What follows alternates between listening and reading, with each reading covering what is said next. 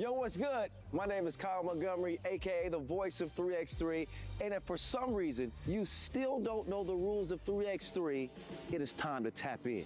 Class is officially in session. So on our half court, you've got two teams of 3 players with 1 additional substitute on the bench. Yo, what's up, sub? Can I check in?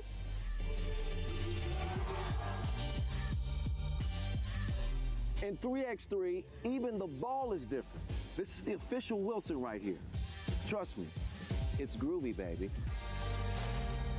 This game is pedal to the metal. 10-minute game clocks, just 12-second shot clocks, and a first to 21 scoring format for the win. If a team doesn't score 21 points, all they have to do is outscore their opponent within 10 minutes. And you know we keep it street. In this game, we score by 1s and 2s. Anything inside the arc is worth 1. Anything outside of the arc is worth 2. Still got it. And this game is all gas, no brakes. Literally, after the opening check ball, play is continuous. Make or miss, offense turns to defense, just like that. This 10-minute sprint is just getting started. We'll see you at the top.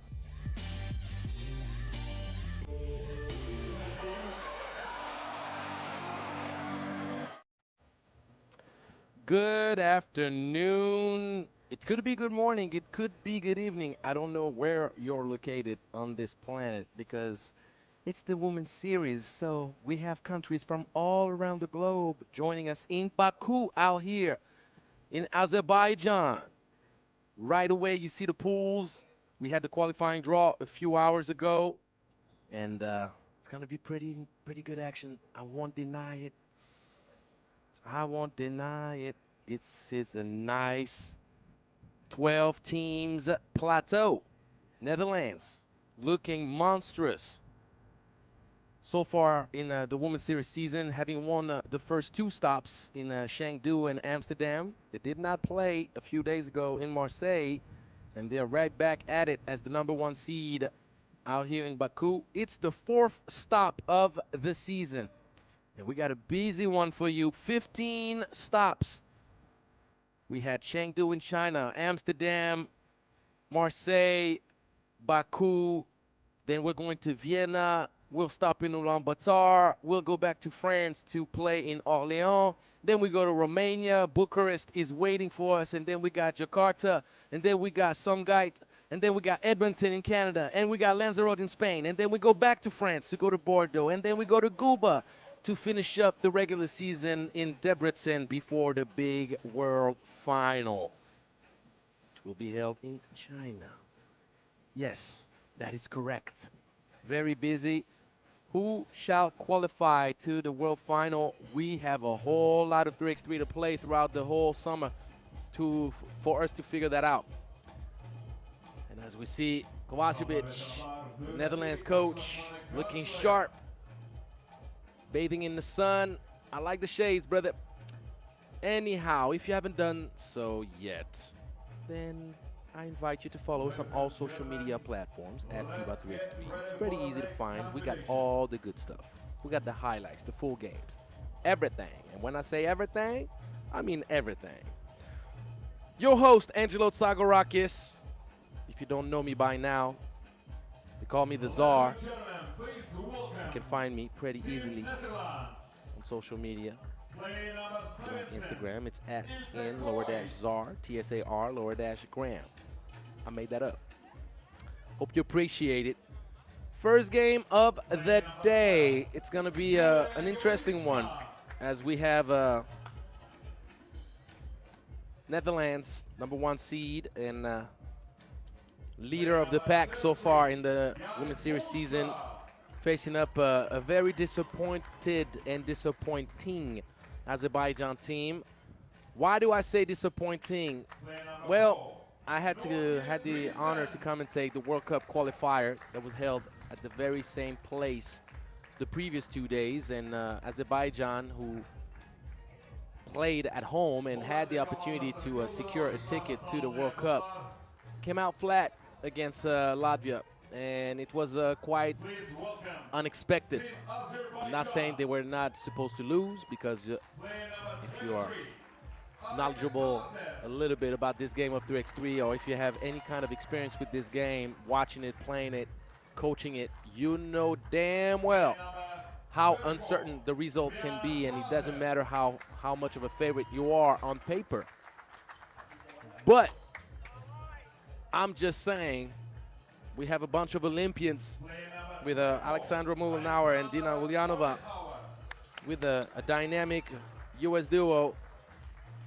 Originally, Marika Carter and Brianna Frazier representing Azerbaijan. They have great talent. They have great potential as a squad. So obviously,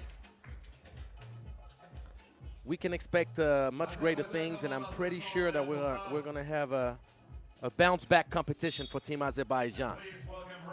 At least this is what I'm expecting from this team. On the other side, Denise Boonstra and Nortje Drissen, they're looking mighty dominant. They are not sharing the wealth with anybody. 2 stops, 2 wins. They are leading the World Women's Series ranking so far.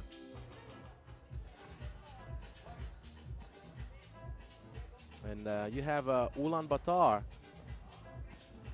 who is trying to keep up and doing a pretty good job.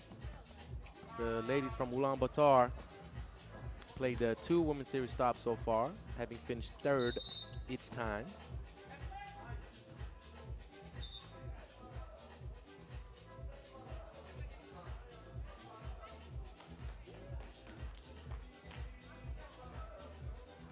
Azerbaycan'a destek olunlar. Sesinizi eşitleyin gençler. Muhteşem bir oyunu izleyecek. Gelin komandamıza sonuna dek destek olalım.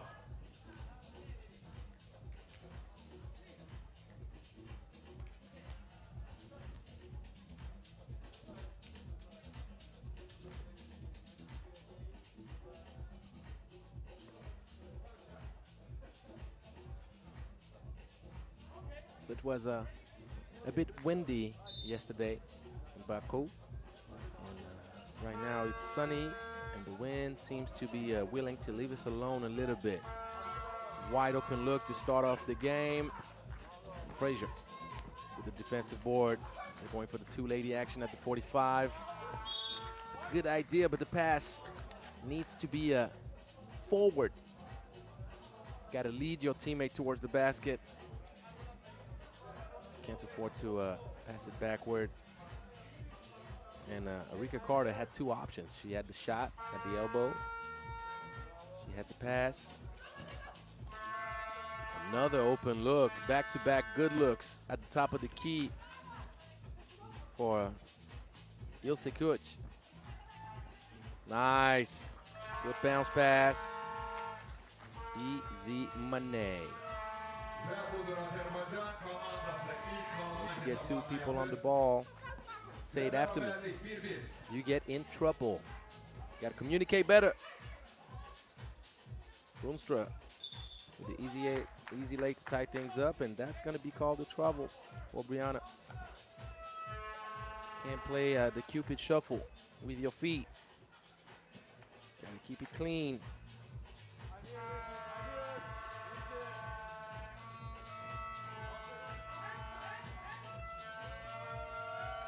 Drissen using the glass in times of need. You can ring Mr. Backboard. I rarely see him not answer the call. Nice full work. Carter responding right back. Boonstra trying to play bully ball, but Mulinauer has seen worse. That's going to be a moving screen. Ulyanova sticking out the hips. This is illegal. You get caught by patrol. You'll see it right there. A handoff is like a screen. You have to be stable. No way around that. Nice little fake action. Yoritma with the flash.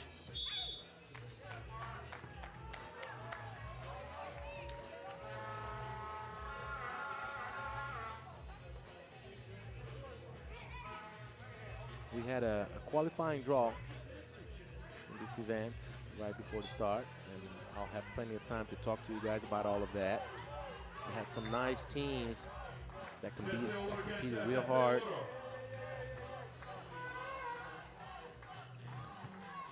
The African champs, Madagascar, good block from Yoritma. The African champs, Madagascar, did not make it out, but when you see who outed them, you understand why. Team Italy is no little team to mess around with, especially with Ray Lee still going at it. We'll talk about that in due time. Right now, all we know is that Netherlands keeps up with the good work. Boonstra. That's one of the main reasons why Boonstra is one of the best players on the Women's Series world scene. She can do it inside, she can do it outside. She can flash quick, set good screens, she can pop out, knock it down from long range, she can post you up.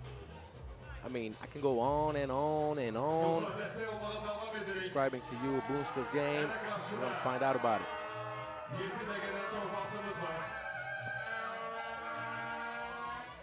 Just like that. That's going to be a technical foul. Boonstra not even get warned. Just frustrated. Says, look, I'm going to get my technical foul, but I'm going to say my piece. I'm going to let you know what I got to say to you, sir. So, technical foul. Mullenauer with an opportunity to close up the gap a little bit. She does so successfully at the free throw line.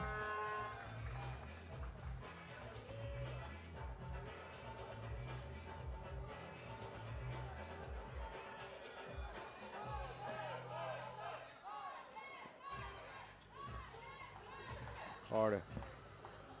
The jab, dribble, going with the left. Azerbaijan. Getting back in the game. Boonstra. It's boxed out by Carter down low.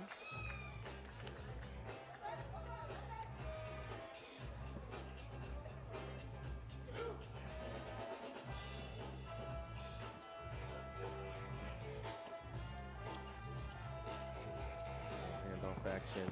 Carter. Back out. Nice attack. Mullenauer, very aggressive.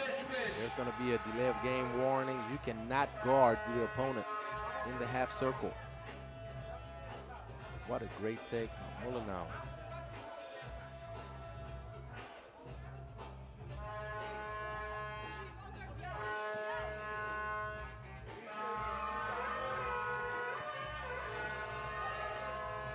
I don't know if these are vuvuzelas or whatever that is. The fans are making their instruments heard. Boonstra doing what she likes to do the most, getting buckets. The response right back, tie game. Mullenauer and Carter fighting to keep Azerbaijan in this game.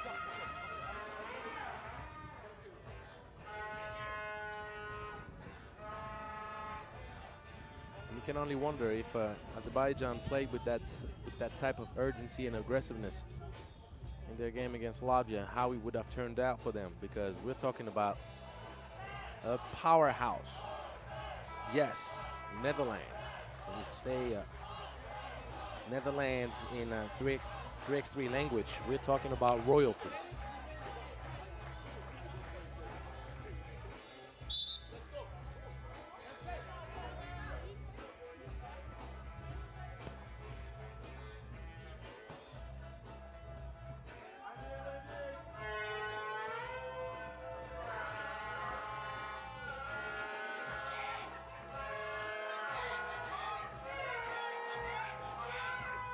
Netherlands and Azerbaijan have faced up 3 times historically. And so far, Netherlands won all 3 times. Last confrontation between those 2 teams was in Clermont-Ferrand. Women's Series stops last year in Pool D.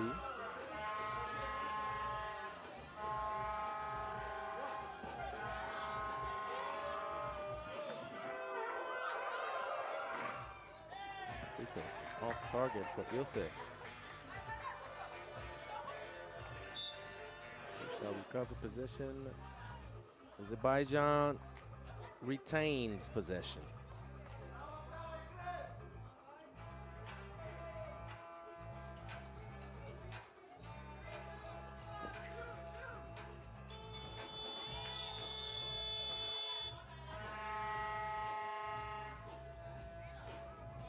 Her iki beraberlikte dostlar 6-6 ve oyun bitmesine gitti dakikadan az var. Right now, Netherlands is on a 10-game winning streak.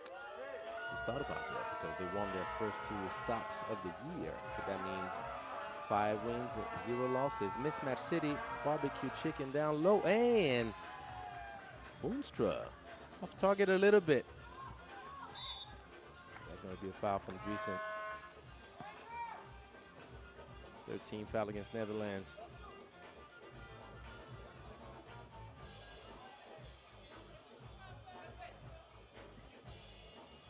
The good thing for Team Azerbaijan, even though they were quite disappointed last night, you can get right back on your horse. And Mullenauer balling out, showing off the bag, and doing it defensively as well. What a hustle. Mullenauer, the back door. And Boonstra said, I've had enough of your one-lady show. Frazier throws up a prayer in the corner, unanswered. And Boonstra and Mullenauer battling real hard. It's getting physical.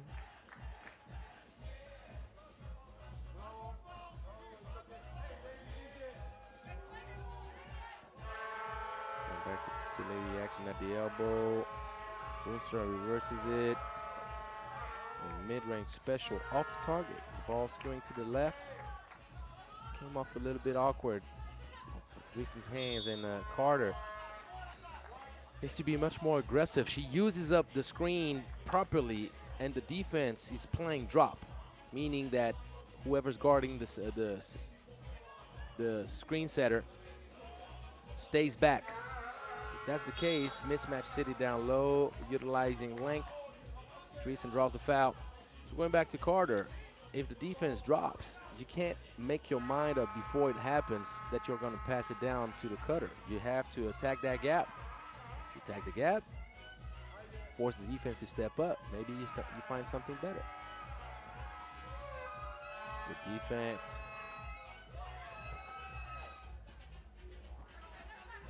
Azerbaijan leading by 1. Nice little lob pass, and Frazier going strong, putting too much protein on it. Ulyanova needs to shoot it. She did not pay attention to the shot clock. Driesen, no love. Ulyanova, wide open look. And Frazier getting that bucket. 8-6. Driesen and 1. But guys, there is a reason why I'm saying what I'm saying about Azerbaijan when I'm telling you that I was disappointed. There's a reason. We're talking about a team that made it to the Olympics. We're talking about a team that has the experience and the skill level, the talent to elevate and compete at the highest level. So when I saw them come out flat against Latvia in a do-or-die game, well, I was a bit surprised. I think he would be too. But the good thing is champions need to bounce back. They need to react and show that sometimes, even to the best of us, accidents happen. But I like the reaction in this first game of our Women's Series stop here in Baku. Netherlands will have to battle this one out for sure. One thing that Netherlands has going for itself right now is the foul trouble, the aggressiveness paying off. Netherlands has done a great job so far, putting a lot of pressure on the defense, particularly with the mismatches. Ulyanova gives it back to Carter, gets the defense jumping. Great box up by Boonstra. Seeing daylight once again. Kuvvetten çok güzel bir atış geldi.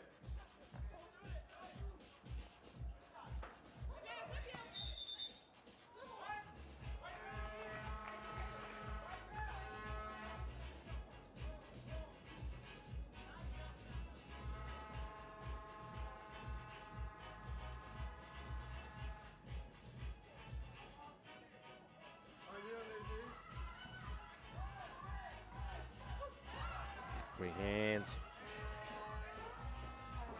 Deflection, creating the turnover. And Joritsma. Strong move, backing down Mullenauer. Mullenauer gets blocked. Double pain for Alexandra. Matched up with Joritsma.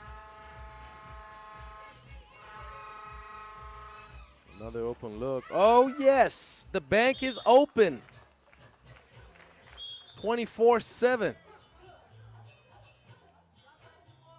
Ilse Kuch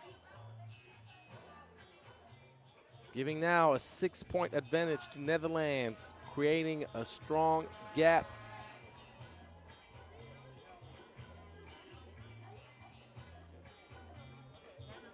Netherlands has been the best team so far on the Women's Series scene this year. We've seen France struggle. The struggles have been noticeable since the Champions Cup in Bangkok. And, Team France still not up to par. We're going to see how China behaves in this competition. China has participated in the first stop in Chengdu. Nice take, Frazier.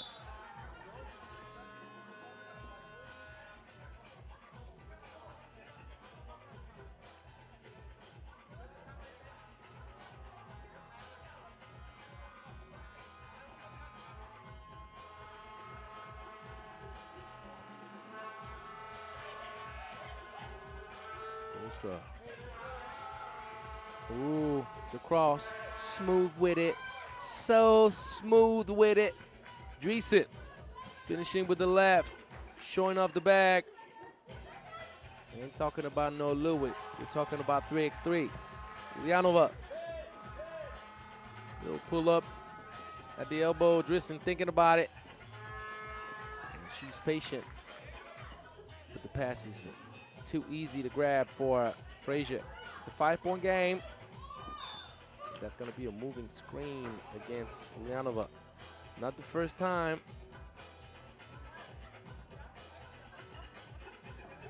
You got to set yourself properly. It's a sideway. If it's a side pick, get on the side. Flash action, Joritsma. Standard. You have to do a much better pass. Rika making up for the turnover.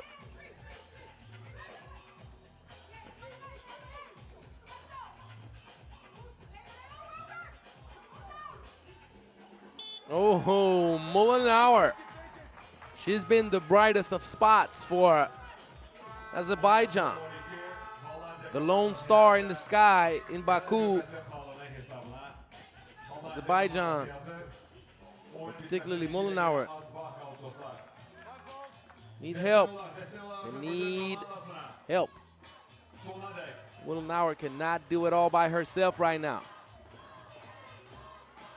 Rika Carter needs to be much more aggressive. She's forgetting that she's a certified bucket getter right now. And Frazier not holding her position. Dreesen doing a good job. Open look. Trying to use the glass once again. So a minute 28 left in this game. Netherlands under control. No stress. Trying to get its 11th win in a row so far this year. Question is, who's going to be able to take down Netherlands?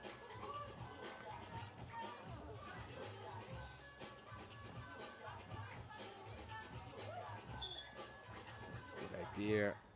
Well, now we probably needed to wrap it around.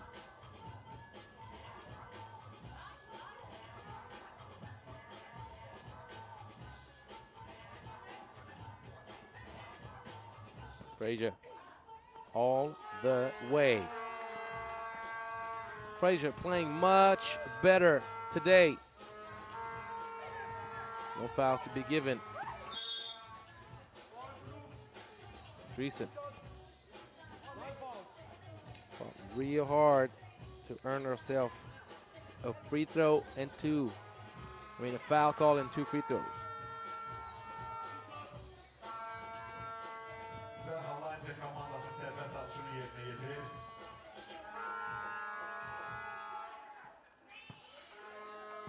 On 8-13. Buradaki Hollanda komandası ileride dostlar. Ve oyun bitmesine bir de gelen az kaldı.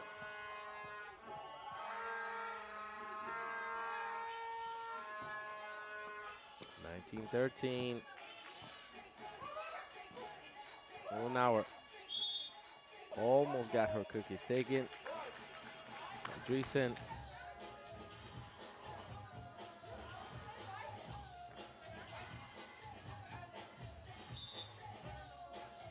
No challenge, come on.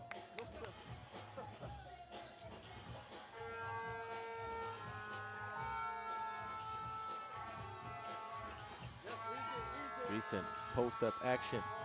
Carter, clean block, but Azerbaijan is running out of time. Carter took a tough shot, well contested by Dreesen, and time is of the essence. Netherlands is making good use of it, running up the clock. Ritzma was hoping to connect with the rim at least. No connection there.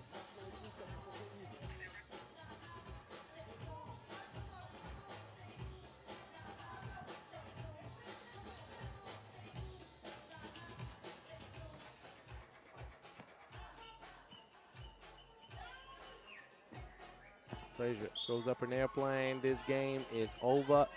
Netherlands will secure its 11th win in a row since the start of the Women's Series action this year in 2025. So, they're going to try to finish up in 21 just for the symbol.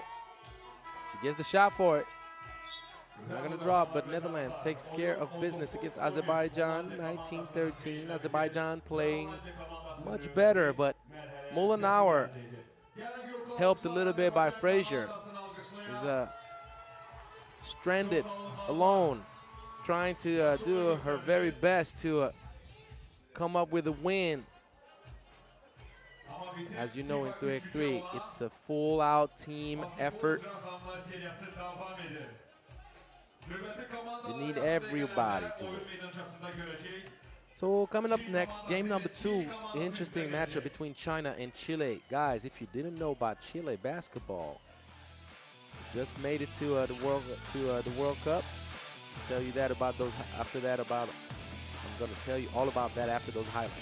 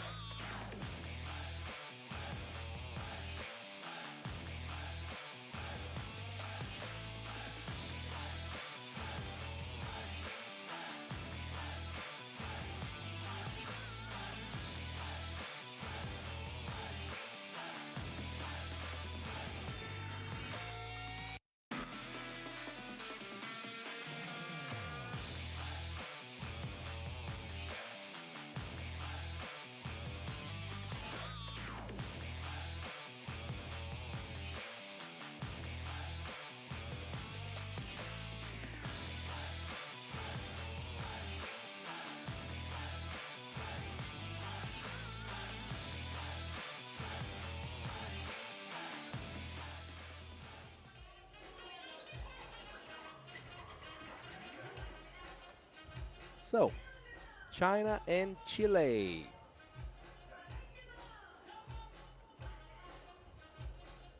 Pool B action, game number 1. Chile did a really good job in the previous 2 days out here in Baku during the World Cup qualifier. Chile validated its ticket to the World Cup late June in Ulaanbaatar. If you've never been to Mongolia, that's a good opportunity for you to do so and watch the best competition in the world, and Chile shall be part of it. So will China.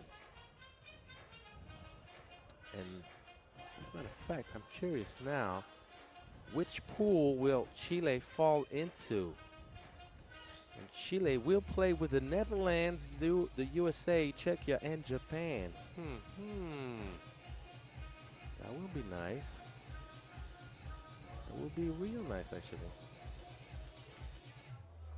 China will be in Pool A at the World Cup with Poland, Italy, Australia, and Madagascar. Madagascar, who was there during the qualifying draw in Baku, didn't make it, lost against who? Italy. So you see, a lot of the same faces. So, ladies and gentlemen, please welcome Team China. Play number 1, King Yugang.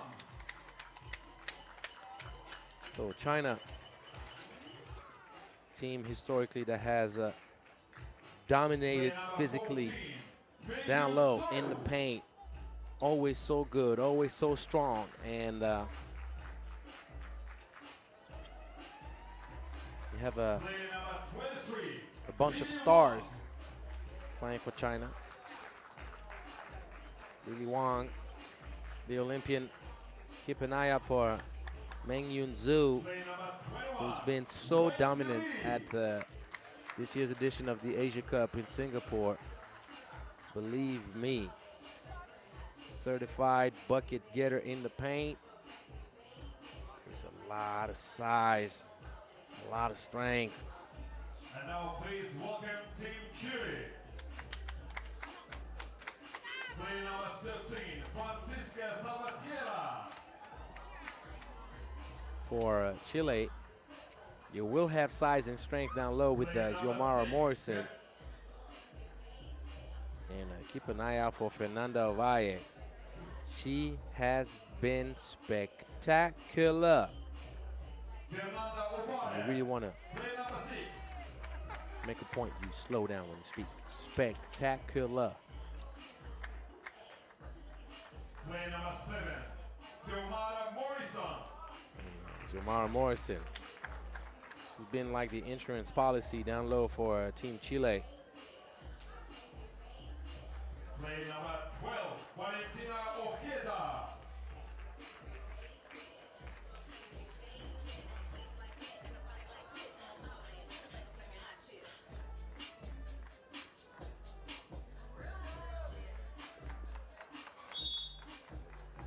Please welcome referees. Referee from Uruguay, Gonzalo Paz Chiapponi.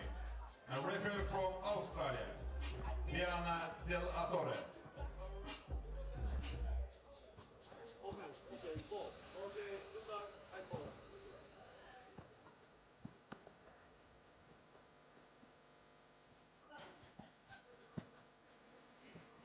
It's tricky.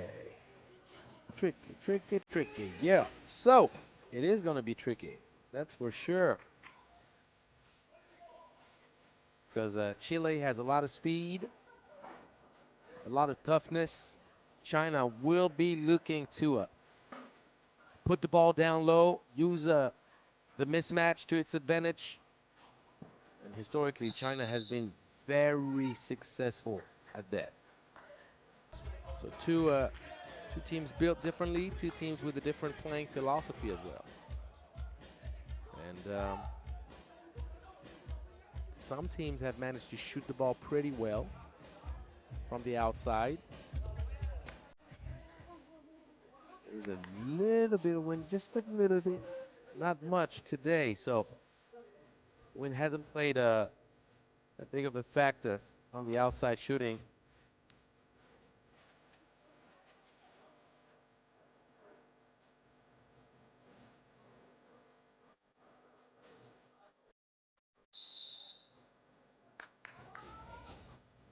China will start up with the ball.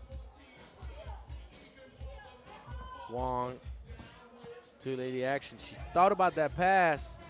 She mishandled it a little bit.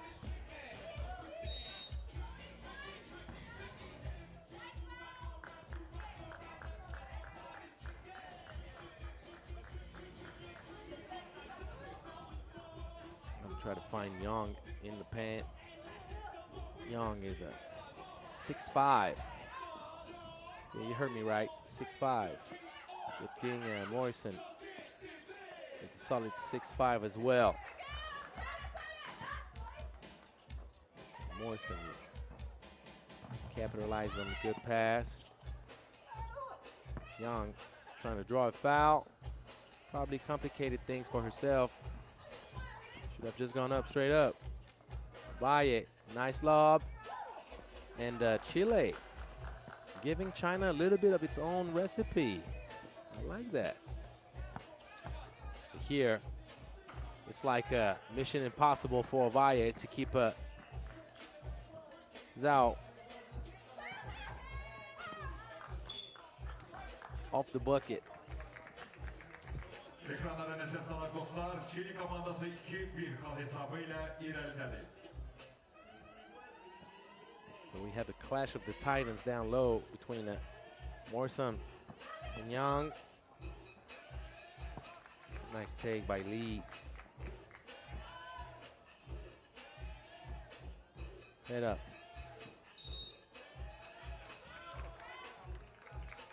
So I had a feeling that Morrison was set, but if she wasn't set legally, it still would be an offensive foul.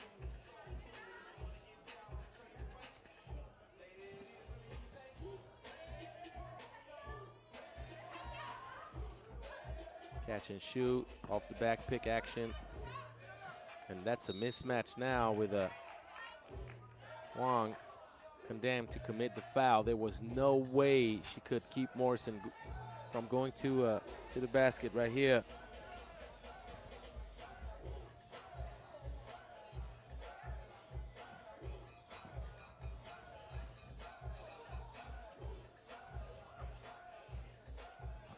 Valle.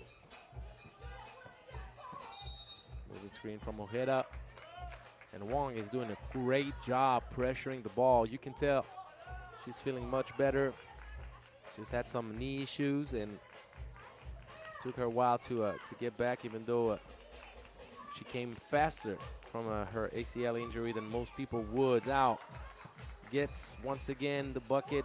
Good pass. Great feed from Lee. Head up. Good take. I like what I'm seeing from Team Chile. Here, I told you, certified bucket getter. She was unstoppable down low at the Asia Cup. And she seems to want to keep up with the good work here and maintain dominance in her kingdom. When I talk about her kingdom, I'm talking about the paint. You got that right.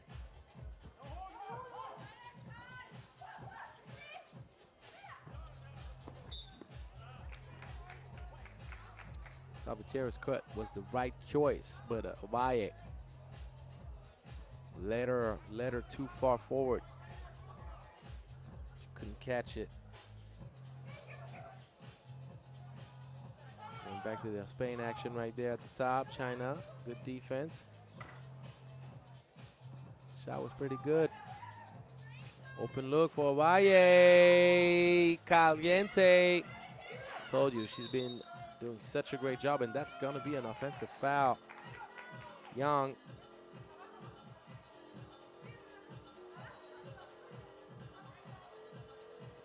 Overextending the arm.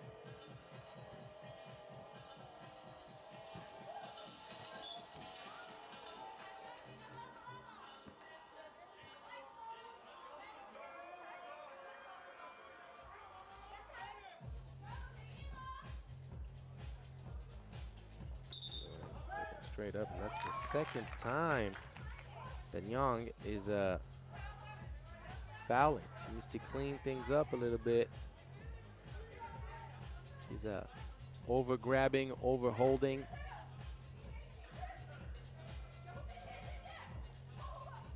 Mid-range special. If you leave Ovalle by herself like that, drop defense is a choice, but you cannot drop that low. Good lob pass.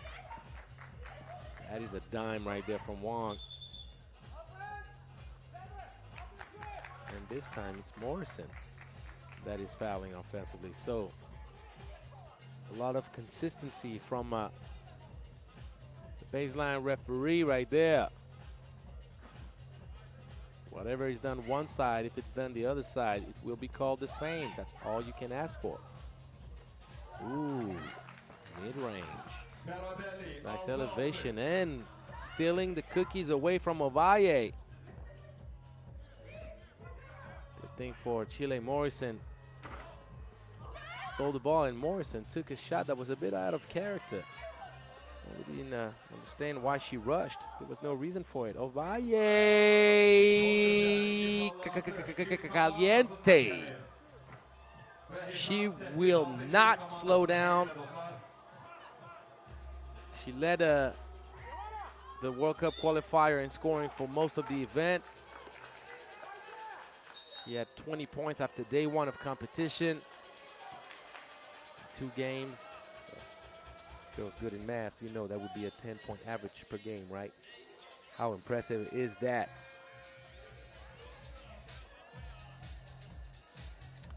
So Chile feeling pretty good after qualifying to the World Cup, is now giving trouble to the number 2 seed in the competition.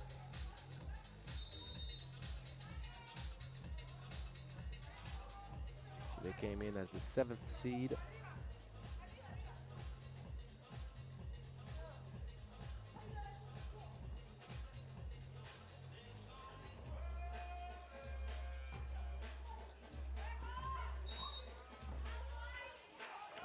Foul.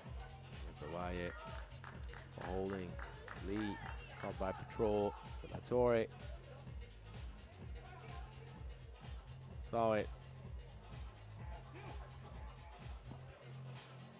That's the 7th team foul against China, which means 2 free throws for Fernanda. Fernanda seems to be more comfortable launching from far than knocking down free throws. 1 for 2, swishy to swish, but if you don't match up on the free throw, you give a wide open look to Lily Wong. Are you silly? Can't afford to do that. Do you know who Lily is? Morrison. This is badly. Salvatierra can't find the angle over the length of Young. Young. Bully ball down low. Double paint for Salvatierra, missing on one end and getting scored on the other. Salvatierra dancing some salsa. It's not allowed in 3x3. That's a travel call. 9 apiece.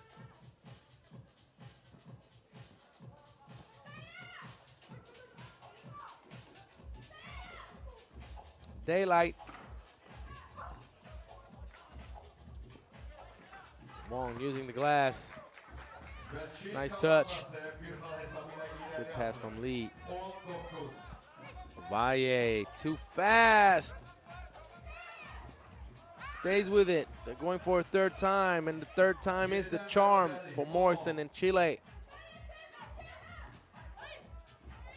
Wong trying to go for the kill shot.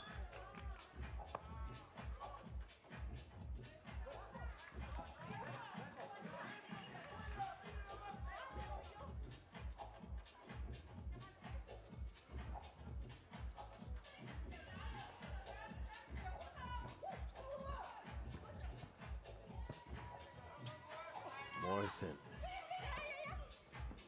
It's not every day that you're gonna see a Mang Yun Zhao looking small. Morrison will do that. That's a great move with a lot of toughness, and that's gonna be a defensive no, not even. Ojeda, all the way. Torre said, look, I'm gonna allow you ladies to play. There's nothing wrong with that.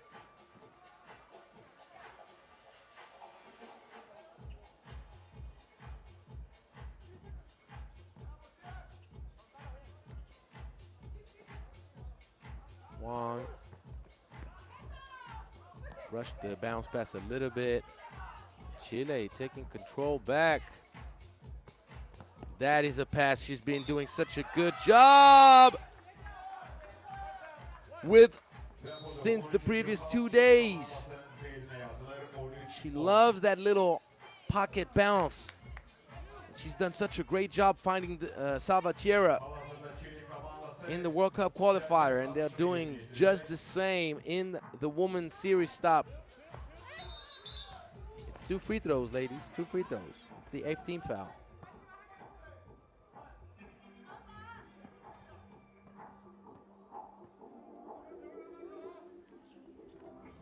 Salvatierra knocks it down, 4-point lead, Team China. Needs to watch out. Great move. Young took no prisoners. Valle takes a crazy shot. This will be a jump ball, meaning automatic possession for China in 3x3. As you probably know already, but if you don't, I will remind you the rule. When there's a jump ball situation, the ball goes back automatically to the defense.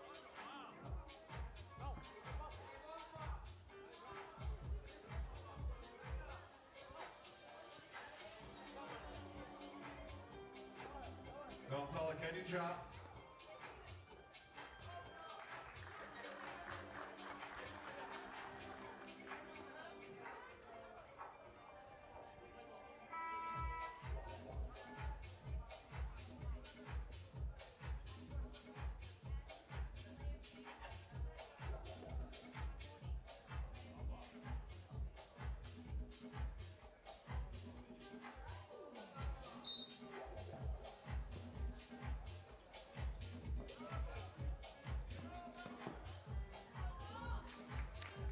It's the first time that China and Chile are meeting up, by the way. I don't know why I didn't tell you that a little bit earlier. Ovalle, no love, but Morrison is her sister's keeper. She got her back. And Wong kept Ovalle in her back to make sure that she got the angle to score. Salvatierra gives it up. Morrison launches up a 2. That is a big bucket right now. Wong gets blocked by Ovalle. That's a bad pass by Morrison. Wong will keep on shooting that thing. If you know her, you won't be surprised. She is China's leader.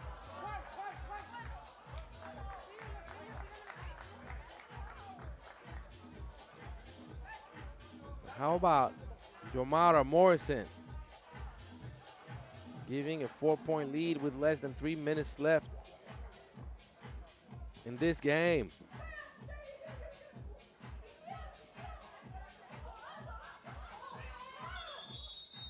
That's going to be the 9th team foul, offensive foul on Young. It's an offensive foul, ladies, so it's not going to be a free throw situation here. The ball needs to be checked up at the top.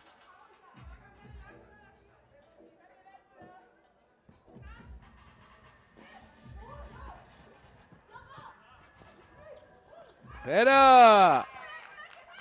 Going with the Kyrie one-handed finish and knock it down the long 2. Wang Xiali keeps the game tight. China cannot afford to make another foul. Morrison, top of the key, off target completely, but Salvatierra in the right place at the right time. Mismatch action, beautiful up pass, and that is the 10th team foul. Zhao.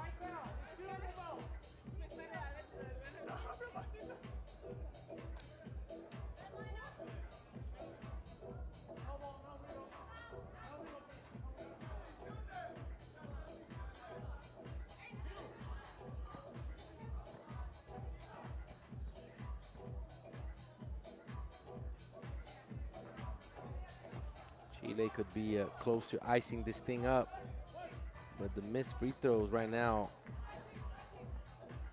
keeps China alive. 1 for 2. Rolling in.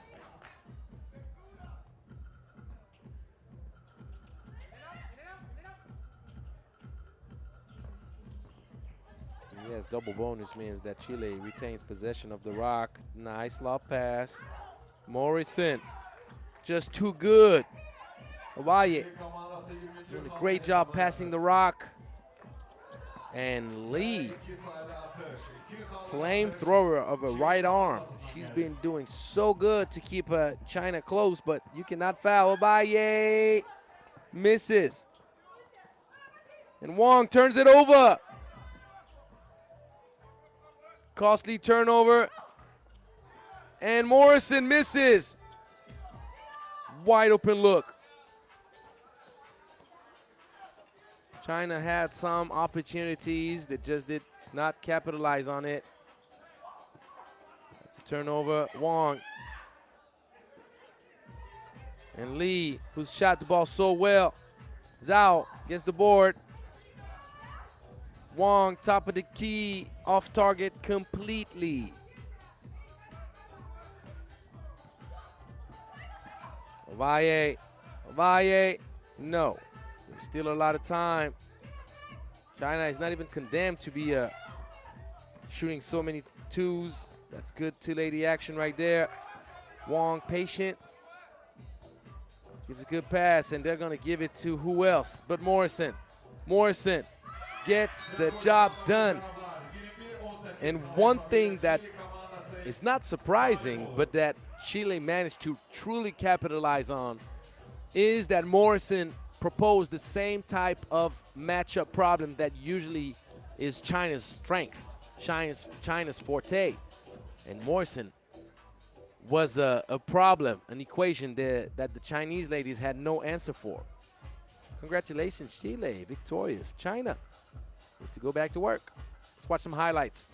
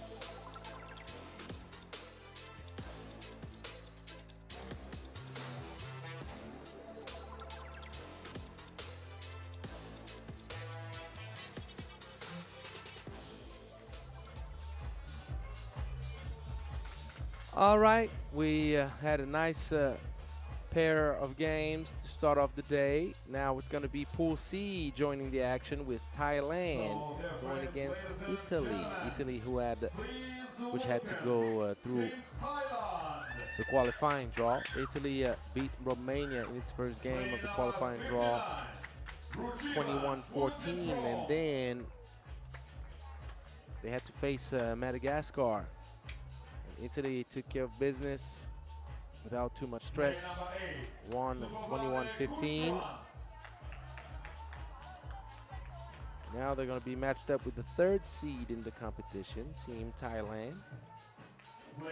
Thailand has made great strides with its involvement in 3x3 and the women's program, along with the men's program, has improved tremendously.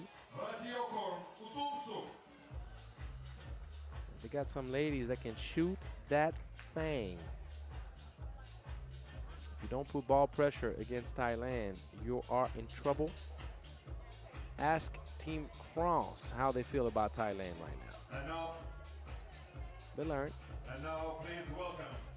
But if you're Thailand, you have things to worry about as well. Team Italy has a whole lot of quality.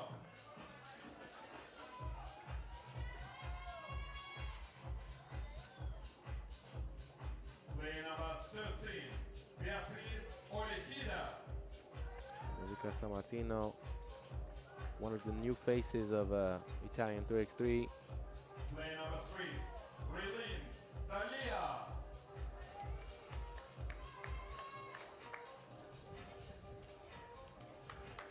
Playing number 19, She's Sofia started Pursati. playing 3x3 this year, playing her first games. Team Italy at the Amsterdam stop. Please welcome referees. She paid attention. Number 3, Relin Raylene Dali. We're talking about a living legend in 3x3. Still going at it. Still balling, shot calling. I'm not gonna say her age because it's not polite, but I'm gonna tell you, she looks and plays like she's 21. I'm gonna just say that.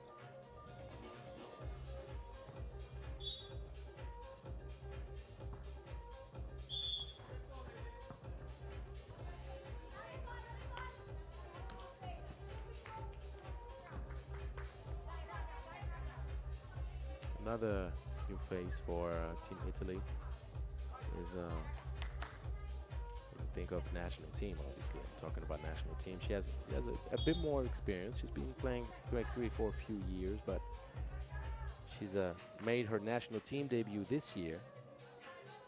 Beatrice Olajide. Team Italy looking pretty good.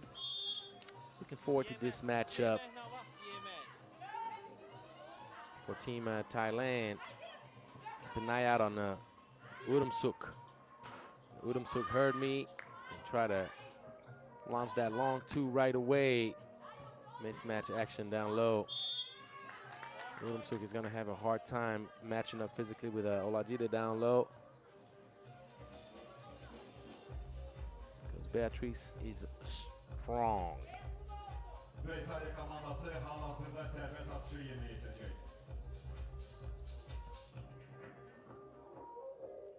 1-zip. Serbest atış top serbestte. 1-0. İtalya komandası hesabı atıyor. Good attack right on the catch. Beraberlik 1-1.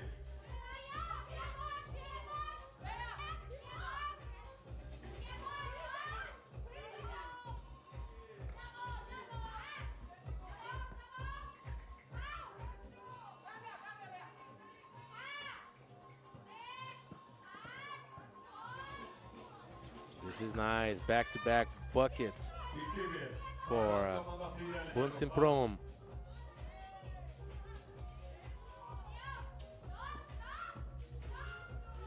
Tough shot, good defense. Ball did not touch the rim. Supavati sees daylight and will launch it.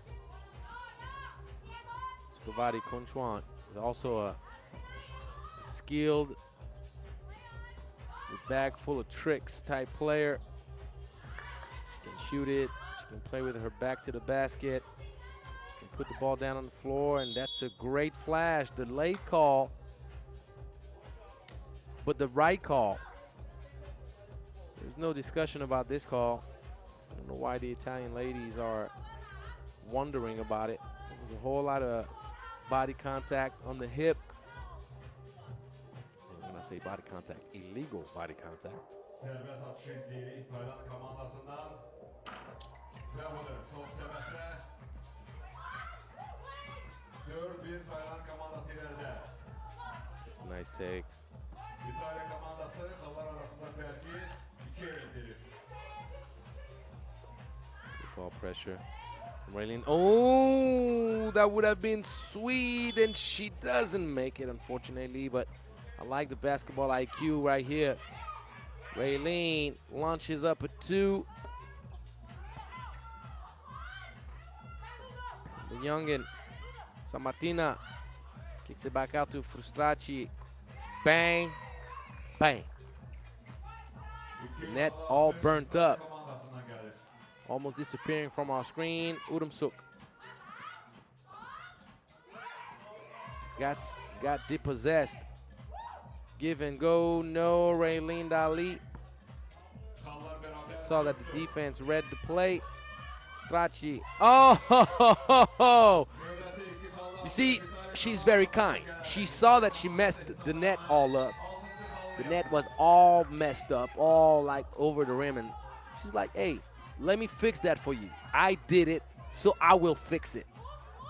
Back-to-back daggers. Italy up 2. Me likey. You know how I feel about shooters. Always gonna be supportive about supportive with shooters. Dali using up speed. Raylene has done a lot of driving and kicking in the qualifying draw, and that's a sweet step back, pull up, high trajectory in your face. Ludovica Sammartina saying hello. And guess what? Supavati going super mode. And Raylene Dali says, you cannot feel happy about whatever you do, because I'll come right back at you. Busimprum said, hey, you come back at me, I'm going at it with you too. I like the pace of this game. Sumat gives it up to Supavati.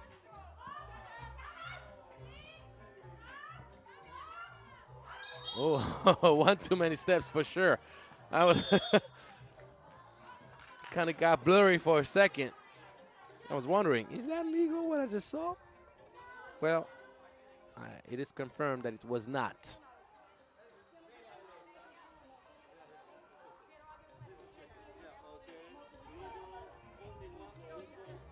So first TV timeout. We got a good pace going on.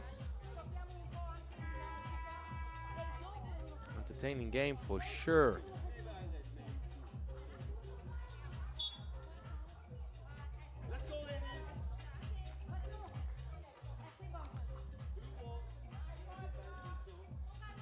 Italy and Thailand have never met before. That's the first time that those two countries match up with each other. So it's quite interesting. Stracci, beautiful finish with the left. And Sofia putting ball pressure.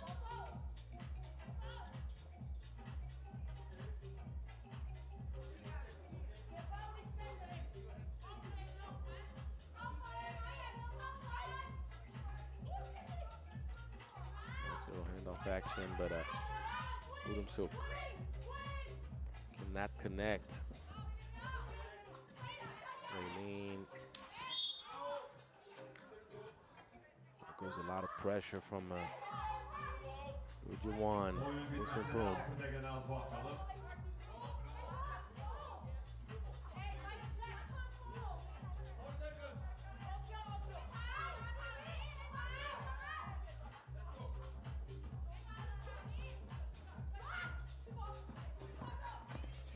Nice, Raylene Dali activating the Speedy Gonzalez mode. Nice backdoor cut. And Urumsuk can't finish, but there's a foul call. Pushing the back.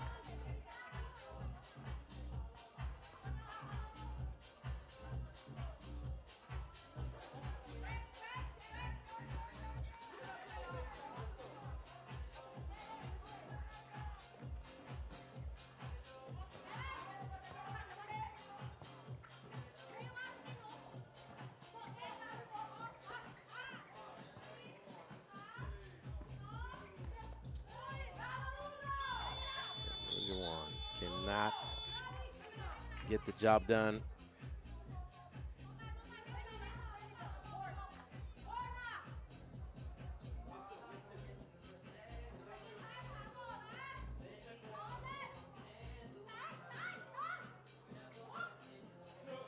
Ali be straight on target, but too short. Sumat tries to go for the little floater, but didn't put enough protein on that attempt. Mismatch City. A good kick out pass.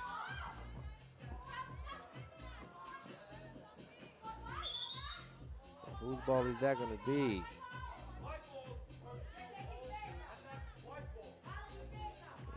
Provided did not have control of the rock. So it's going to be given back to Thailand.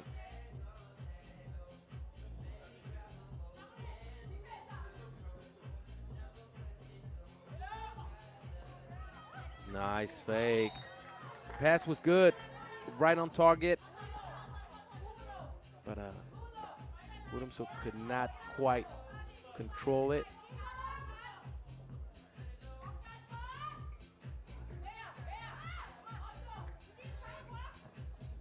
Lady action.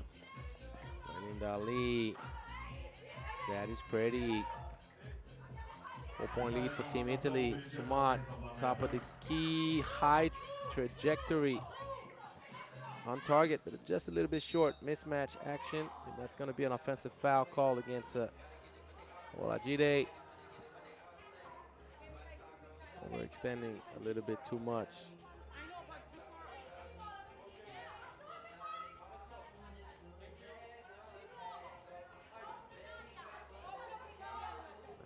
She was talking about before. There was not much contact.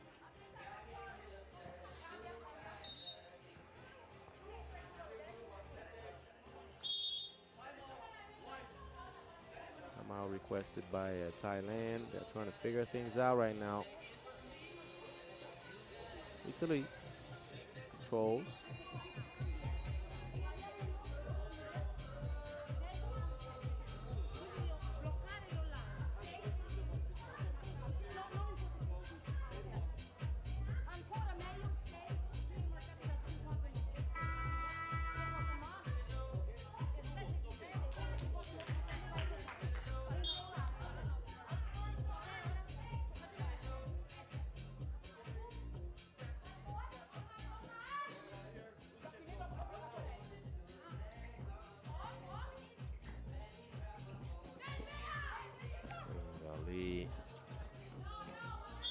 Ball get deflected by foot, which will reset the 12-second shot clock.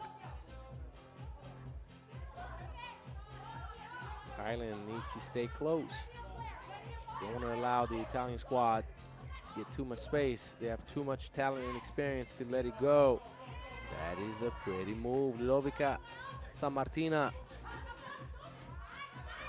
Nice addition. Knowing that she probably will be called up for the U23 squad for Team Italy. Wouldn't be surprised.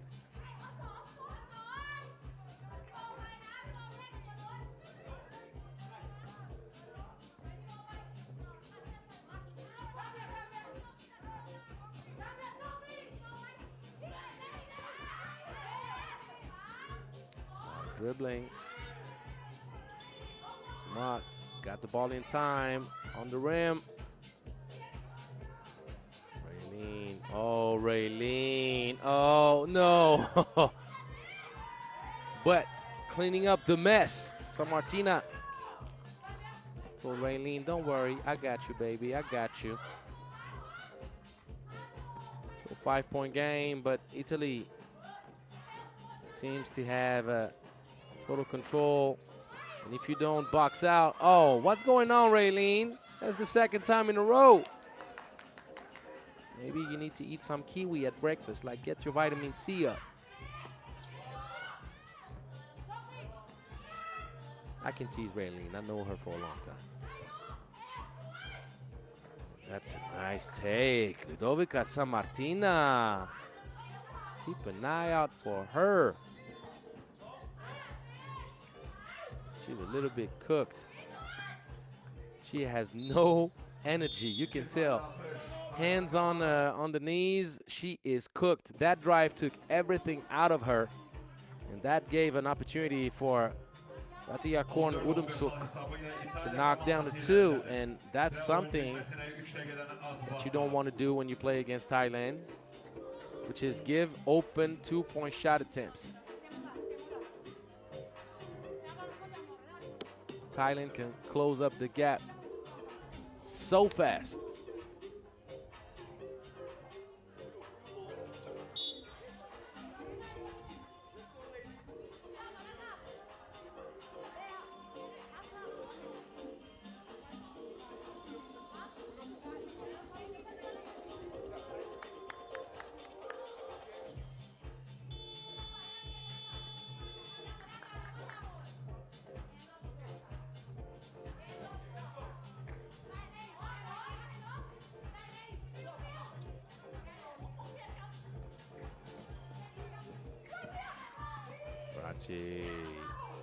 That's the third layup missed. Great pass. And this time you could tell Raylene took her sweet time. She focused tremendously. Made sure that she got that bucket.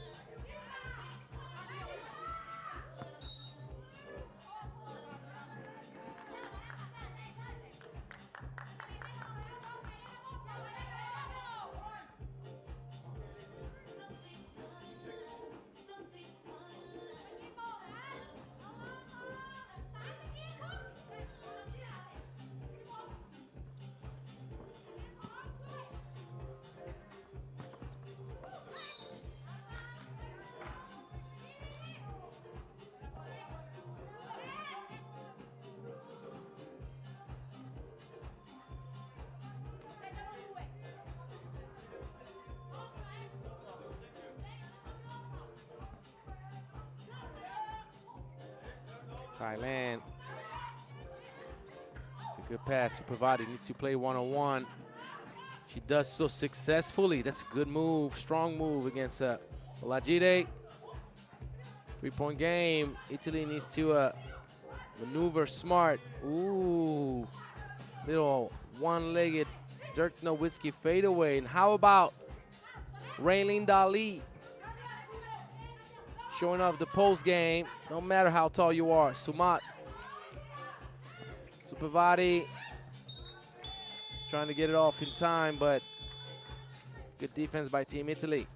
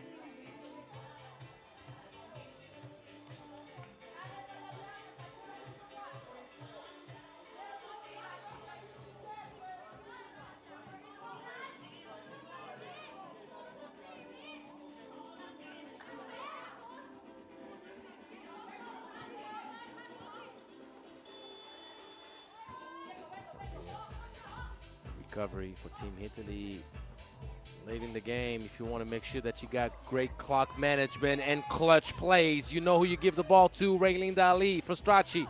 The steal. And the great one-handed going around the world, finishing on the other side. Sammartina. And just like that, it's a 6-point deficit now. Watch out, though. Ludovica closing up too close. She is frustrated with the call. Be careful not to get a technical.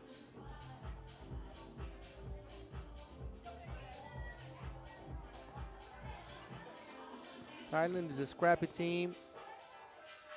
We'll keep on coming back.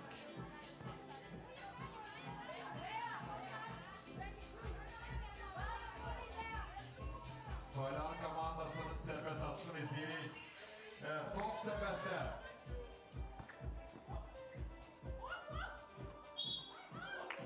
That's going to be a forced turnover. Didn't get open in a good space right there. The sideline ended up being an extra defender.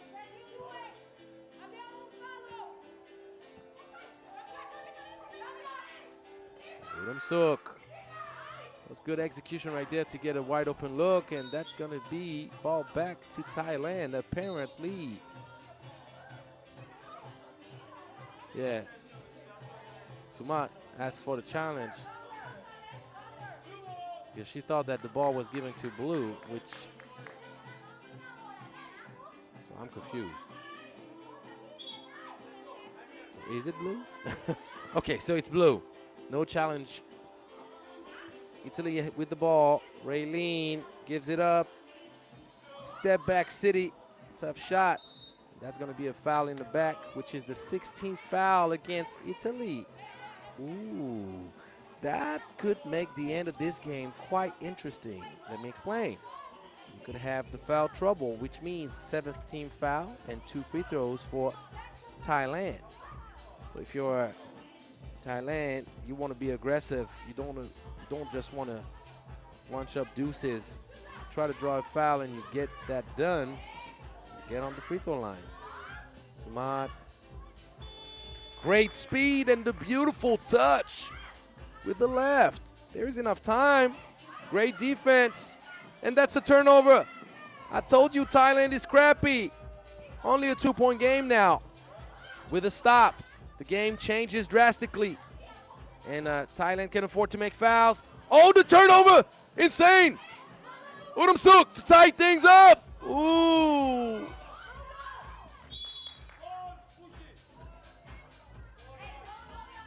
This is the your daily reminder of what 3x3 is about. The constant uncertainty. Insane.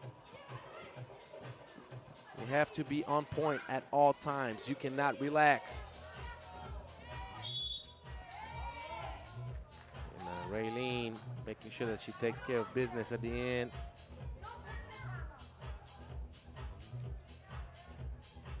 Holding on to the rock.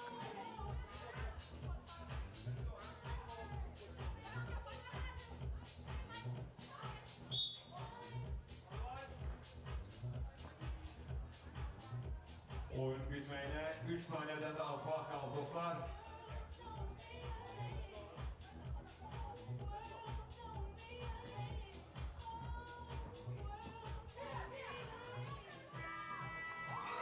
Oh! The buzzer beater just for style points.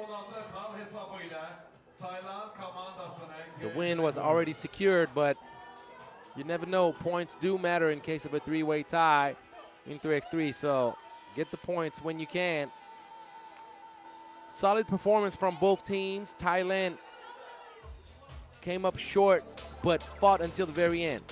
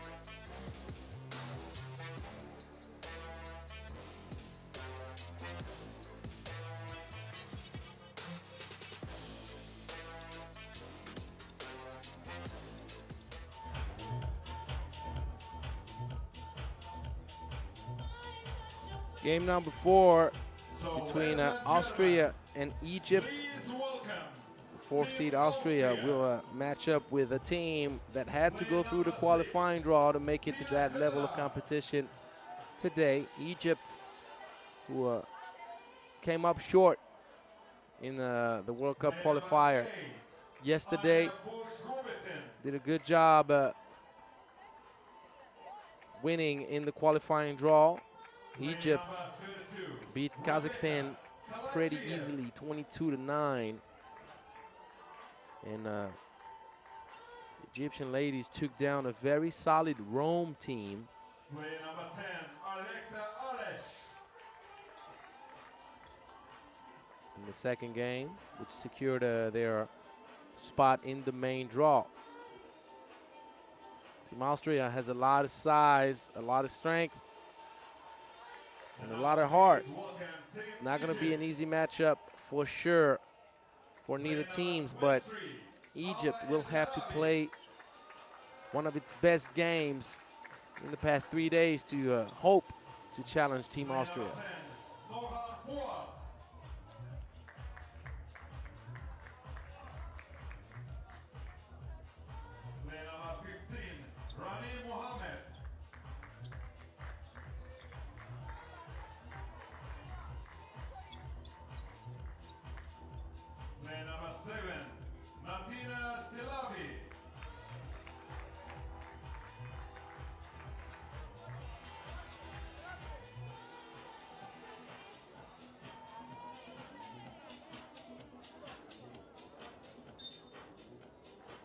Please welcome referees. Referee from Japan, Tatsuo Nakoshi. And referee from Turkey, Murat Çinek.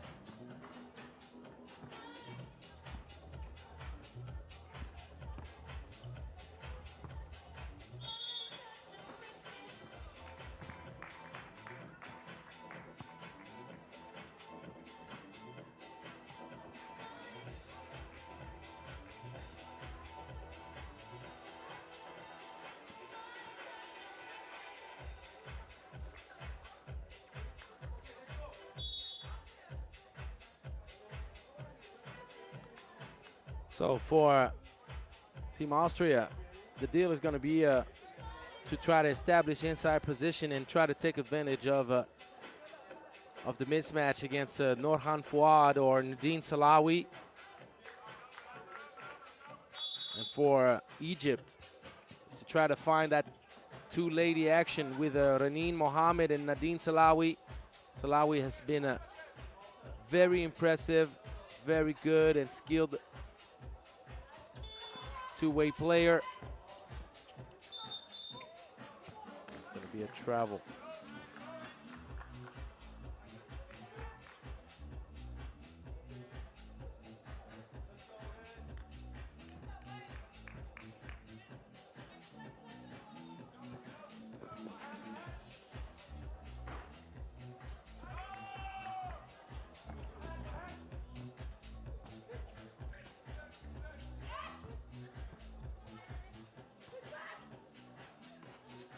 Nice, the feed inside. Good pass and great finish.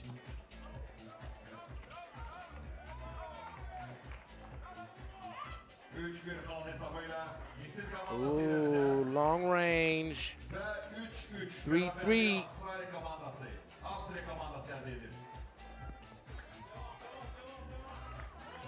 Feed inside. Didn't quite connect the flash, but that's going to be called for the offensive foul against Sina Euler. Push off. Called by patrol. You got to watch out for that.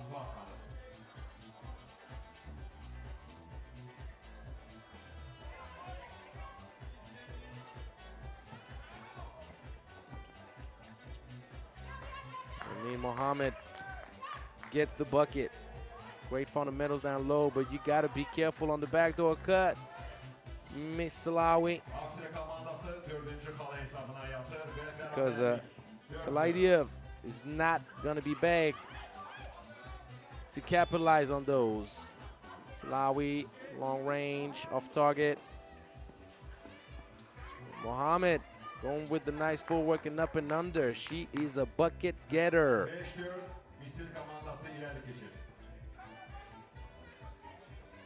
Long range for Kaladiev.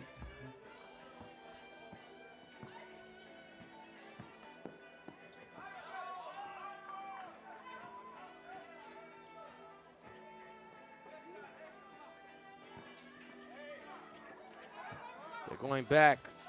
Inside, up and under, going with the left. She is a baller. Shot caller using the glass. Raneen Mohammed making sure that Egypt starts off the game right. But how about that? Euler Avusturya komandasından gelir dostlar. using the glass.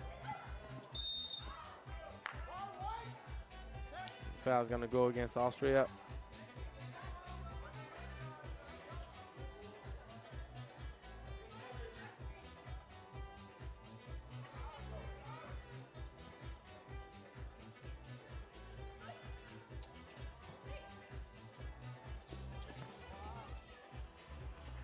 Turn around, trying to use the glass. It's not gonna work. And the great job. Oh, I wish we had the replay on that one. Rebecca Kaladiev doing such a good job sealing. The moment she saw that the possession was recovered by her teammate, she kind of boxed out her opponent, preventing her from going back behind her. Great work.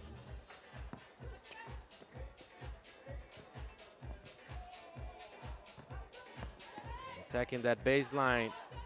That was nice. Alish giving Austria the lead. The ball saved. You got it clear. Nice fast break. Translating the turnover into an easy bucket. The block. Uh-oh. That's going to be a wide open look. Uh-oh. You knew what was going to happen. You knew what was going to happen. Alexia Alish, what a great pace in this game. Salawi.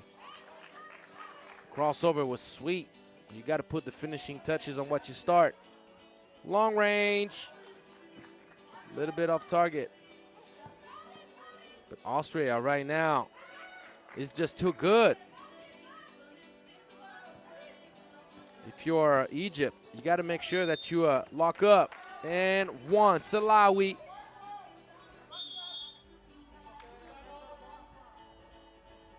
Great job. First TV timeout, and this pace is so fun.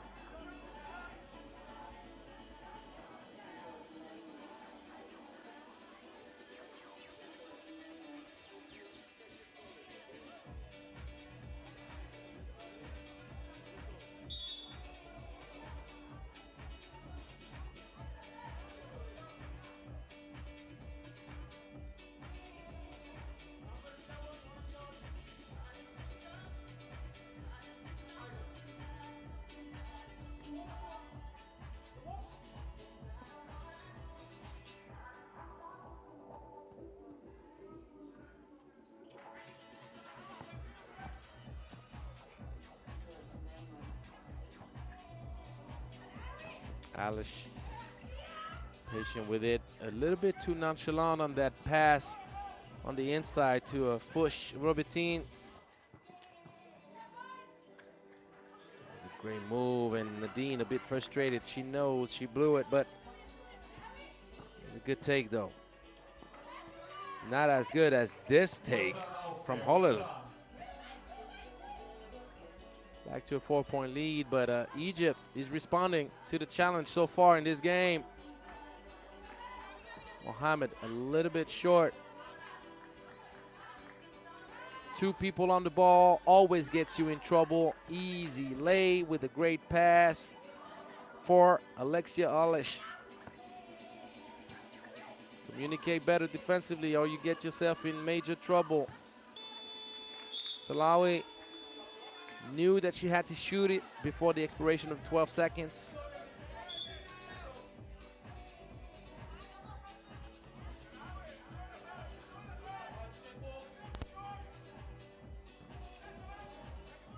Austria and Egypt has met up 3 times.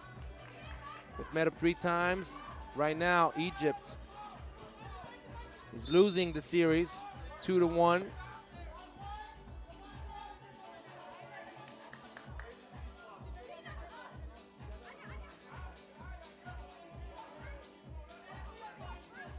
Actually, let me correct myself. They've met up twice, not 3 times. Austria met up 3 times with China. So it's twice with Egypt, and it's a 1-1 record. So whoever wins this game will take the advantage in the head-to-head matchup between the 2 federations.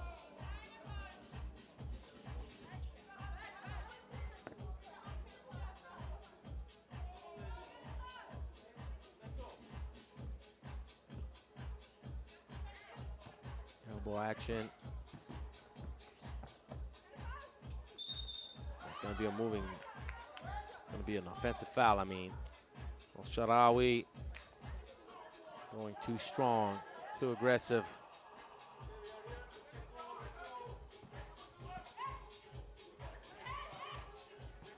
Two people on the ball gets you in trouble. I will repeat it every time it happens. If you don't communicate, pay the price for it.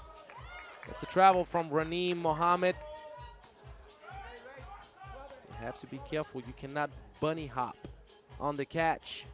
Establish the pivot foot and use it properly. With the pace of this game, I don't know if we're going to go to the 10-minute mark. That's going to be a trouble. Got to be much more rigorous with the footwork.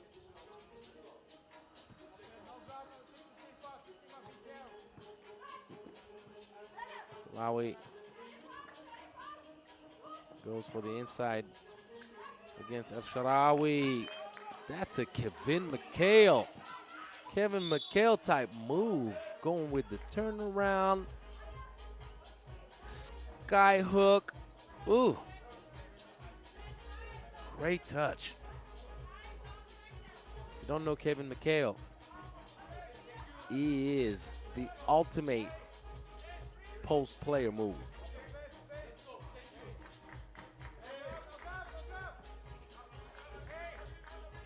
Alish will give it up. And using the glass. Going the other side. Oler doing a great job. And Raneem Mohammed saying, we're still here. We're not going anywhere. But Austria doing such a great job with the angles.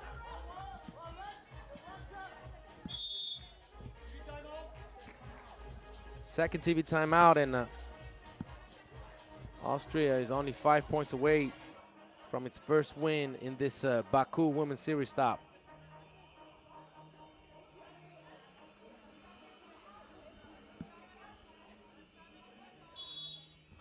If you haven't done so yet, please follow us on all social media platforms at FIBA 3x3.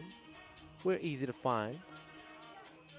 And if you like my commentary, or if you want to give me a shout out, or you want to tell me things about players, whatever, I'm always available on social media as well at ACTSAGARAKIS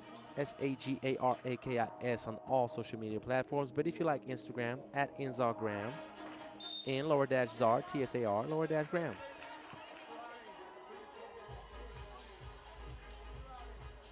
So we're going to get another opportunity if you're Austria to knock down a free throw, line violation. And did not change anything, but sticking with it. The good presence of Anya forced to rub it in.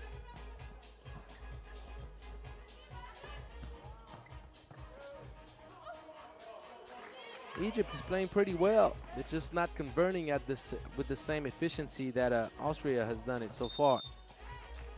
That's the 4th team foul against Egypt. That's a smart foul from Salawi.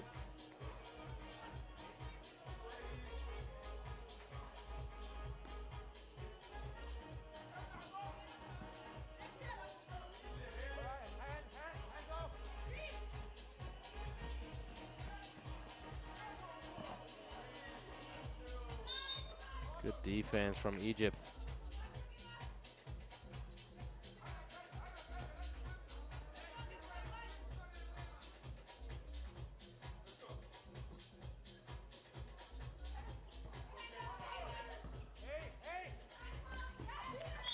pass. Too obvious.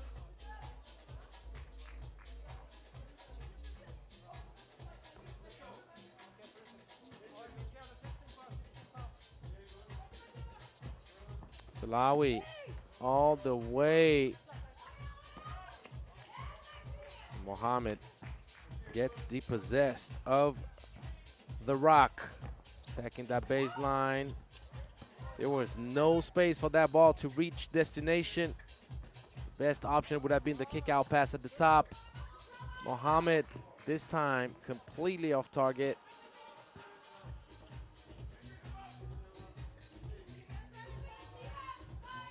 Long range.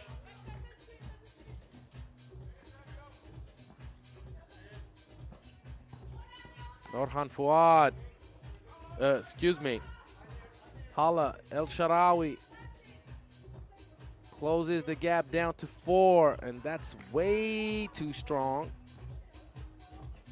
Euler can't quite control Salawi with a lot of good ideas. Just got to make sure you capitalize on it. Raneen Mohammed waiting for a call that is never going to happen. She went the wrong way.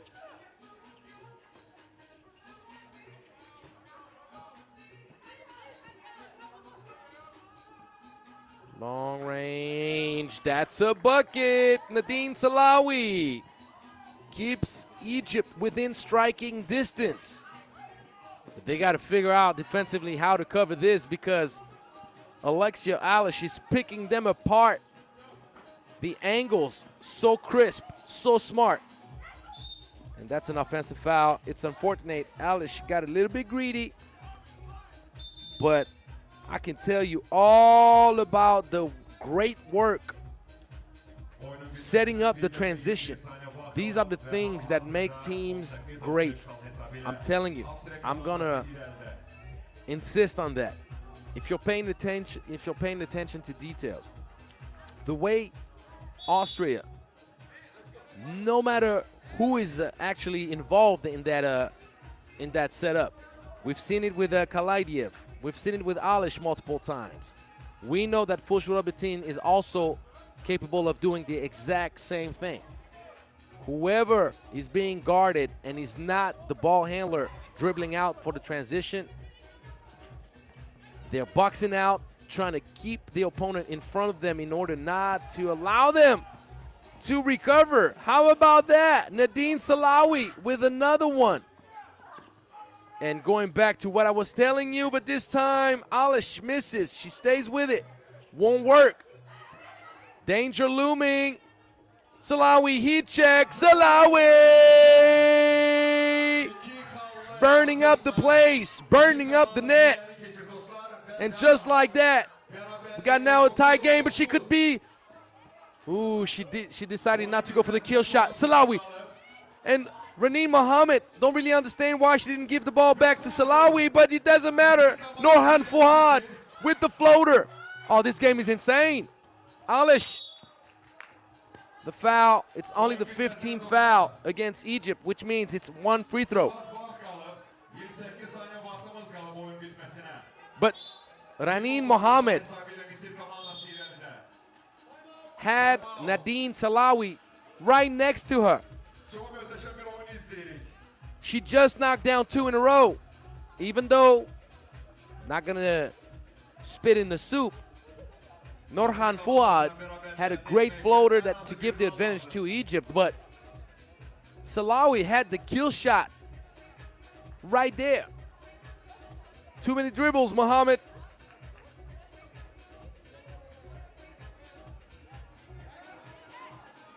That's a great game. There's everything. Individual talent, great 3x3 gems, particularly with the way Austria sets up those screens and creates great advantage in transition.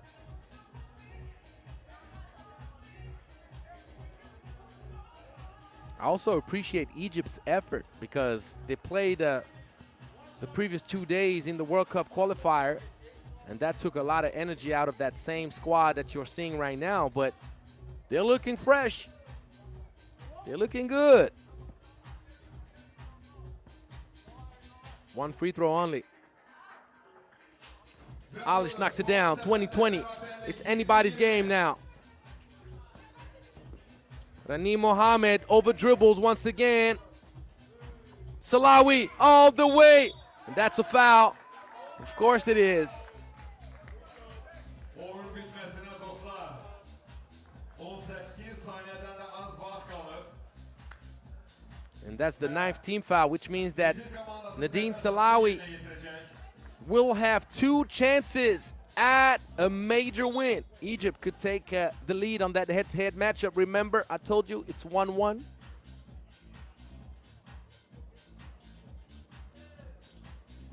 Egypt lost in Debrecen in 2023. They won in the semifinal of the Astara Women's Series in 2023. So, what will happen in 2025? Nadine gets it done. Gal hesabıyla Misir komandası. Egypt. Üstüne galip olur. Not going to say that they stole that one away. They just kept on playing. They got the job done. The 16th seed. How about that? 3x3, baby. If you didn't know, now you know. Let's watch some highlights before the break.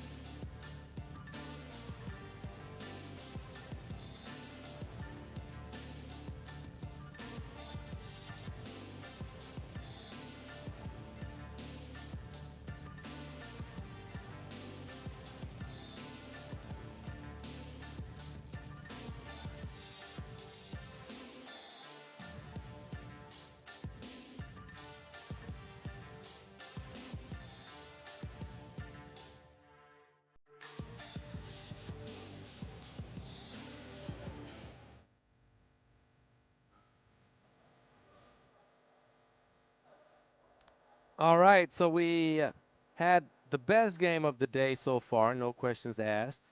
We're going to have a short break, and we'll be back in about 12 minutes. Yep, tip-off between Prague, VSC, and Azerbaijan at 5:50 local time. So you got about 12 minutes. We'll be right back.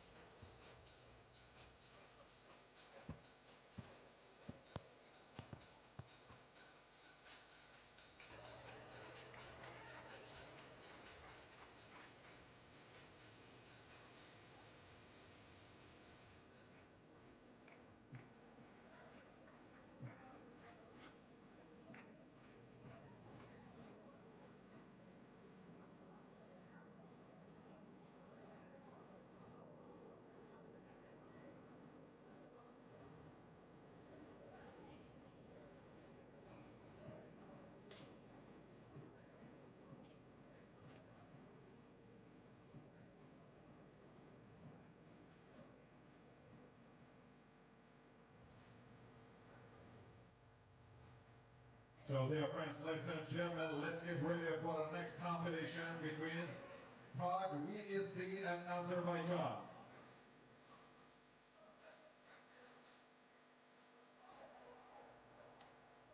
Azerbaycanlılar yaxın dəqiqələrdə Praga VSC və Azərbaycan komandalarının qarşılaşmasını izləyəcəyik.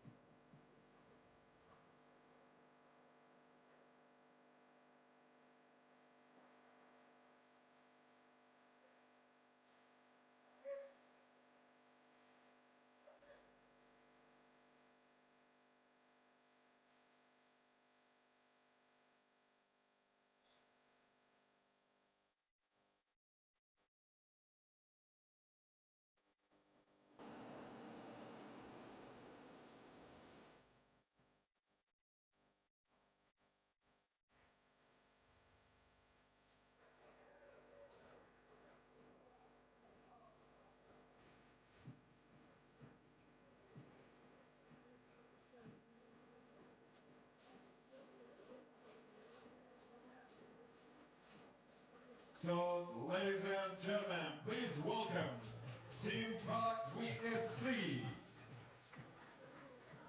Play number 11, Luisa Vitrova.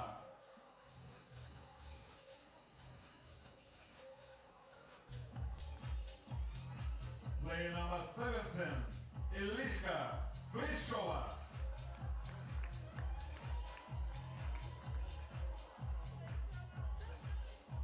Play number 4, Lucy Svatanova.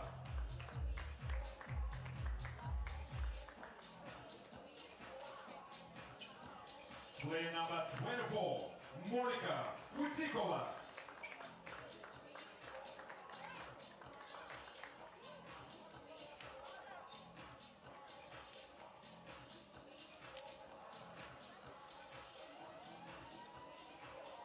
And now please welcome Team Azerbaijan.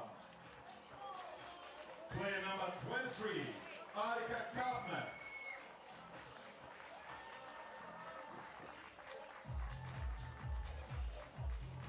Player number 34, Rihanna Fraser.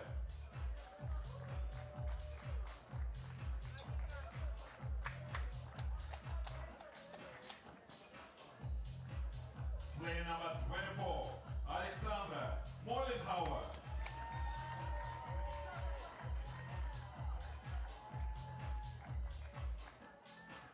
Player number 8, Tina Ulyanova.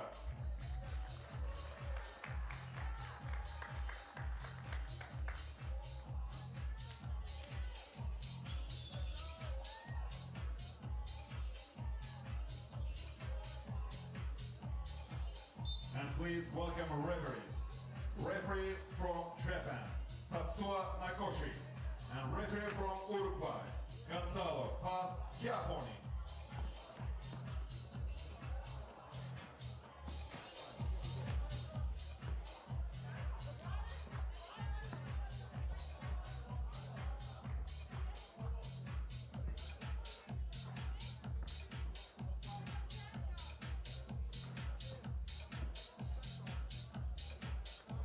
And we are back out here in Baku. You see the Azerbaijan flags behind the basket. The fans are going to bring out the vuvuzelas. I don't know how they call those things that do the crazy sounds.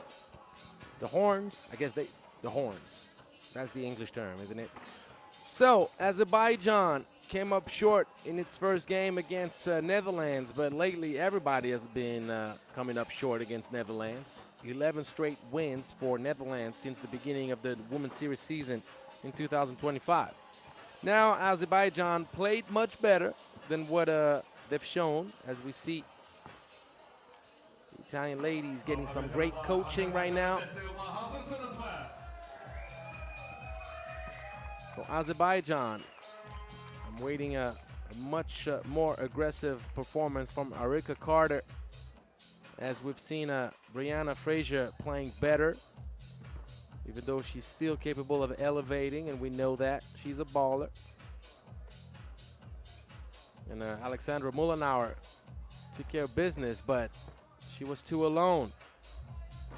And going against them right now is a team from Czechia, Prague VSC. So we got a technical delay. What's going on? What is the technical delay? I wasn't aware of that. Is it with the shot clock? So we're going to see. But Prague joining the party. It's going to be the second game in Pool A. Azerbaijan could reshuffle the cards and set itself up for quarterfinal action tomorrow with a win right now.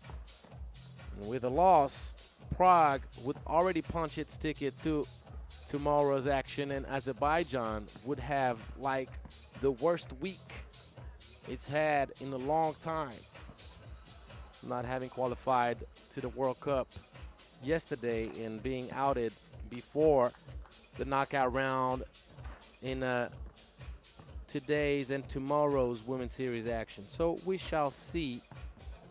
It's going to be a nice game for sure. Azerbaijan, the 10th seed, against Prague, the 9th seed.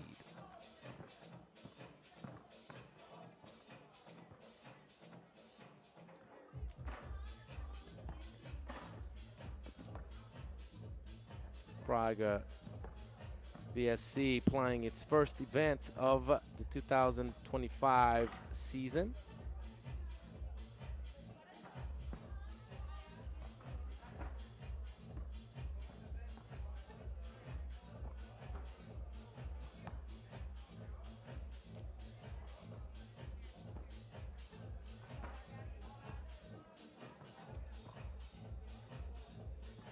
Prague shall also be in Vienna later on in June.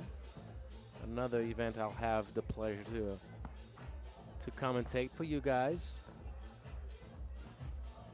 If you haven't done so yet, at FIBA 3x3 on all social media platforms. You know where to find us. I'm your host, Angelo Tsagorakis, aka The Czar.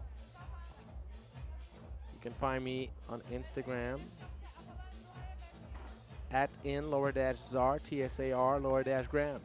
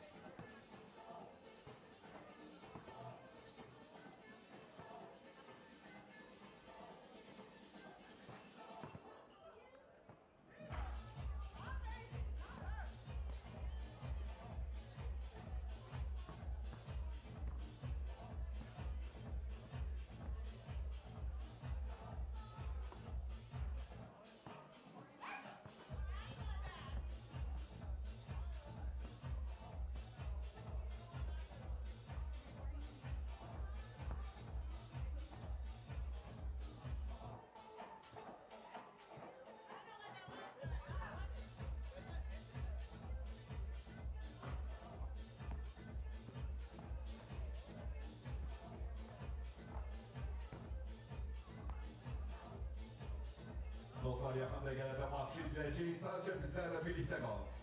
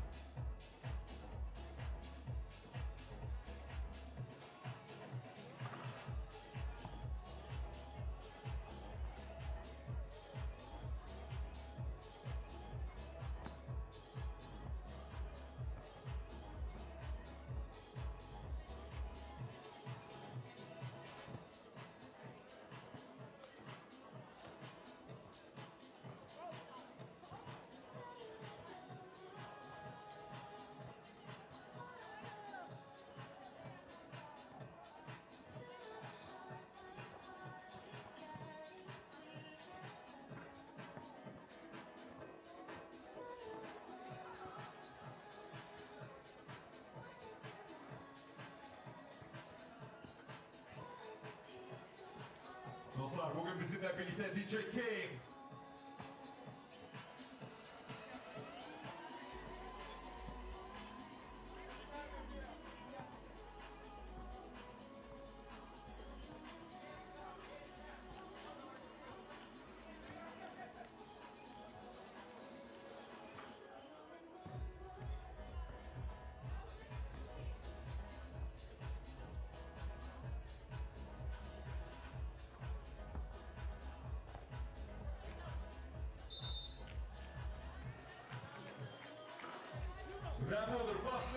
So, I heard the whistle. So did you, which means we can get back on track.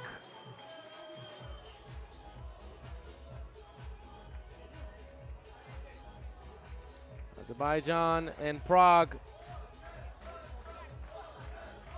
will battle potentially for a spot in the quarterfinals. The Azerbaijan fans brought out the flags, probably brought out the horns as well. So let's see what the ladies got for us.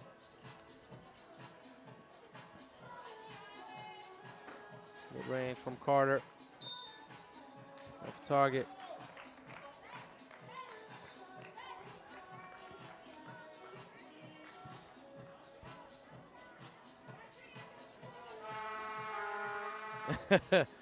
There they are. Their horns.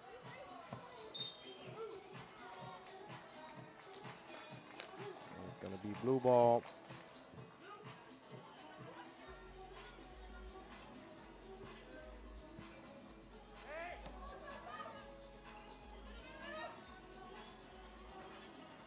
It's going to be a long shot.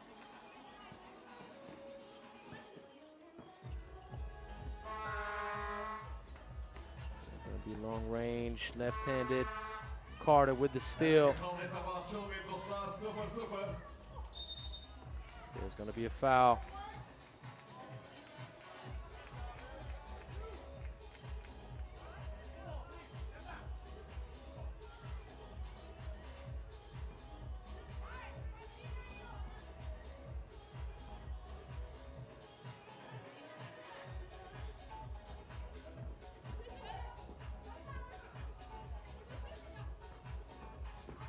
Carter, Euro stepping her way, drawing the foul. She will earn a free throw.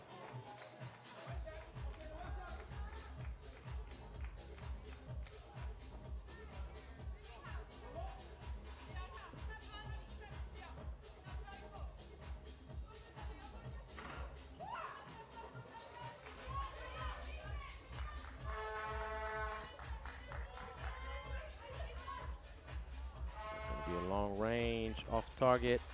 Pedrova gets the rebound.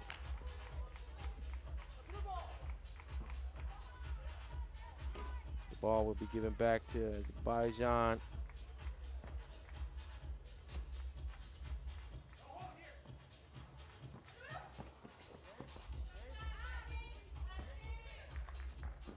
This is going to be a turnover. Great box out.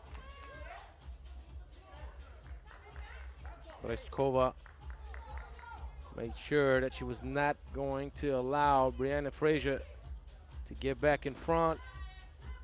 Some elbow action.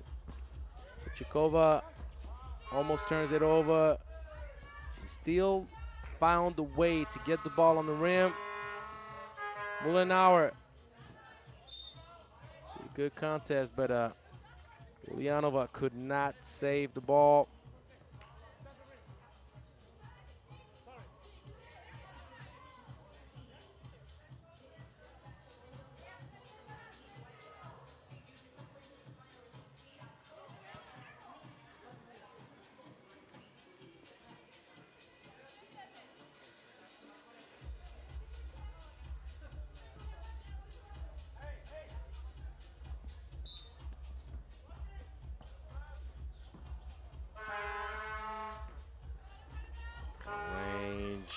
Gets her own board.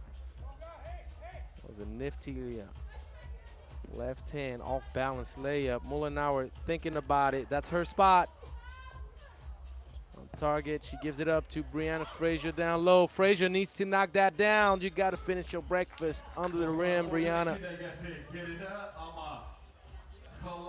Mullenauer with the nice feed.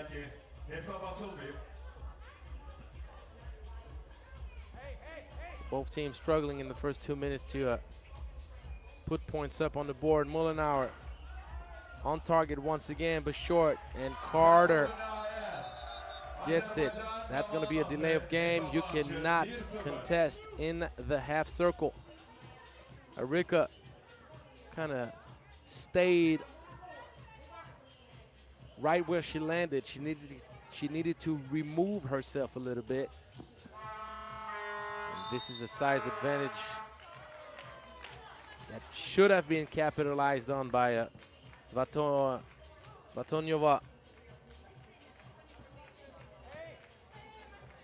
She traveled. Frazier. Great footwork, good finish. 2-zip. Good hands from Frazier, deflecting the ball out of bounds.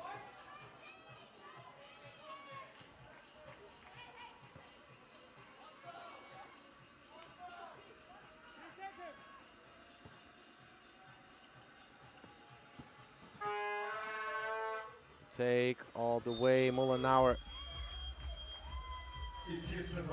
contesting without fouling.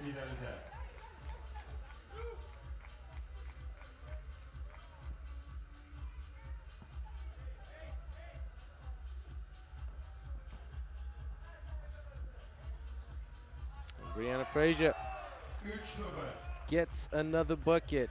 Azerbaijan with a good start. Strong take. Breshkova draws the foul. Azerbaijan leads 2 teams each with 2 fouls.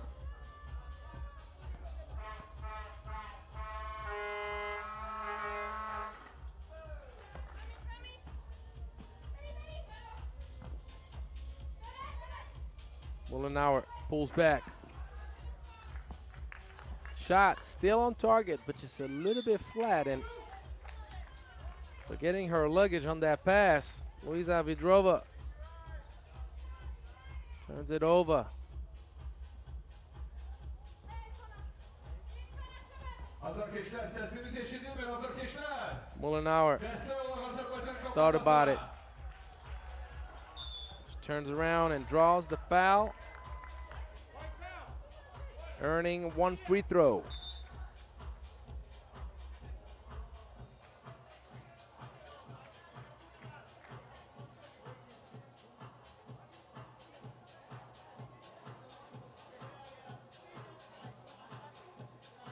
I remind you, if Azerbaijan loses this game, Azerbaijan is out of the event with a win. You still have to wait what happens between Prague and Netherlands. But I tell you what, you're going to feel pretty good about your chances of going to the knockout round with a win right now, seeing how Netherlands has performed since the beginning of the Women's Series season.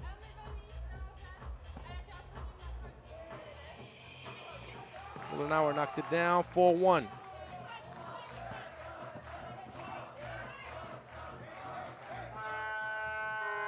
Carter with the steal. Carter thought about it. She's not thinking about it anymore. A little bit to the left, and Mullenauer with the offensive foul.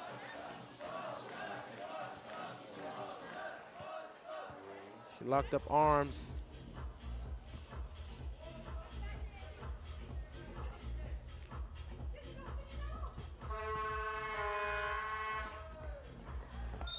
Good contest by Frazier. Svatonyova could not quite get enough elevation on that layup.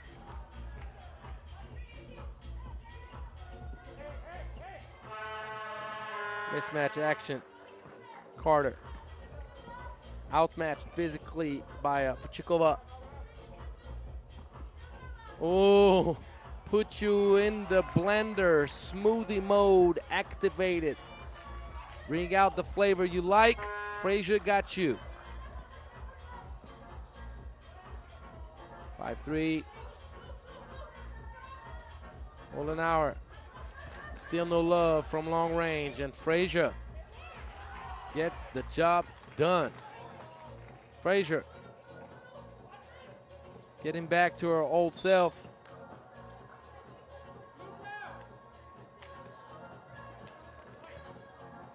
Devam edilir dostlar. Oyun bitmesine 6 dakikadan az vaxt qalırdı və hal hesabıyla 6-3 Azərbaycan komandası irəlidə.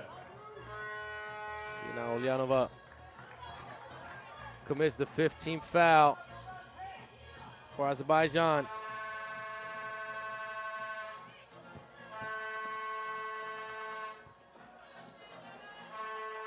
By herself. Shot is too flat. Leshkova sees the ball end up out of bounds, and Azerbaijan looking a bit better. Frazier coming back to life, knowing that Mullenauer has not found her efficiency from outside two-point range, but the shots look pretty good. They're just either a little bit too short or a little bit too long, but they're straight on target.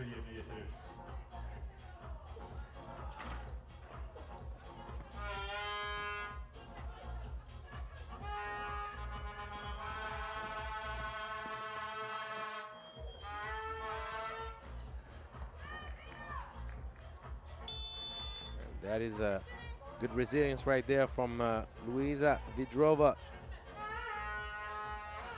And now a sweet pass over the top to Dina Ulyanova, bringing the lead back up to 3. And this is a travel.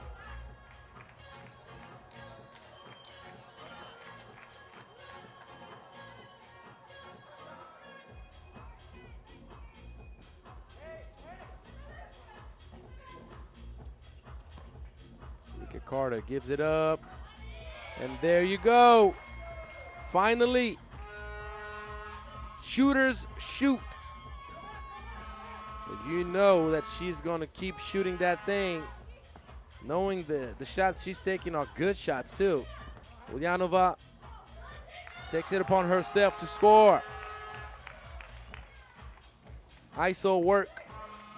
ISO bucket. 10-4. Is that a game for Azerbaijan to build up a good dynamic and go into the quarterfinals with higher hopes? Why not? Nice little run by action. Once again, close but no cigar, Molinauer. With the potential backbreakers right there. Long range. Hurting the backboard on that one. Mishkova, completely off target. Frazier with the little hook shot. Lacks a little bit of touch. Good pass.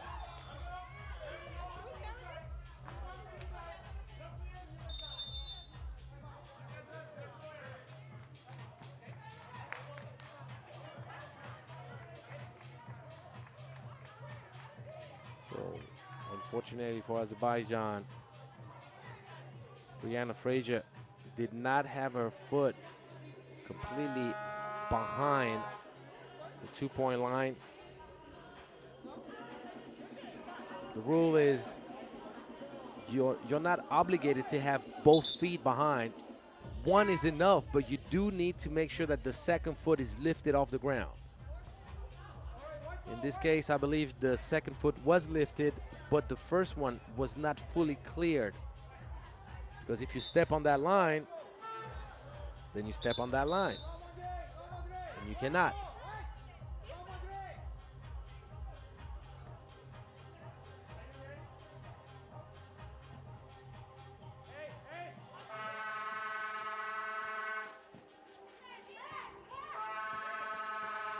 Good hands by Ulyanova. Good contest. This is going to be a 12-second shot clock violation.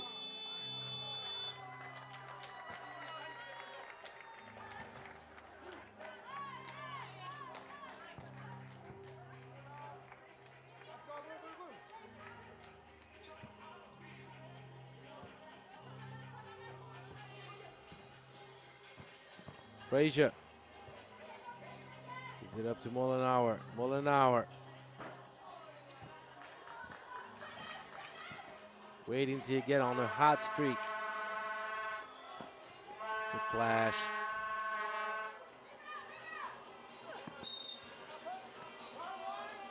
And the foul. Going against Vidrova. Both teams with 5 team fouls.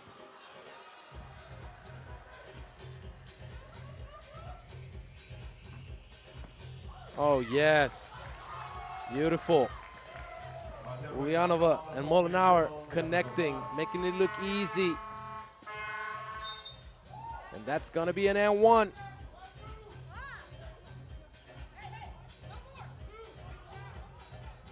No more fouls to give. You could hear Erika Carter making sure everybody remembers no more fouls.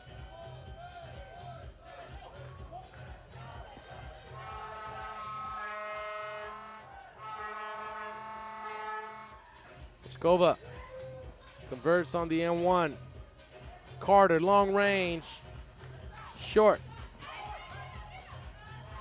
Skova, bang, bang. Just like that, Prague back within 3. Good three-lady action right here. Ulyanova rushes a little bit. Remember, Azerbaijan cannot afford to foul. Molinauer knows that. That's a smart play. Great finish by Svatonyova. All the way. Why did she switch up hands? She had the right-handed layup wide open. That is unfortunate for Azerbaijan. Alexandra Molinauer blowing the easy lay.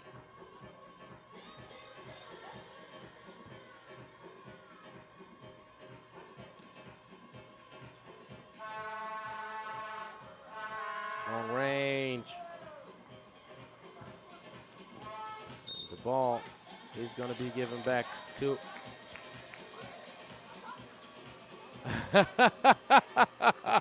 I love it. Brianna looked at Tatsuo Nagoshi and told him, I promise you I didn't touch it. I promise. All these fake promises. But I'm just kidding. I know that Frazier means it. She's sincere. Just like every player being competitive, we're always going to be sincere. I don't know how right we are, but we're going to be sincere.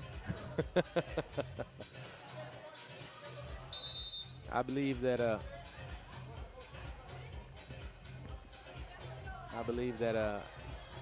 Tatsuo Nagoshi made the right call, though.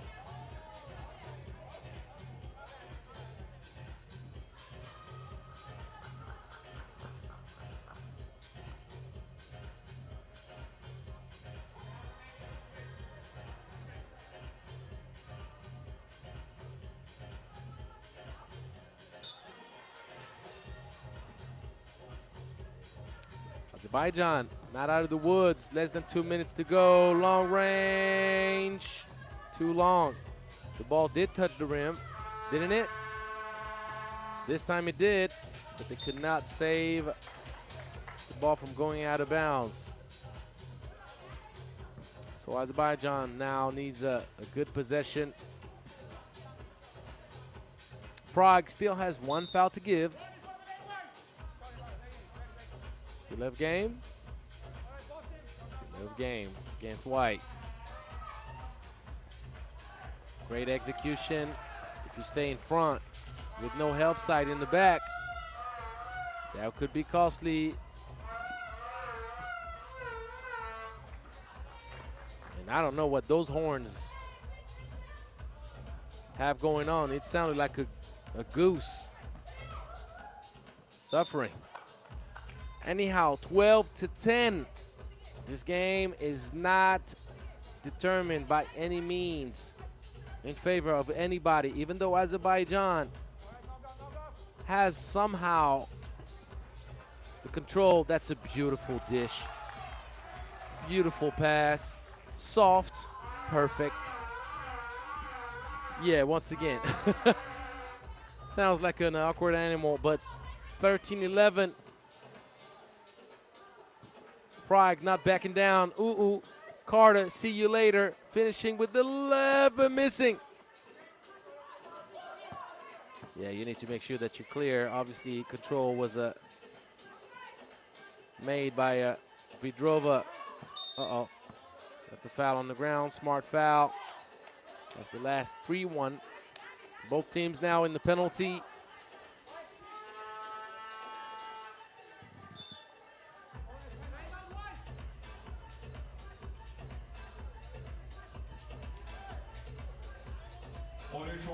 hesabıyla Azerbaycan komandası ilerledi dostlar ve oyun bitmesine 42 saniyeden az vaxt kalır.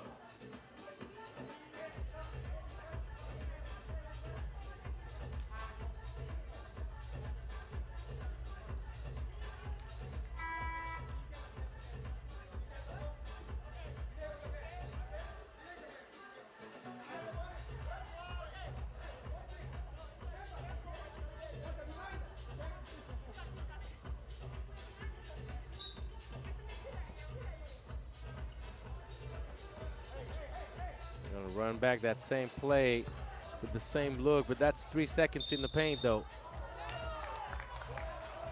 And the call is a travel, but if Frazier doesn't shoot right away, it's 3 seconds all the way. So the booking doesn't count, and Prague could make things interesting. Ball did not connect. So Azerbaijan with the ball at the top. All you need to do is hold on to the rock, be patient, get a bucket, just like that. No fouls to be given, obviously. You don't want to give an and-one. And this shall do it. Azerbaijan will win. And Carter knocks down the 2 just for the fashion. Azerbaycan komandası Prague VSC komandasını mağlup edir. 16-12. Prague will need to play a huge game to outperform Netherlands and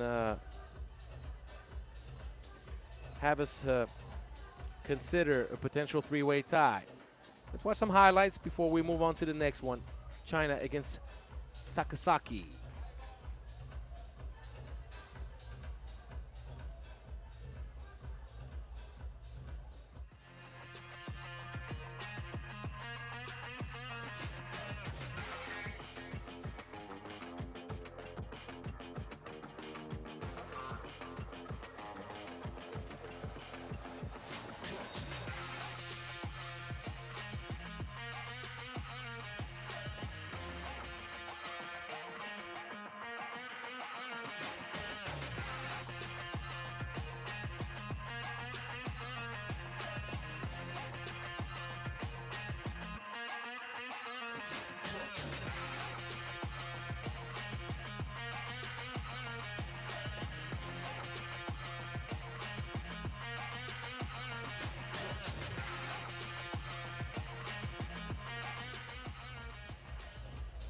So let me correct myself. I said China. I wanted to say Chile. Close enough. So yeah, Takasaki against Chile. China against Takasaki will be the last game in Pool B action. That's going to be later on.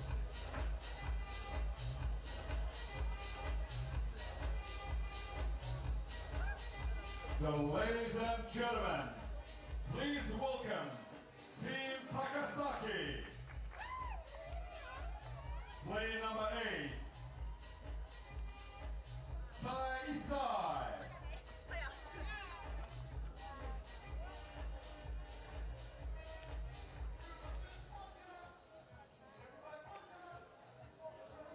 Play number 1, Misa Yokoi.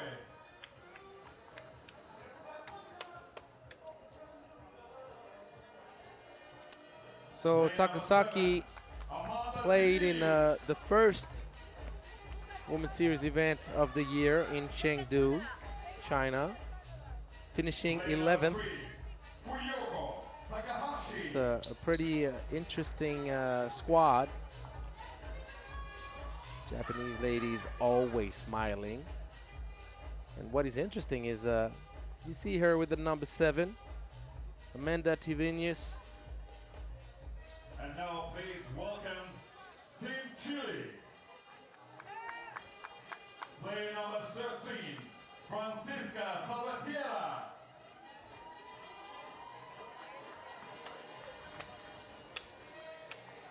Play number 6, Fernanda Ovale.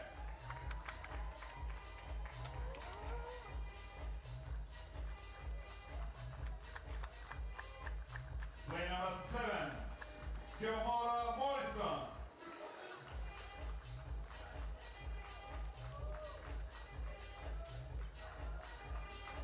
Play number 12, Valentina Ojeda.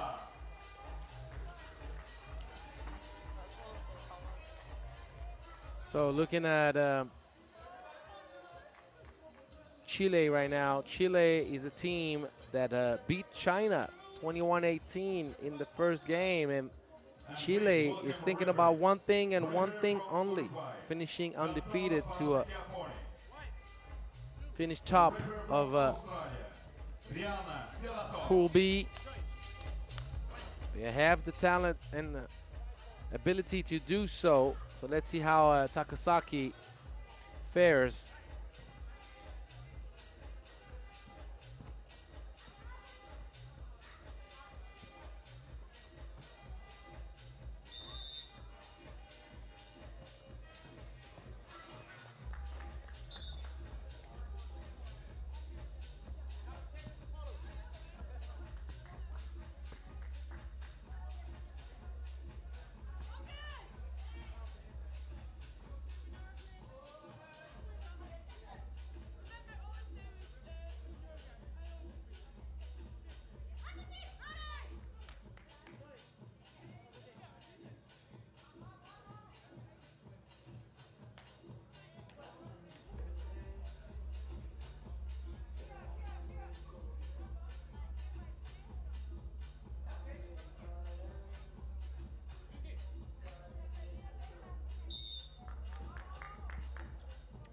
First possession for Takasaki.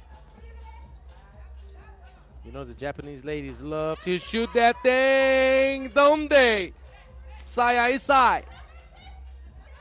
Gets the game started the right way.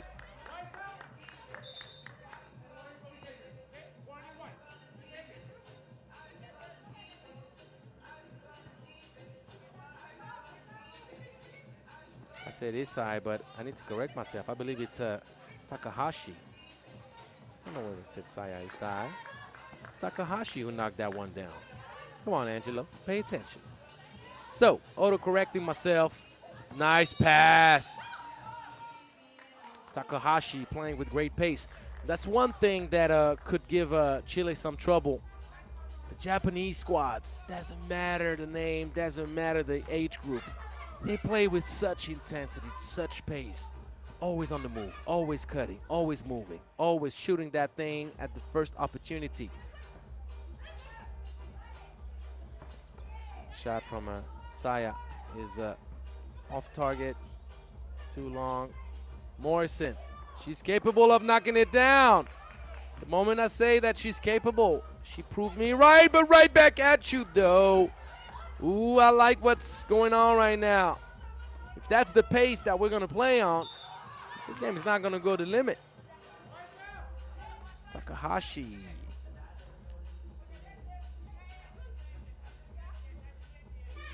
So the biggest challenge for Takasaki is going to keep Morrison out of the paint. Good luck with that. Ask China how they feel. Couldn't do nothing with Morrison. Another one. Good inside presence. Putting too much protein on that finish though. Tevenius doing a good job fighting for the offensive board. She draws the foul on Morrison.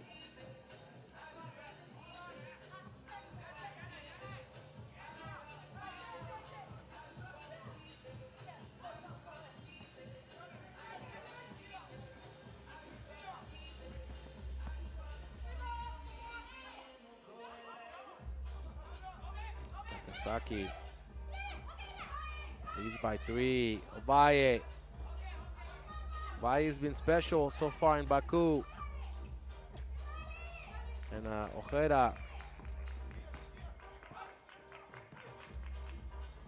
makes sure she's a factor. Open look is trouble. Don't do that. Communicate or you're gonna suffer. You'll pay the price. Bang bang from Misa Yokoi. Morrison missing what seemed to be easy for her. Oh, they're going for the back-to-back. Ande. This time around, she completely misses, but Misa Yokoi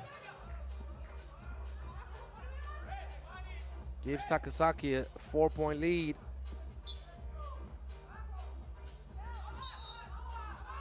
China is gonna pay close attention to this game. A win right now from the Japanese squad could reshuffle all the cards. Nice. Sometimes you just got to keep things simple. Morrison catches, faces up, knocks it down. Beautiful move, the deadly crossover. Takahashi keeps a 4-point lead in favor of Takasaki. Morrison spending a lot of time out of the paint right now. If you remember the damage she's done against China, she did it a very different way, didn't she?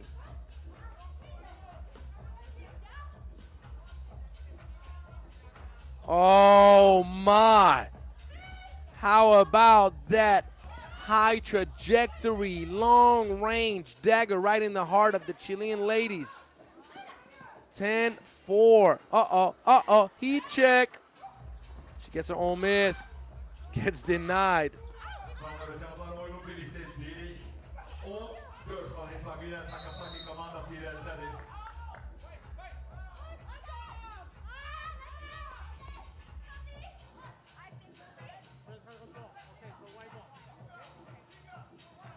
So it's going to be right ball as Jomara Morrison had control of the rock. Whoever has control last before the jump ball situation triggers the ball given back to the opponent.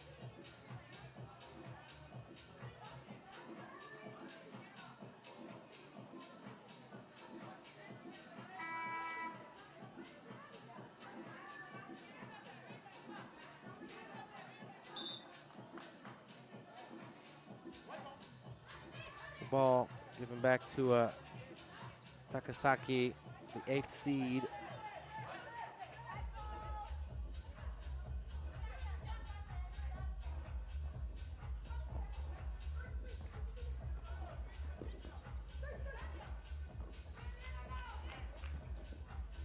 Step back. She is mean and dangerous. Uyuko Takahashi.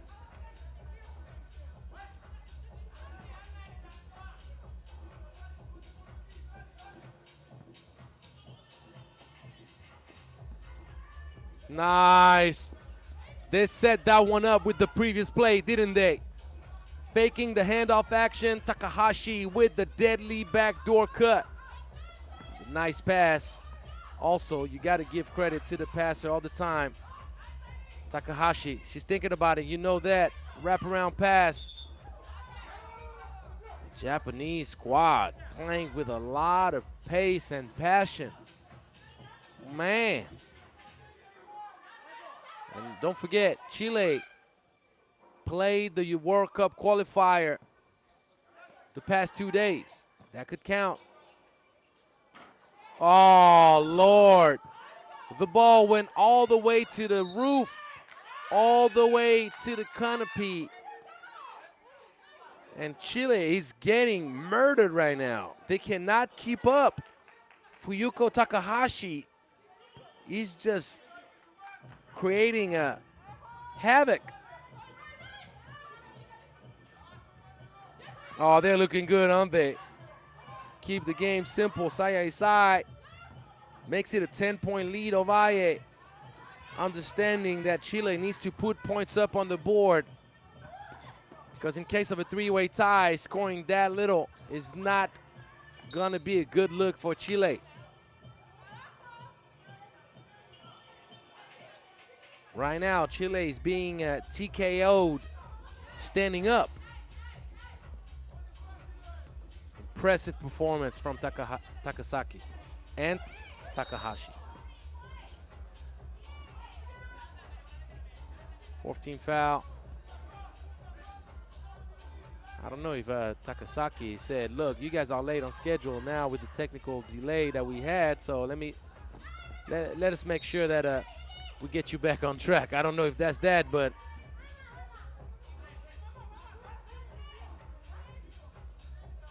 that's what the 2-point shot can do for you.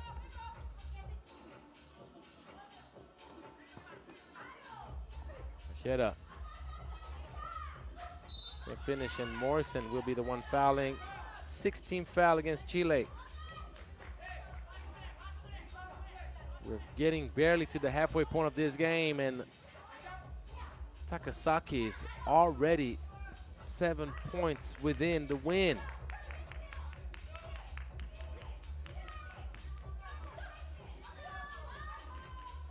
Oh, stop it. If she had knocked that one down, I would have just got up. That's going to be a good defense from Ovalle. Turnover. 15th foul against Takasaki.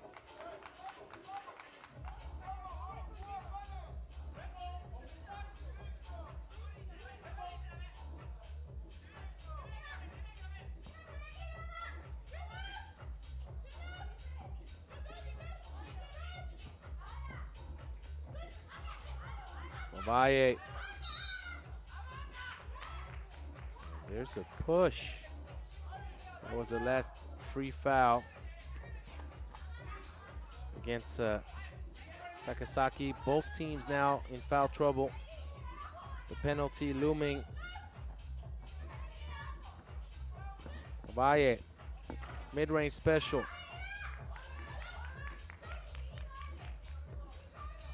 Feeding inside. This is smart, very smart.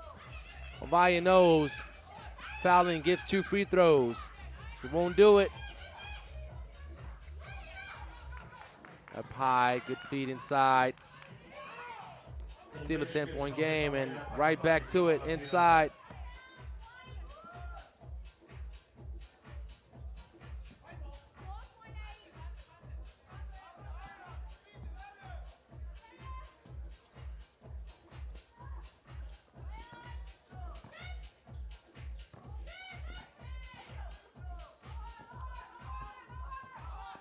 Morrison. These active hands bother her. Oh man, so much space, so much space. Takahashi.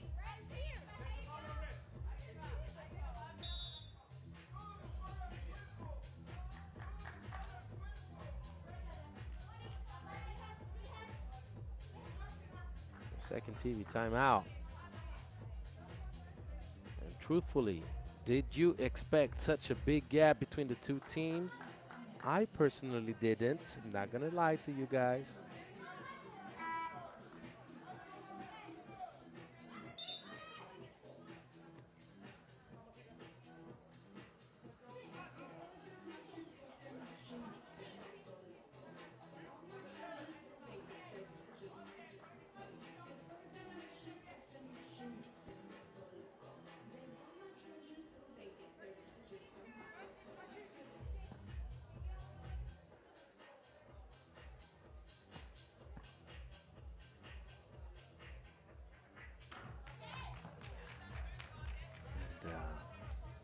Venus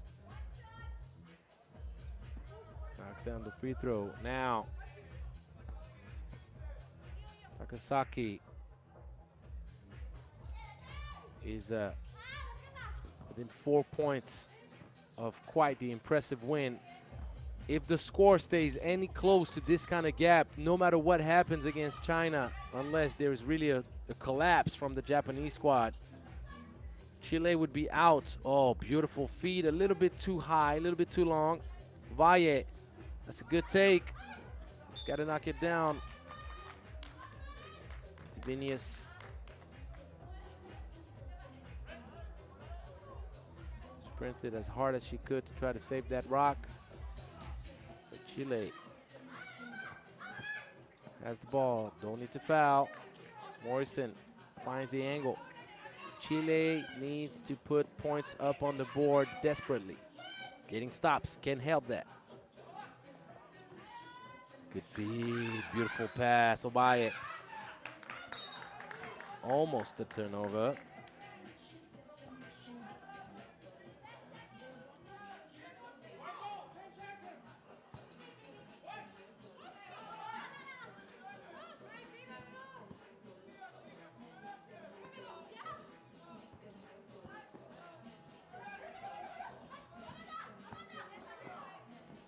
Good drive. Morrison got burnt. Tivinius attacking that weak foot. Morrison responds right back, but you cannot afford to just be trading baskets at this point. Long range, completely off target, and Tivinius ends it off, and Takahashi was like, don't know if I want to try to shoot it over Morrison. And unfortunately, missing the lay, giving life to Chile. Isai with a bad miss. Tivinius misses badly that layup. Chile could be back in this game. 2 minutes and some is a very long time in 3x3. Salvatierra will be called for the trouble.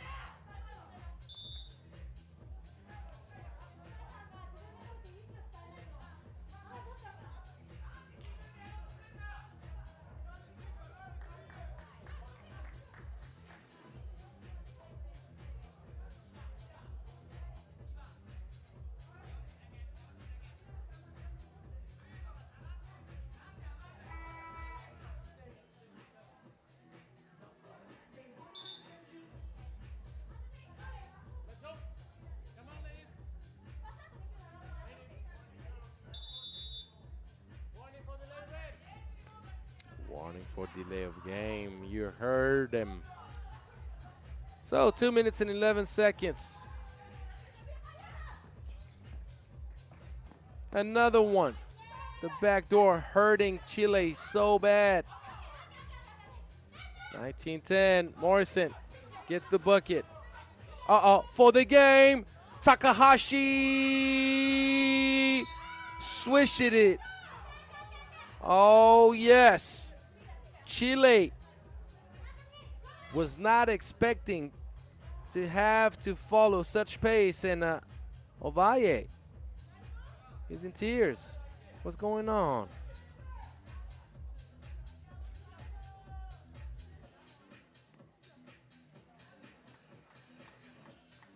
Is she okay? Well, she doesn't seem injured, so that's all that matters to me. She might have been poked in the eye or something like that, and you know how painful that is.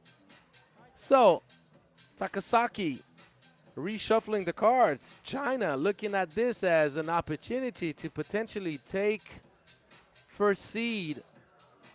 That's going to be interesting. I'm looking forward to see that. Chile, 1-1 record, but a bad look offensively in this second game.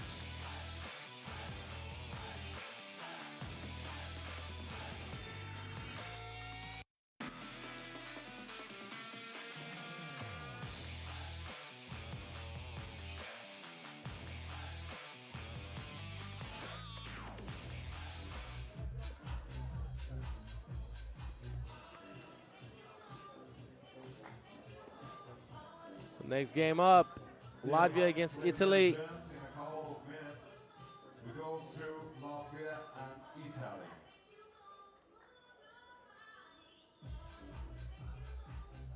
So, dear friends, ladies and gentlemen, please welcome Team Latvia. Playing number 45, Tigna Stoutmane. So Latvia feeling pretty good right now, having earned its ticket to the World Cup yesterday.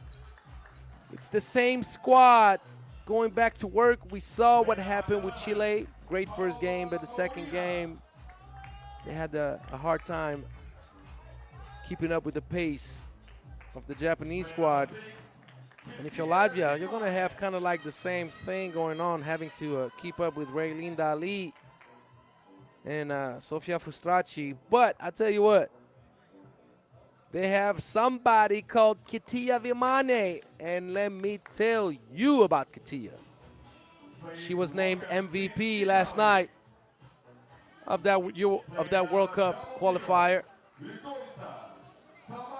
So if you're Italy, you do your scouting, you know that she's the one you need to stop. So let's see. Keep an eye out for Ludovica Sammartina. Play number 3, Relin Dalia.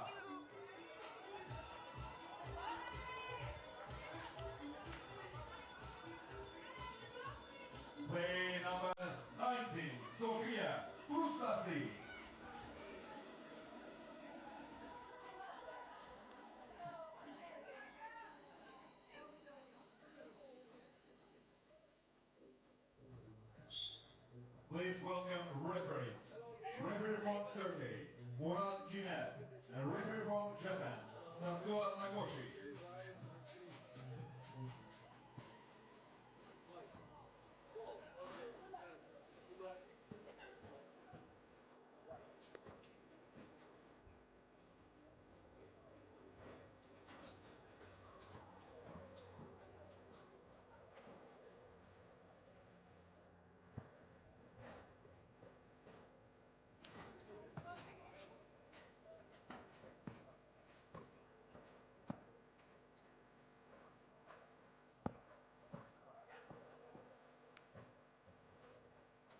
Italy had to get out of the qualifying draw, beating Romania 21-14 and Madagascar 21-15.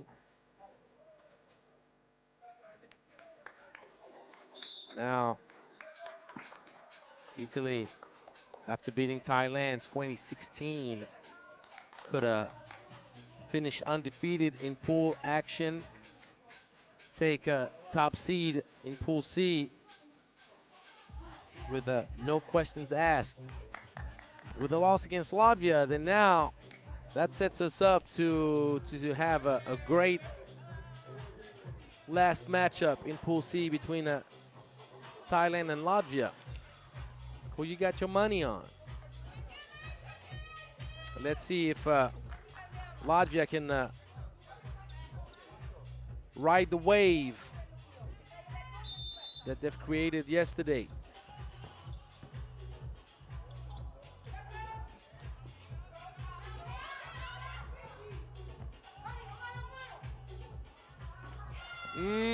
I mentioned Kitia Viamane, didn't I?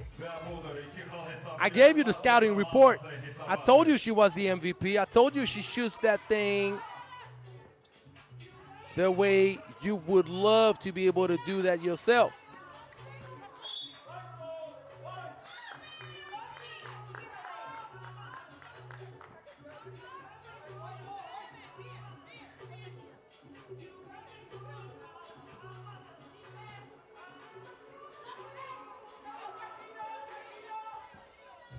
Nice.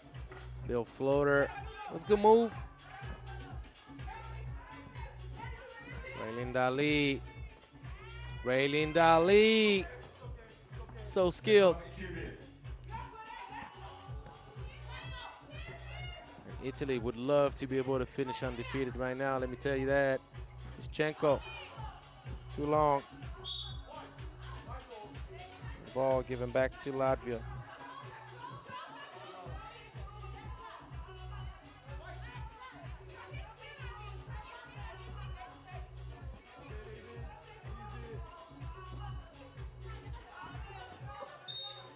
Going to be a foul.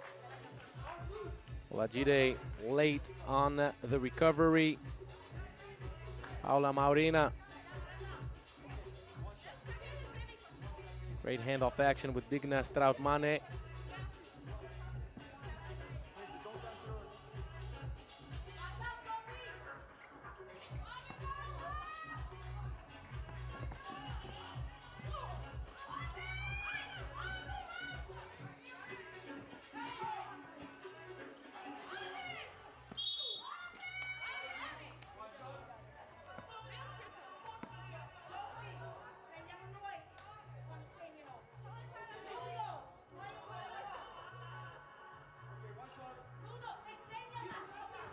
Foul, unquestionable.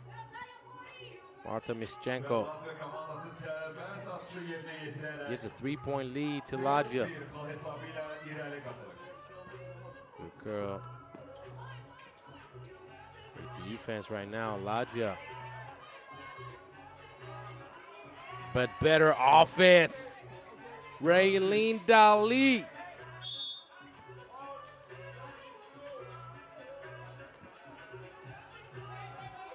Raylene Dali's eternal.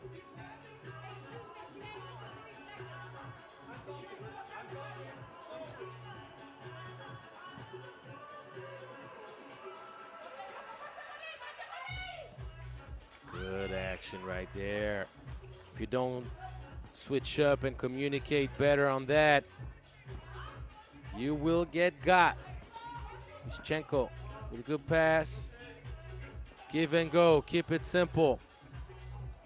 Viamane couldn't quite get enough arc on that shot.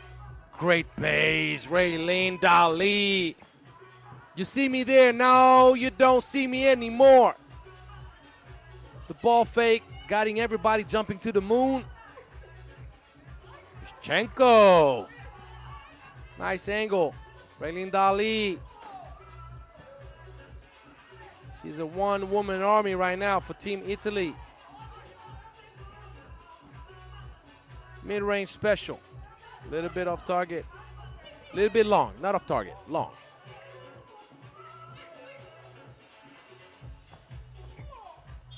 That's an offensive foul for sure. Beatriz Olajide.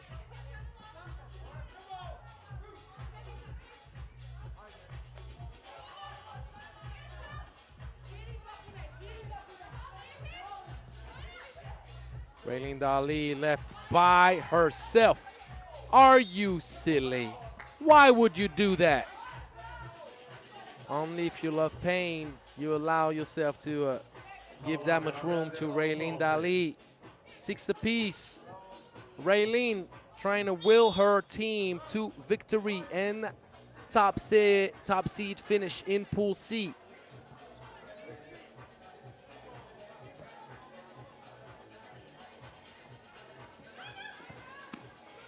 Nice pass. Beautiful dime. Raylene with the no look.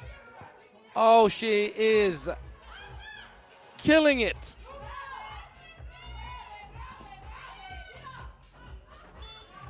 That's a big hit right there. Paula Maurina. 2 really good teams battling. Oh, Raylene. A little bit tired, maybe. Strautmane. Oh, yes. You gotta love it. Latvia knocking it down. Strautmane giving Latvia a 2-point lead right at the first TV timeout. 9 hesabı hesabıyla Latvia komandası ilerledi dostlar ve oyunun bitmesine 7 dakikadan az fark kaldı. You can tell Latvia plays with a lot of confidence. Qualifying to the World Cup will do that to you.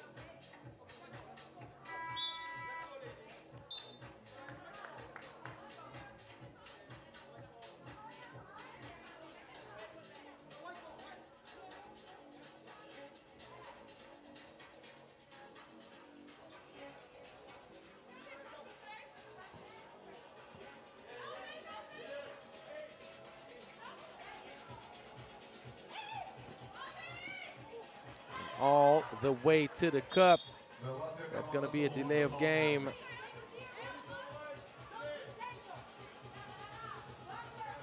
You cannot intervene on the ball.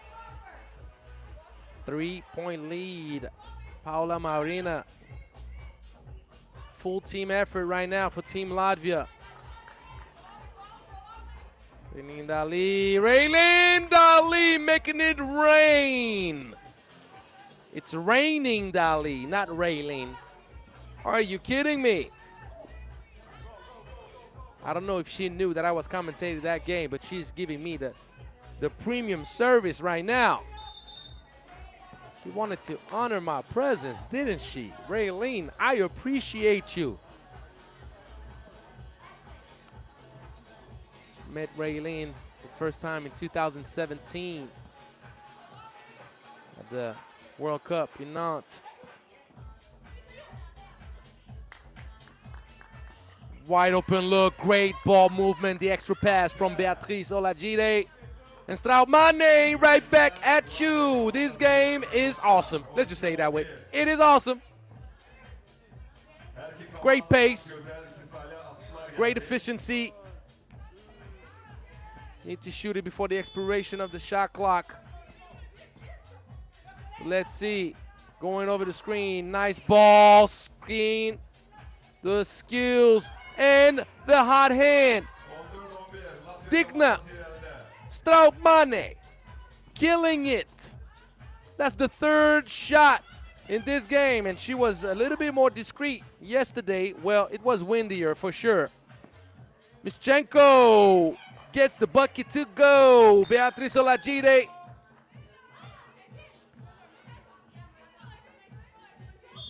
Ball is deflected, or it's not deflected, it's a turnover.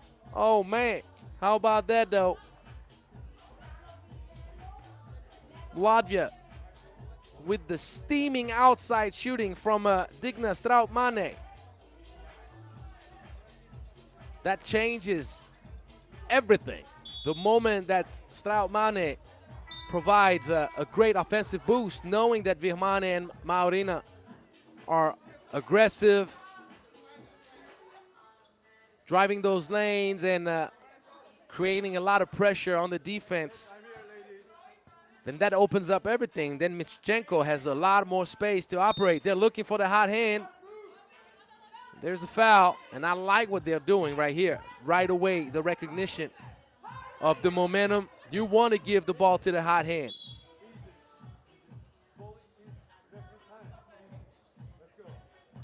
The ball is in the referee's hand. You heard her. I like that.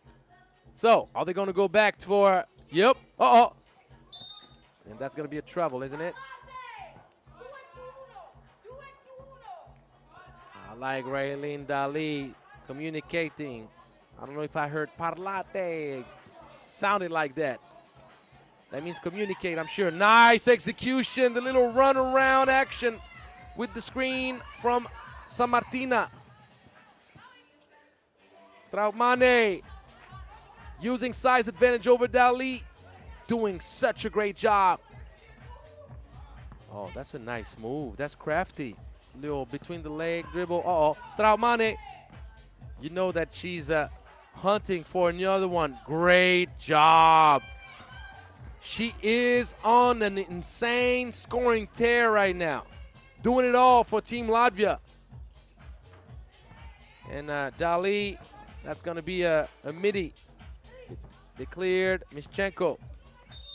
Too strong. Latvia built up on a whole lot of confidence after qualifying last night to the World Cup. They have great pace, great momentum. Strautmane playing her best game I've seen her play ever. And you're going to tell me, you haven't commentated so many games of Strautmane. I'll say, yeah, you're right. I haven't commentated 1,000 of them. But I know her well enough, though. That has to be her best game wearing the Latvian national team jersey. Correct me if I'm wrong and send me the tape of a better game from Strautmane. I challenge you.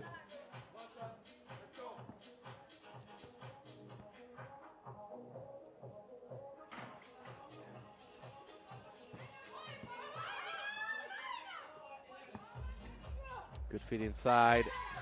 Olajide. This game is not over. Look at the pace, though. More than 3 minutes to go, and we're so close for Latvia to a 21-point win. Beautiful action with great pace and patience. Virmane and the off-ball movement from Mischenko. Oh, yes, Dali giving us the whole bag of mid-range goodies. Mischenko.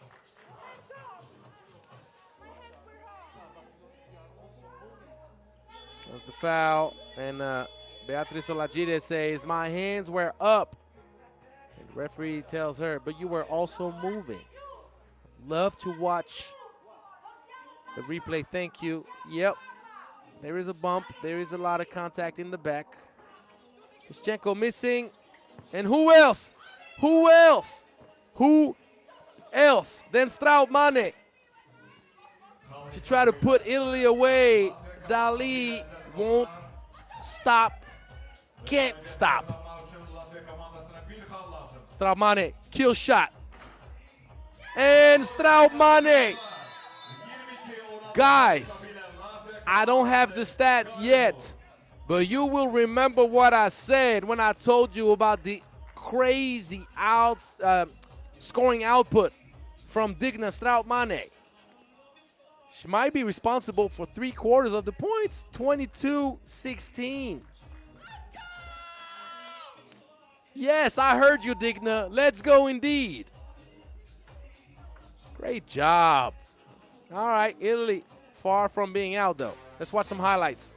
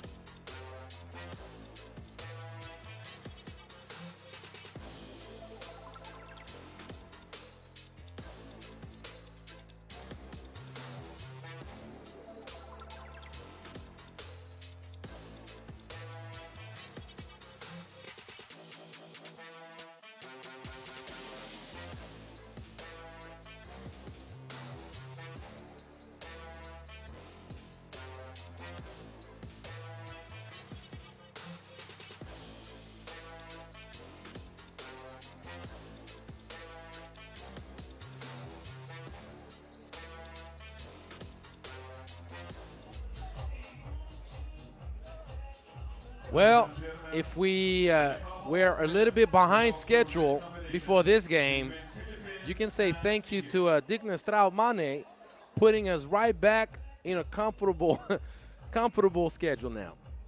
So Philippines against Egypt coming up. We're going to be waiting to see what happens between Latvia and Thailand to figure out what happens with Italy. So let's get back to the action.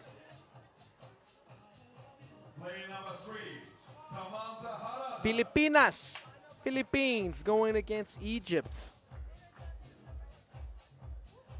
Play number 26, Rinaldi Perez.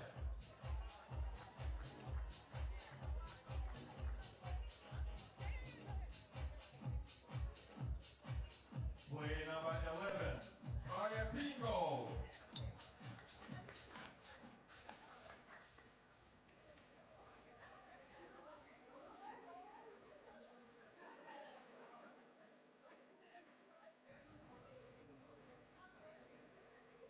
And now please welcome Team Igi. Play number 23, Hala El Sharabi.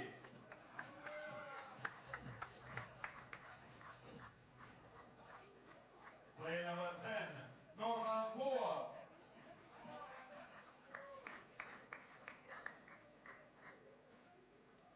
Play number 15, Rani Mohammed.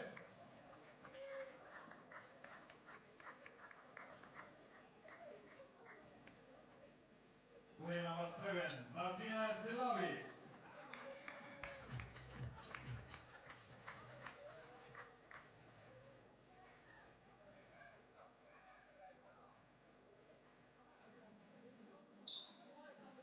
Please welcome referees.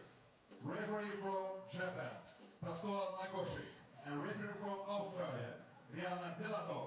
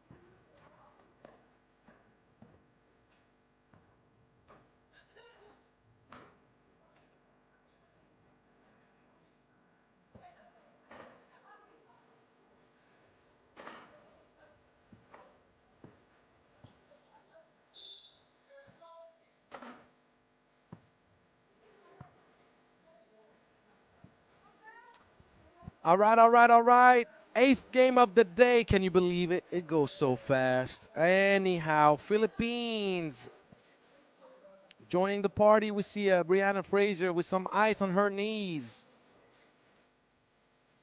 And Azerbaijan waiting to see what goes down in their pool. We'll talk about that in due time. Right now, it's all about Egypt, who beat out Austria 21-20.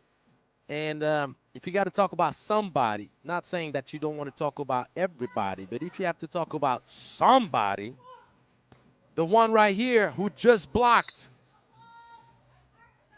and recovered possession, Nadine Salawi, 13 points. If you didn't know, now you know.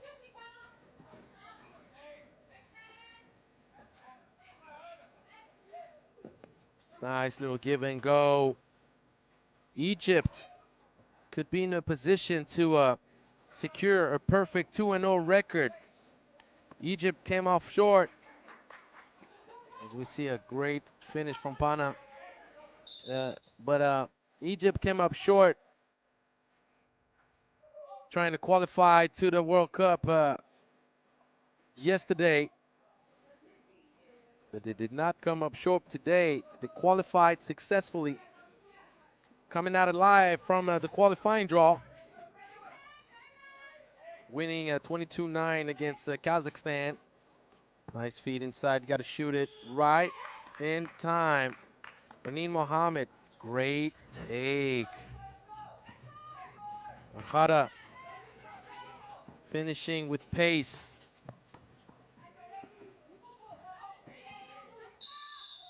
That's going to be 3 seconds in the paint from Fouad. Going back to Egypt, after beating Kazakhstan pretty easily, Egypt played a great game against Rome, winning 21-19, and the thriller against Austria, 21-20. No matter what, it's already a very successful event for Egypt, the 16th seed in the competition. And that's an and one. Hala El Sharawi.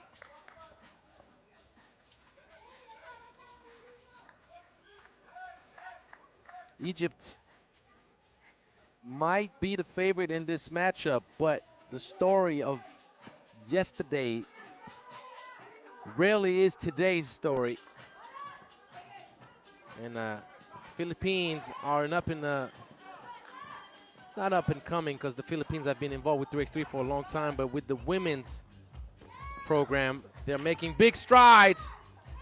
And this right here from Ferrer is a big bucket. Al-Sharawi responds right back. Warning for White. You have to play.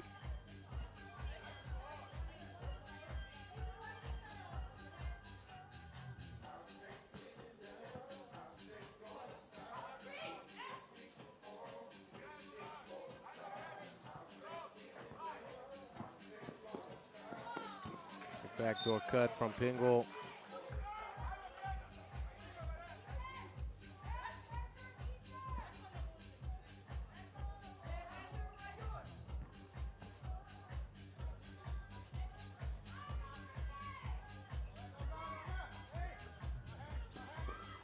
This match inside, the good flash.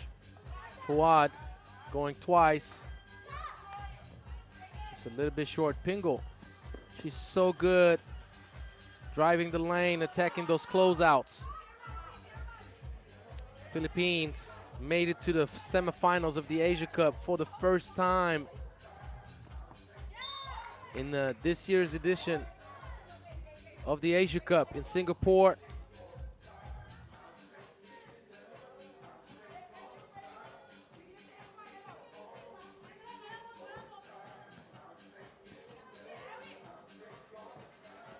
Nice backdoor cut.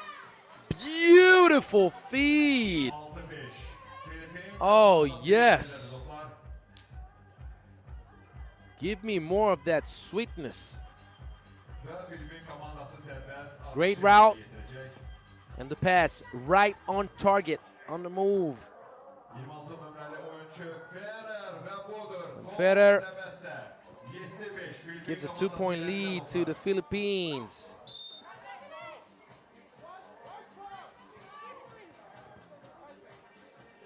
If you know about the culture out in the Philippines, you know about the puso, the heart, the combative spirit.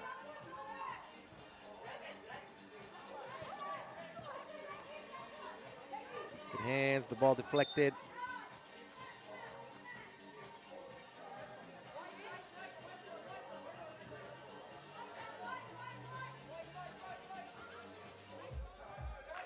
Ball should be given back to Egypt, I believe. Unless, no, Mohammed is the one touching the ball last.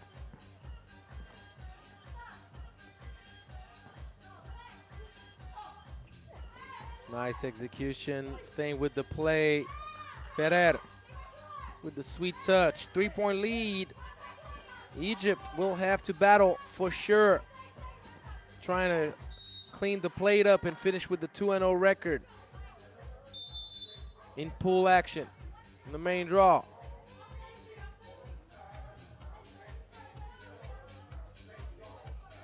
One thing that Egypt does not want to do is what happened to Chile. Let me reiterate. Chile having to play against a very active, intense Japanese squad. Ended up losing 21-11, and in case of a three-way tie, scoring only 11 points is not a good look. Even though Chile won 21-18 against China, they only have a 32-point aggregate, which means that if China wins scoring 14 and above, that gets them out of the tournament. And if it's a tight game with both teams, as we see Mohamed missing, we see China or Takasaki both finishing over 14 points. That's not going to be a good look for Chile, I'll tell you that. Nice, Fuad staying with it. Pingle, a little bit too ambitious on this one.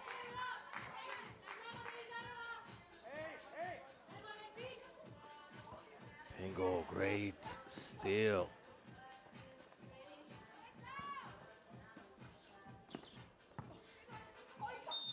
Great move, Ferrer. Has shown great touch around the basket.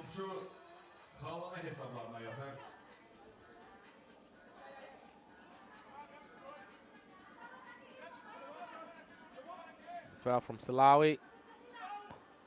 Questionable. 5-point lead. Philippines halfway there.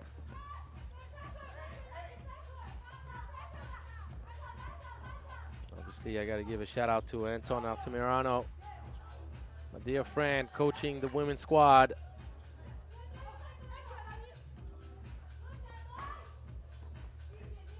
So Raneem, Mohamed, did they clear?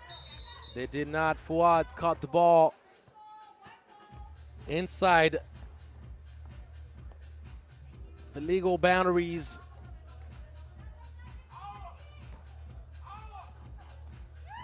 Great execution of that little spin around backdoor cut. Good stuff from Harada and Pingle. Who else? Oh my goodness, that's the play of the game.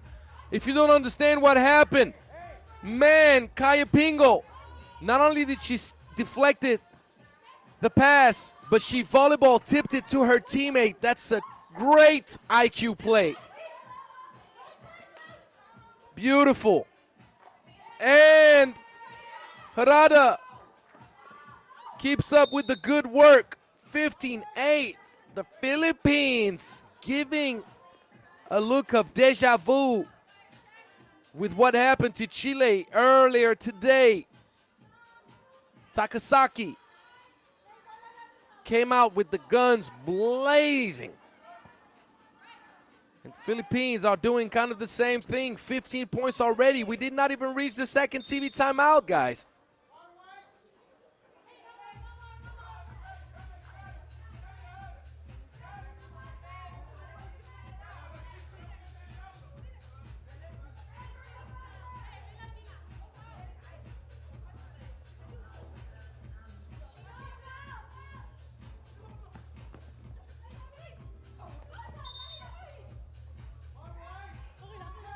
Foul.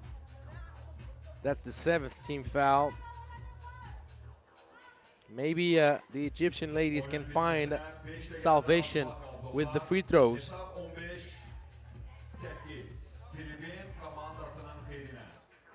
Mohamed knocks down the free throw.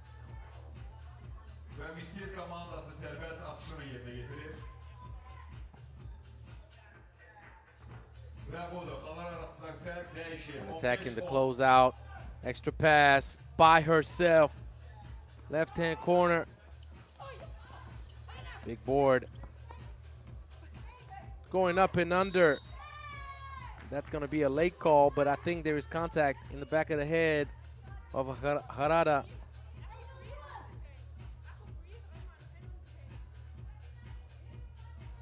Yep. Top of the head, actually. So one free throw.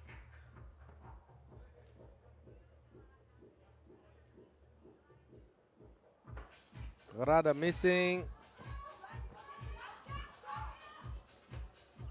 And left on an island, knowing that the Philippines cannot afford to foul any longer. Raneem Mohammed keeps the game close. Pingle, fake handoff, but she turns the ball over. Mismatch City, El Shaarawy. Back in this game, Egypt, kind of like what we saw against Austria. Austria was leading, Egypt kept on playing. Great court awareness, but Shaarawy needs to make sure that that ball gets where it needs to go. Kick out pass. Great shot, left by herself, Harada. That's going to be a technical foul. That's the second time there is a delay of game warning against the Philippines.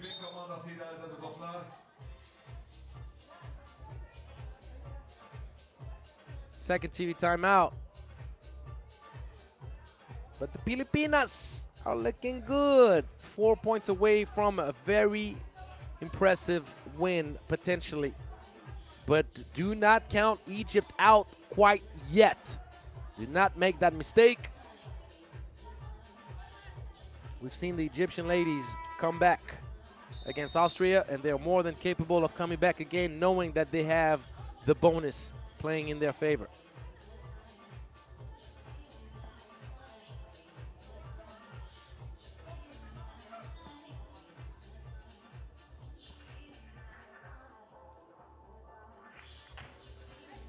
So the technical foul shot made.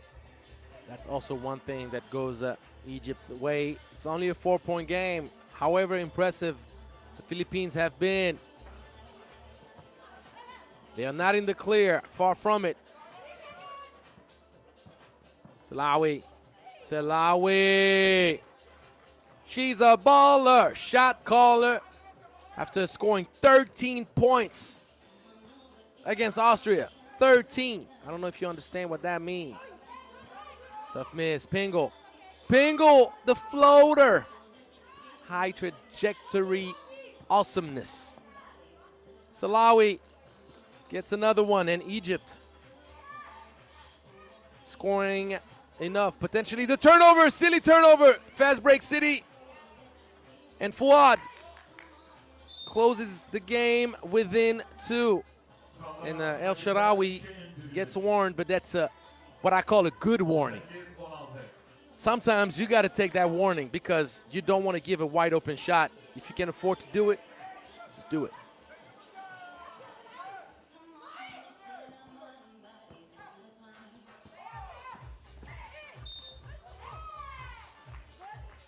And I kind of agree with Nadine Shaarawy right here. You'll see the off arm. There was kind of a push off. Shaarawy communicating that to the referee right away.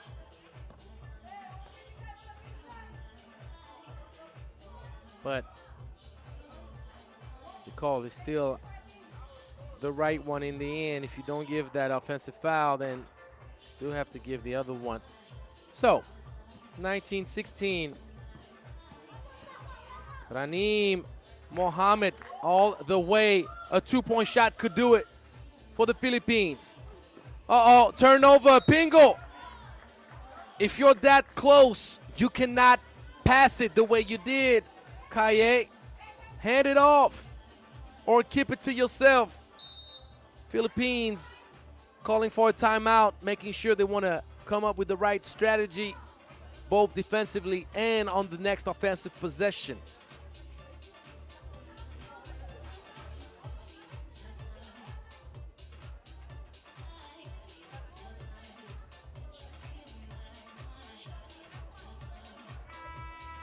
Filipin komandasına bu oyunu bitirmek için en azından çok 2 xal lazımdır dostlar. Hal-hazırda hesabımız 19-17 Filipin komandasının fiilinə.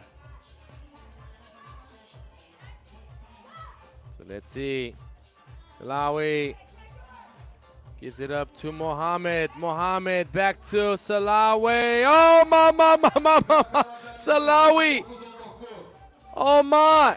Using the glass. It's a tie game. Do you believe what your eyes are seeing? 15 foul, smart foul. No free throw, foul on the floor. I got to see that one again, though. Using the glass. I know she didn't call glass. I know she didn't. And you do too. But it doesn't matter, does it now? And a little miscommunication defensively could have caused the game to Egypt. And it's a little bit short for Pana. Giving the ball inside to Fuad. Smart. Egypt needs to secure that 2-point lane.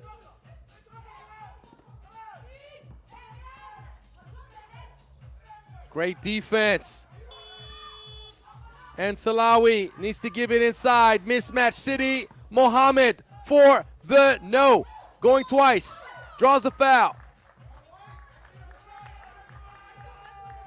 And the Philippines can have many regrets in this game. Let me say it again. They can have many regrets. They did not capitalize.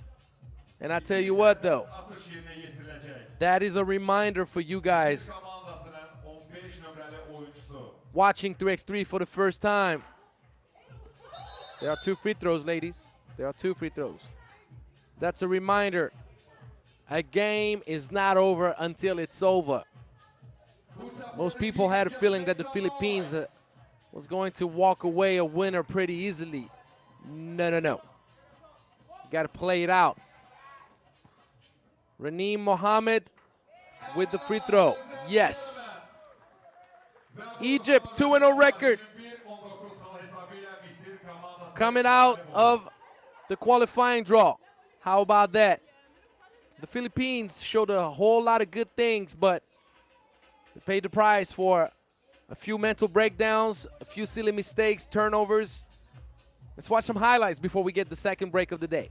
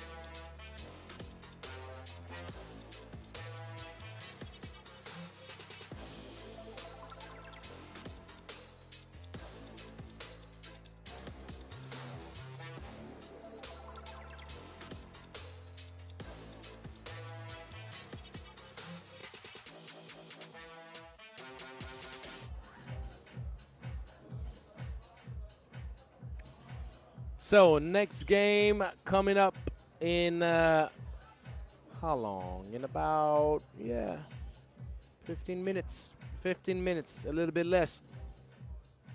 You see the standings. And Egypt, the only undefeated team so far in this event. Netherlands will have an opportunity to do the same against Prague. In the very next game that we're watching, Takasaki also has its destiny in its hands, but it's going to be a tough matchup awaiting them. So, don't go too far.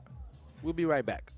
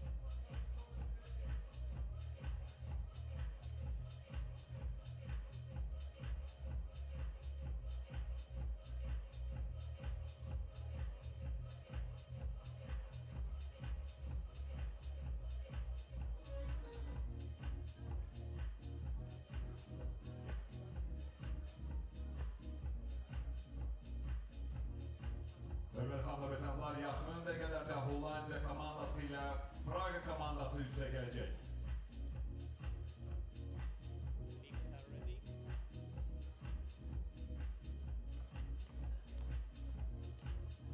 So, dear friends, ladies and gentlemen, are you ready for the next competition?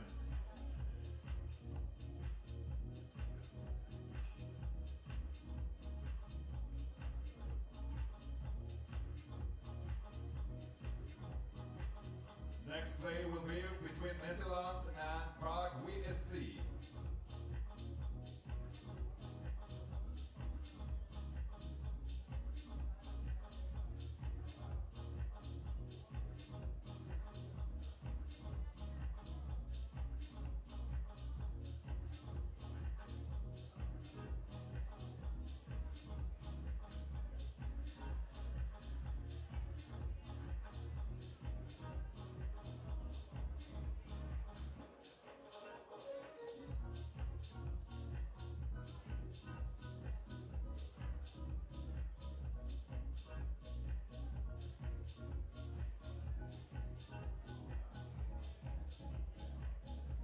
Ladies and gentlemen, time has come. Please welcome Team Netherlands. Play number 17, it's a Koi.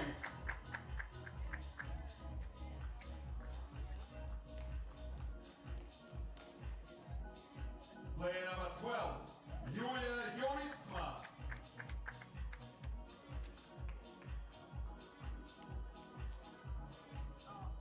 Play number 33, Yanis Bulstra.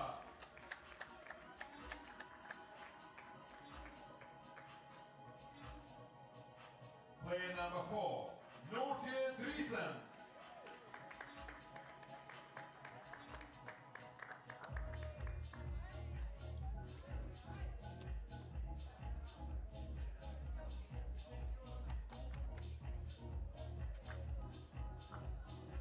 And now please welcome Team Prague VSC.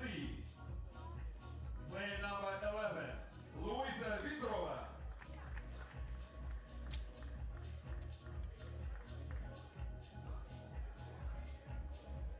Play number 17, Eliska Brishova.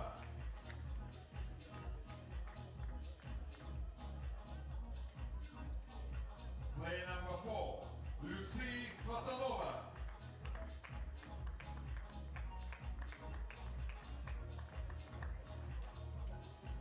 Play number 24, Monika Putikova.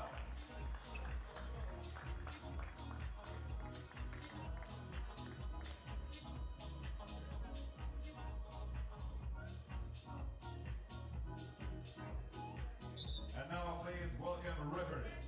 Referee from Uruguay, Gonzalo Paz Chiapponi. And referee from Turkey, Murat Çiğner.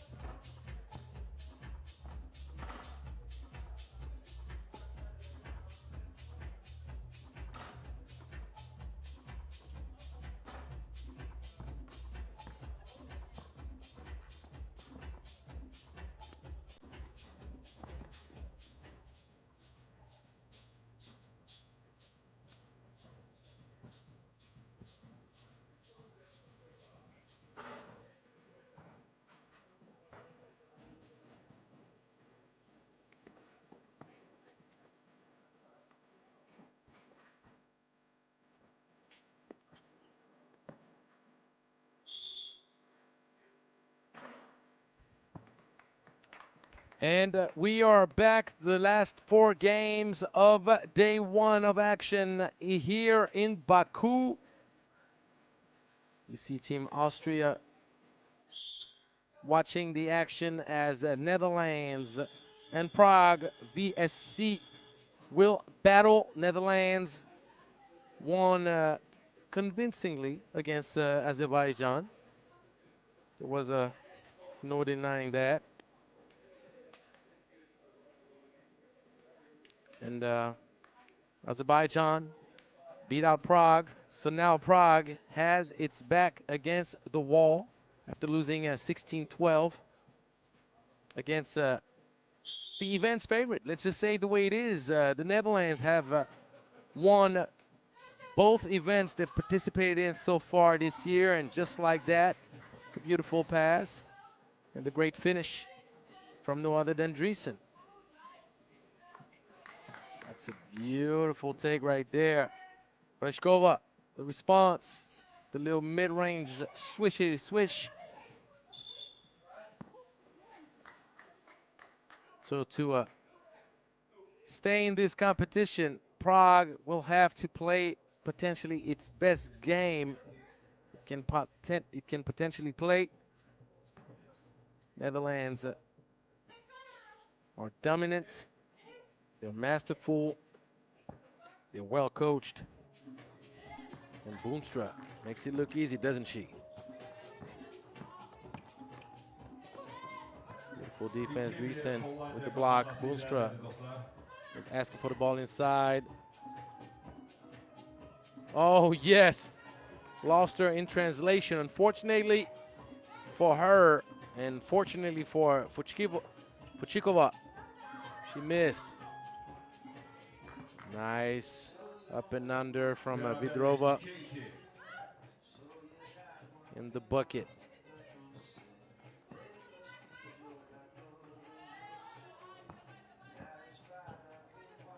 Team Netherlands against Azerbaijan. Nordre Driesen had 8 points. Shot 4 for 4 from the free throw line.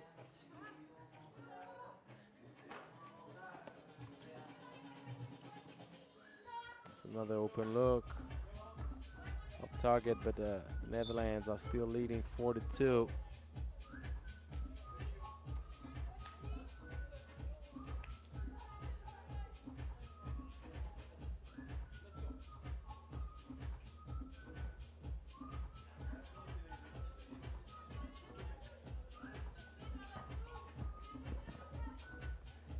Good move, but better defense. That's the second block already for Driesen.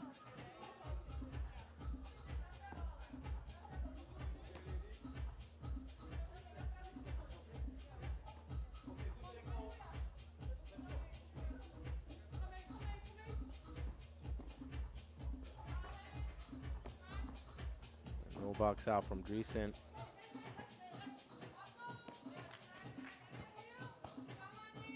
Attacking to the right, real strong.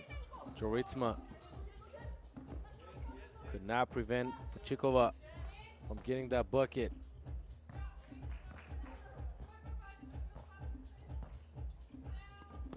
Pass too ambitious, particularly when you see that Janice is watching the whole play unfold since the beginning. Nice little love pass, but you cannot spoil dessert that way. Oh, Julia could not come up with the right amount of strength, and that's a good off-ball movement away from the ball, flashing right through the middle, getting the bucket and tying things to 4-piece. Joritsma trying to make up for the missed layup, not going down. Step back city, Driesen scored on right in her grill, and Prague in a good game.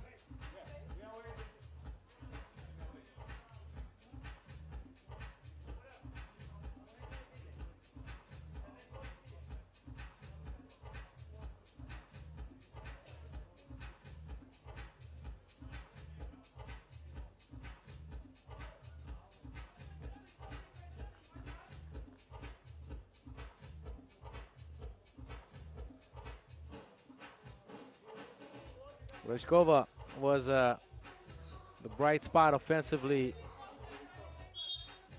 for Team Prague, even though her percentage was not the best.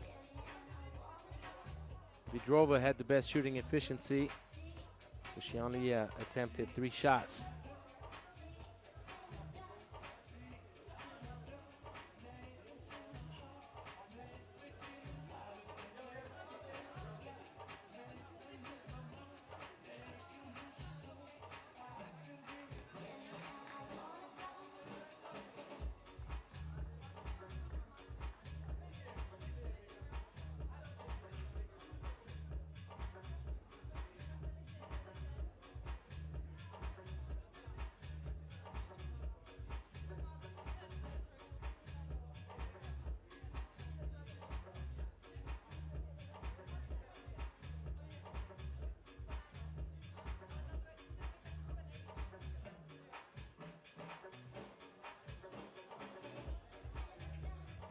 So what are we checking, guys?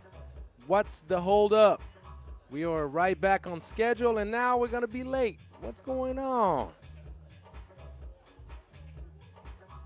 What are we checking? Sorry, I cannot share this information with you since I do not have it myself.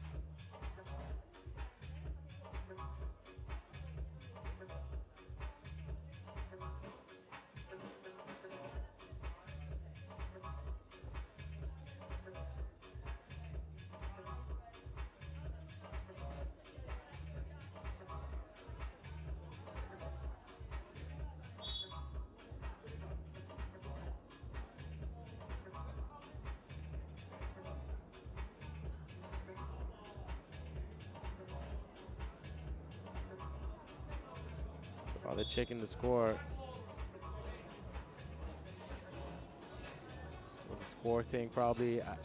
Maybe the Netherlands thought they had 4 points, but there was a mistake putting the points up on the board earlier. That was the hold up. Now let's get back to the action. Thank you very much.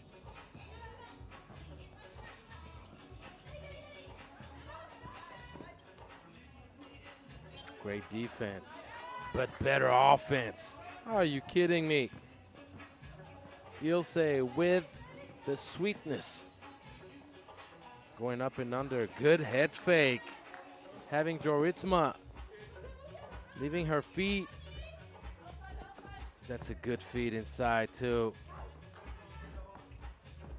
Boonstra missing what seemed to be pretty easy for her. Oh, the snatch back to the crossover. How are you feeling today? Prague saying we're not going to go down easy. As a matter of fact, we're trying to go up. That's going to be a travel, though. You cannot be bunny hopping like that. Miss Svatonova, Svatonova.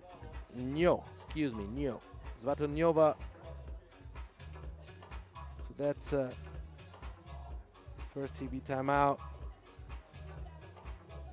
3-point lead for Prague. We got some nice 3x3 action.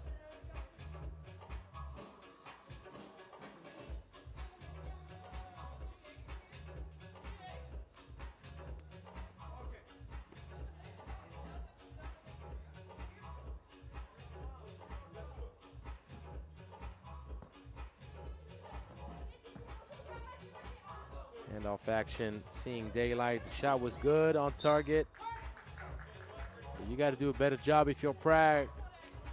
Boxing out to secure that defensive board.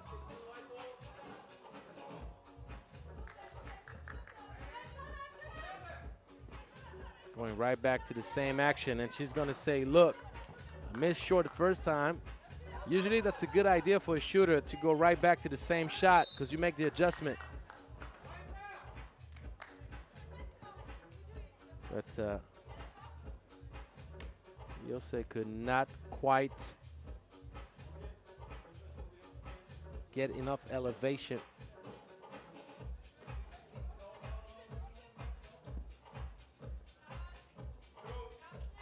And this right there, right in your grill. Fuchikova giving Prague a 5-point lead. 13 foul against Prague, but Netherlands on an 11 games winning streak is being challenged.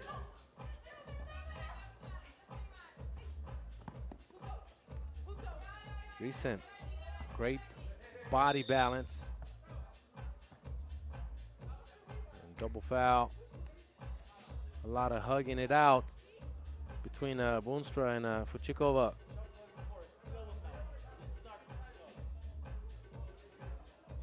Or was it with Svatonyova? That's a foul. We saw it. Can't be holding on to the ball handler that way. Getting her off balance like that. Not allowed.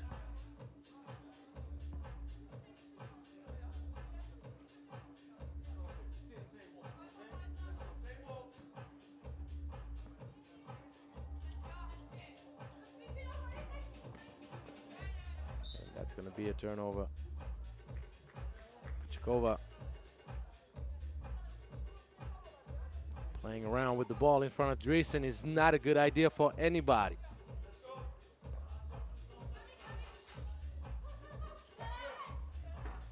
And that's a bucket right there, Janice Boonstra.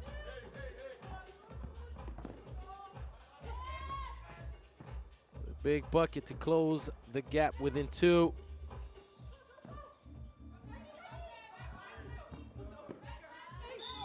That's a foul. You cannot collapse your arms over your opponent that way.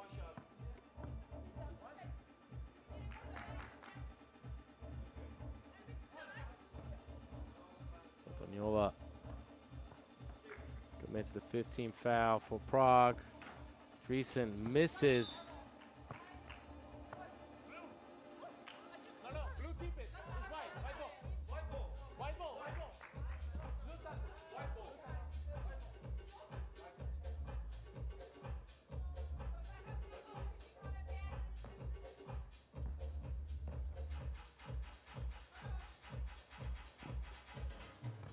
Dreesen thought about it. Kick out pass to Joritsma. Oh.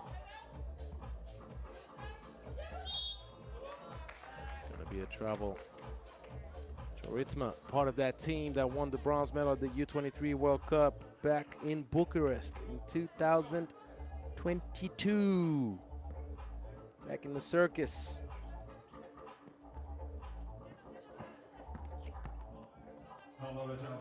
Going up and under. Drawing a foul.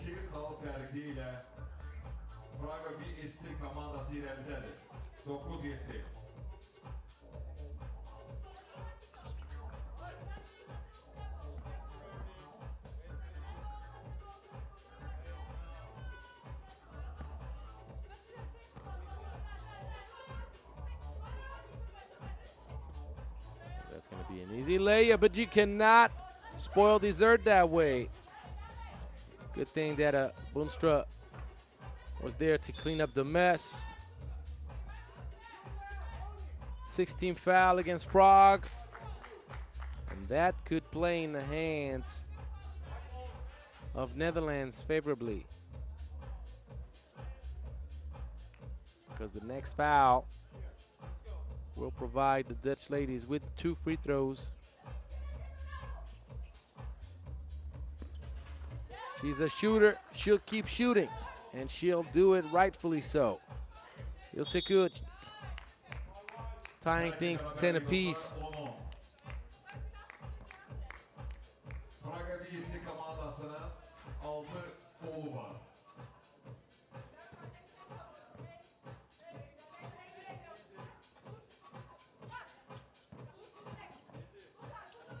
Range. Leshkova thought that she got fouled on the elbow.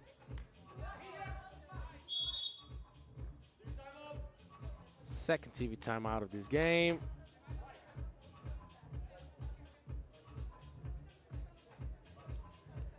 Prague loses, the Czech ladies will be out of the event. Netherlands win. Netherlands will finish with a perfect 2-0 record and their winning streak still alive. I remind you, 11-game winning streak going on right now for the ladies, coached by Kovacevic. Treason, mid-range, a little bit off target.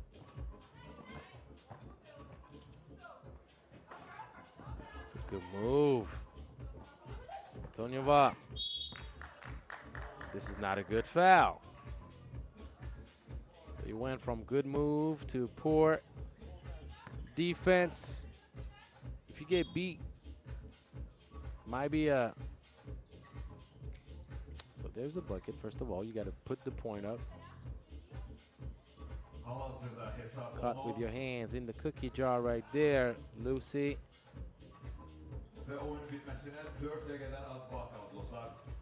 So 11-10, 2 free throws coming up for Julia.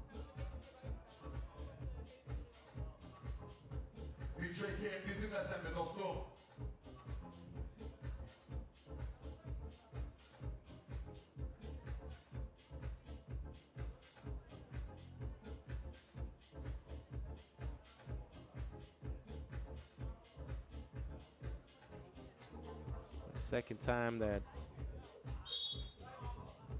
things are being checked.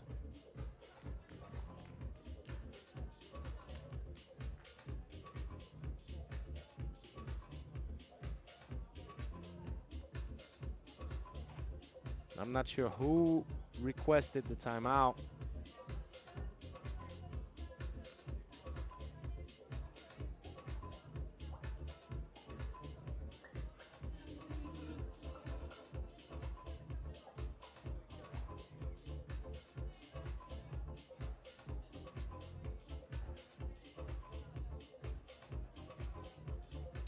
Might be a referee timeout. Nəzərinizə çatdırmaq istəyirəm ki, biz sizlərlə birlikdə FIBA 3x3 qadınlar seriyasının Bakı stopundayıq və hal-hazırda kiçik bir texniki problemlərlə üzləşmişik və yaxın dəqiqələrdə yenidən sizlərlə birlikdə olacağıq. Sadəcə bizlərlə birlikdə qalın.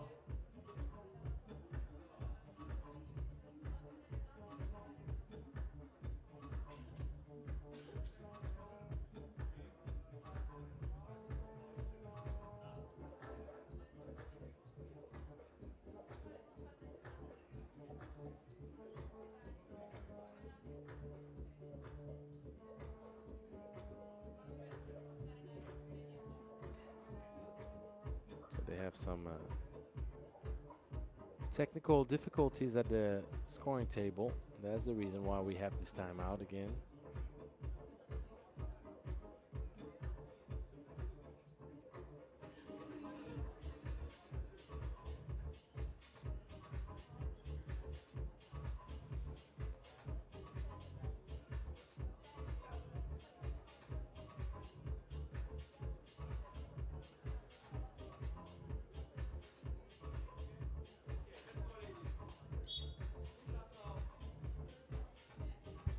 So 2 shots for Julia Joritsma.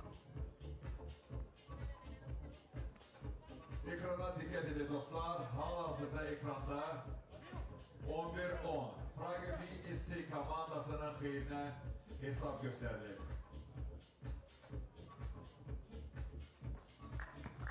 Və bərabərlik 11-11.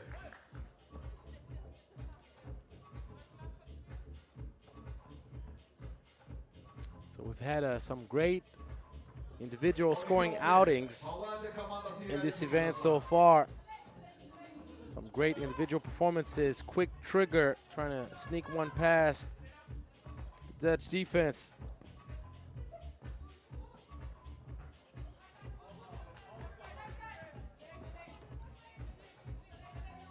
Prague is trailing by 1. It's 12-11.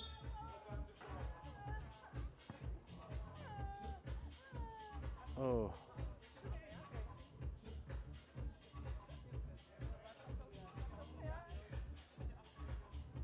She get the wind knocked out of her. Oh, yeah. That is in the rib cage right there. That is in the rib cage. Yeah, doctor, where are you?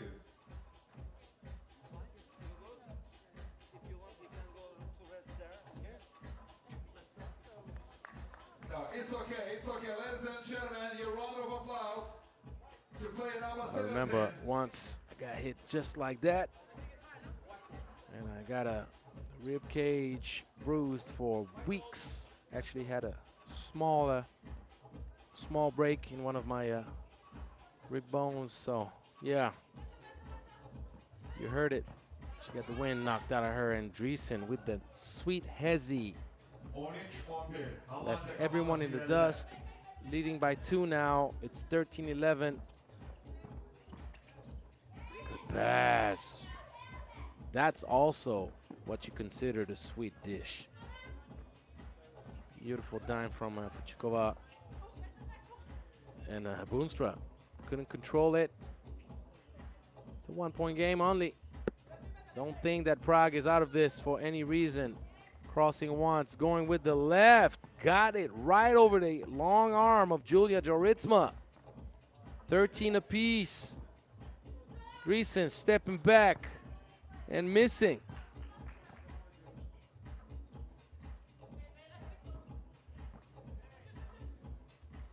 Mid-range. Boonstra gives it up to Joritsma. Joritsma will go all the way. Nice touch.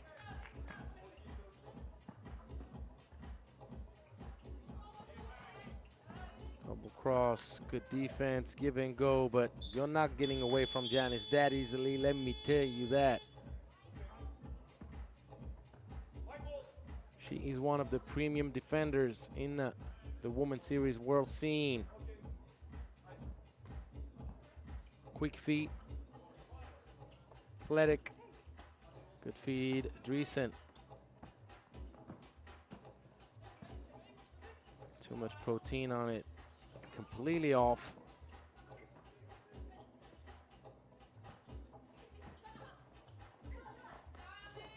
The pass is too late.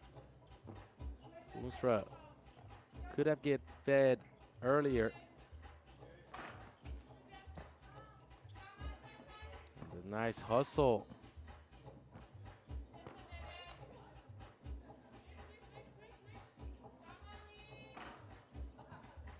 This time around, Fuchikova will not find the bottom of the net.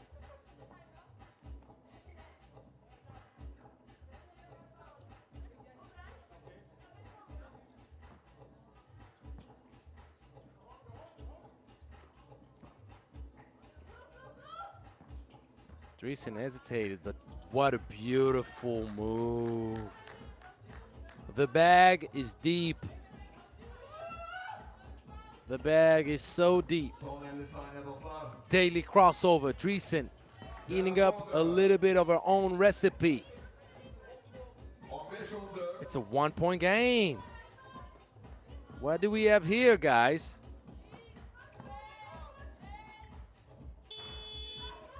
And who else but Boonstra missing? Unexpected result, but the offensive board provides a second chance. That would be a backbreaker if she makes it 2 seconds. Yes. 2-point game.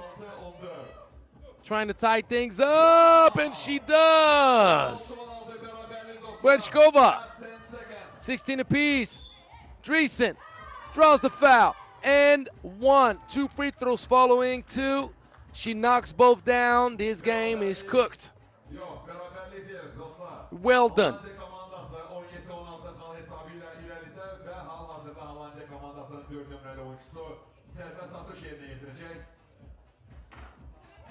She misses. There is still some life for Prague. And keep an eye out on Wechkova. Unless she's not on the... Actually, she's not on the court. Point game. Who's going to be the shooter? 8-16. Ball got deflected or not? Turned over. Turned over. Gotta like the reaction. So Prague cannot afford to foul, cannot do anything about this. This game is over. Dreesen just needs to hold on to it. It's the 10th team foul. It's a pointless foul because no matter what, there is no rebound anymore. Serbest atış Almanca komandasından gelecek. Hal-hazırda It's hesabımız the 10th team foul, guys. 16 ve oyunu bitmesine 2 saniyeden az bakalım.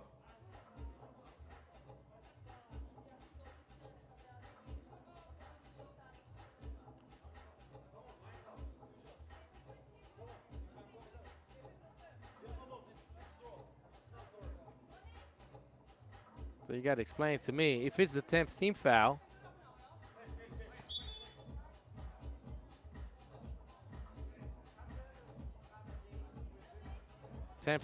means 2 free throws per possession, guys. Double bonus. So unless the scoreboard is wrong, there's no rebounding.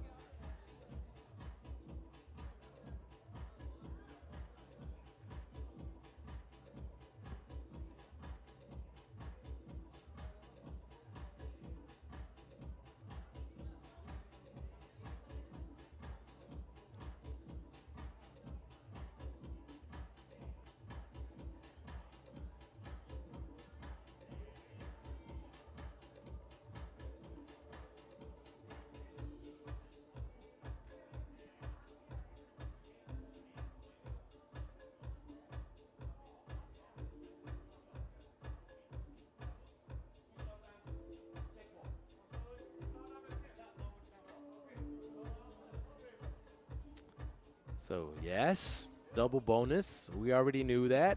2 free throws. As mentioned, it's a pretty meaningless foul knowing that there is no rebound. So Dreesen simply had to keep possession of the ball. When you're in the double bonus, you're pretty much condemned.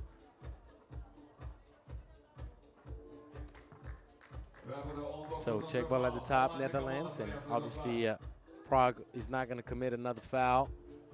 And Netherlands will keep its winning streak alive and bring it up to 12. Top seed, Netherlands, undefeated after pool action. Coming up next, it's going to be a good one. China against Takasaki.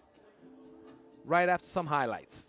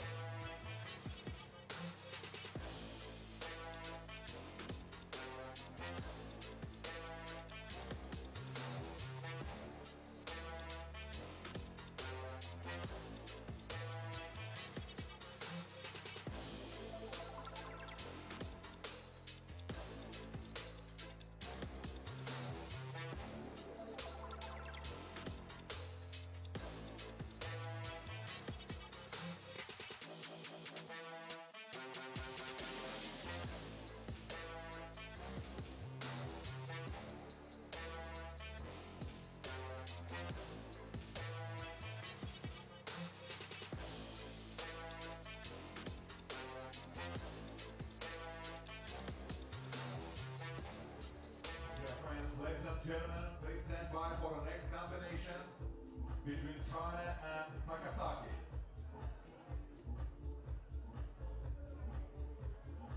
So, ladies and gentlemen, please welcome Team China. Play number 1, Hey Yudan.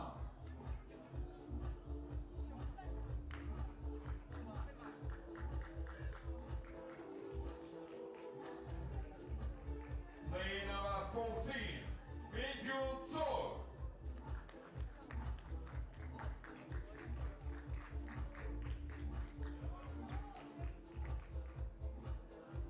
Play number 23, Lily Wang.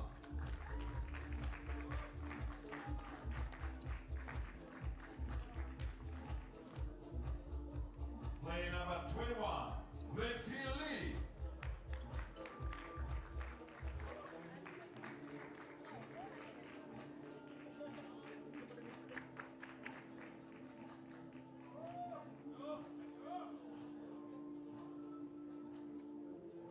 And now please welcome Team Takasaki. Play number 8, Saya Isai.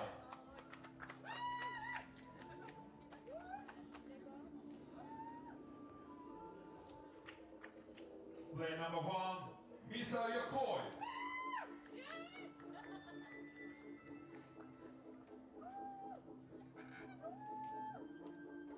Play number 7, Amanda Tiberius.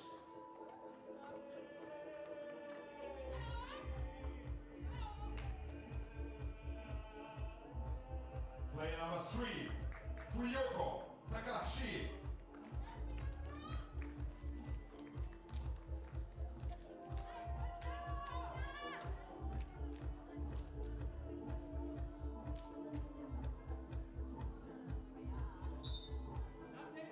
And please welcome referees. Referee from Uruguay, Gonzalo Paz Chiapponi. And referee from Australia, Diana Tilato.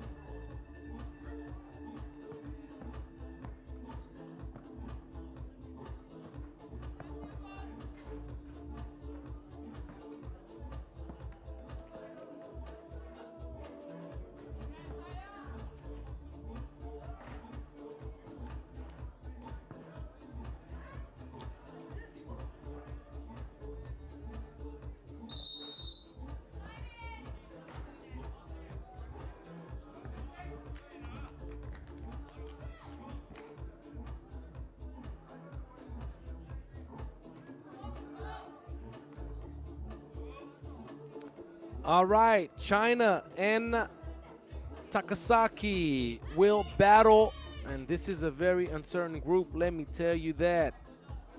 Why would I say that? How about Takasaki coming out like gangbusters? 21-11, winning against Chile. No prisoners taken. Let me tell you, if you have to mention somebody, if you have to talk about somebody, well, whoever has the ball at the top, you don't know her name, it's Fuyuko Takahashi.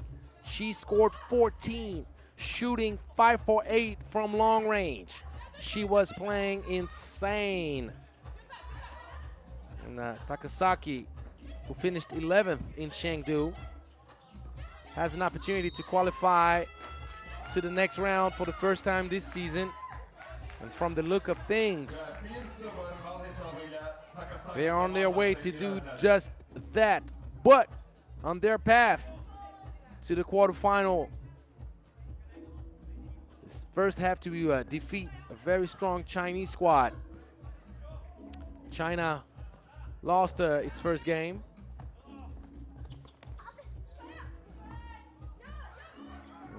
Takahashi ended up far from the play, out of bounds, and Lee, who shot the ball very well in the first game, maybe didn't shot enough, to be honest. Takahashi misses. China lost 21-18 against Chile. And right now, China needs a win and needs to score more than 14 points. Lee shot 2 for 3 from a 2-point range against Chile. Takahashi so fast, and the good offensive board going twice, taking her time. Tivinius, the Swedish lady. Foul on Takahashi.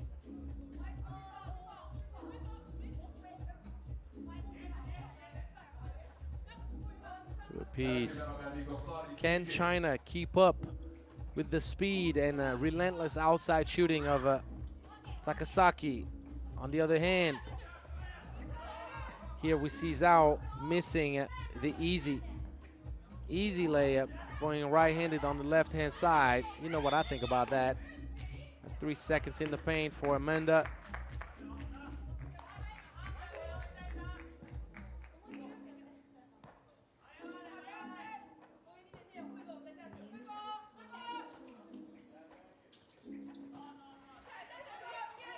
And Yang came out flat in the first game, only 2 points, and Wang, bang, bang.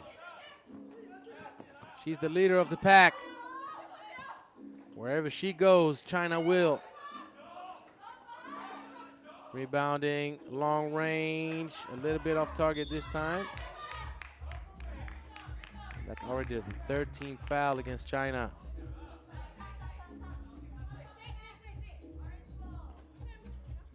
That would be a little bit of a surprise to see China eliminated before knockout round action. Takahashi needs to lob it much higher if she wants to get it past the long arms of Yang. Yang this time around will capitalize. 3-point lead.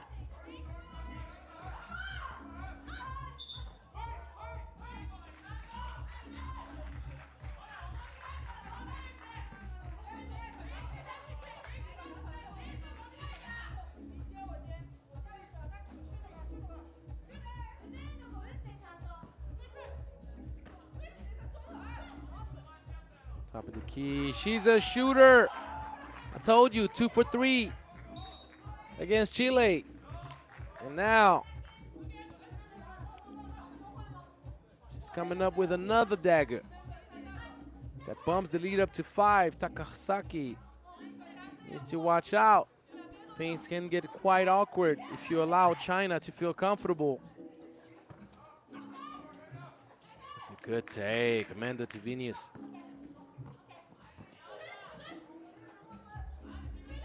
The left two-lady action. Huang rushes this one a little bit, and long range, no. Tivinius doing a really good job staying strong, battling for position, earning extra looks off misses. Lee's just on a mission. Very impressive. Oh!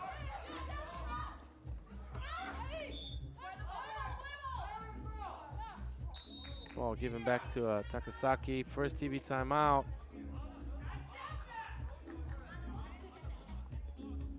But China right now putting all of its weight on the broad shoulders of Wang Xiali.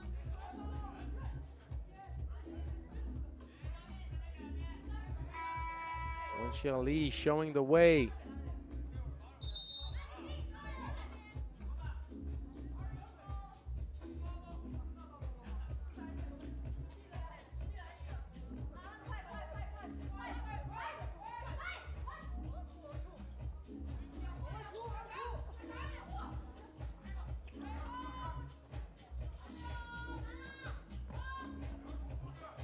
Changing pace, using the glass.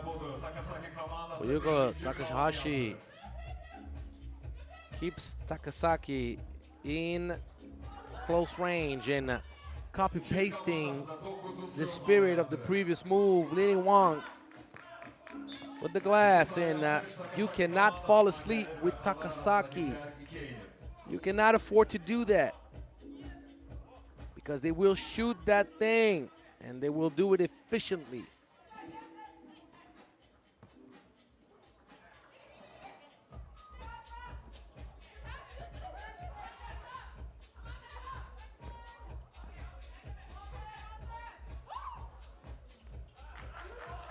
Very nice. Never forget, guys. Oh, that's very deep. That is insanely deep. And that's the second time that the ball rims out. Good two-lady action. executed to perfection. Young gets the job done. That's going to be a foul on Young. But I just realized that Takasaki shot 6 for 13 from long range in their win against Chile, 21-11. 6 for 13. Let me say it again. 6 for 13.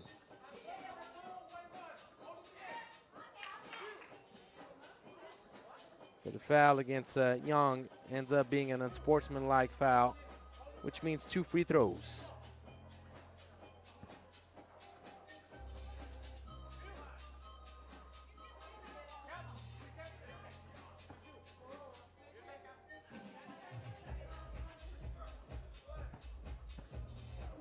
Ve Takasaki komandası serbest atışı yenildi dostlar.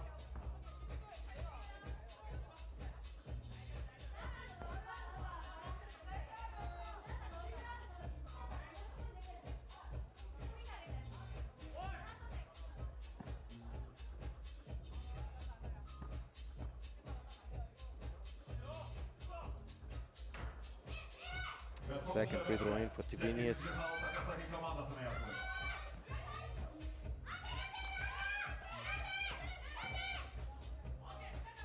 Wong got the ball on the rim in due time.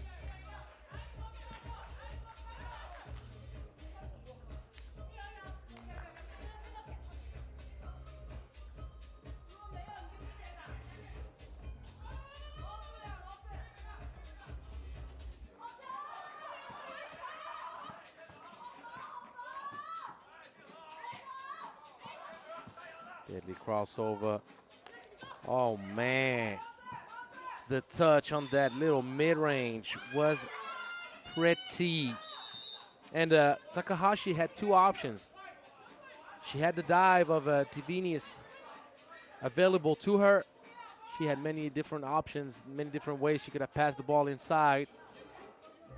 Wrap around, bounce, lob, but her mind was made up. And when you see the way she's been shooting the ball, can't be upset with that, knowing that Amanda Tibinius would have had preferential position for the offensive board anyway. So, we'll see.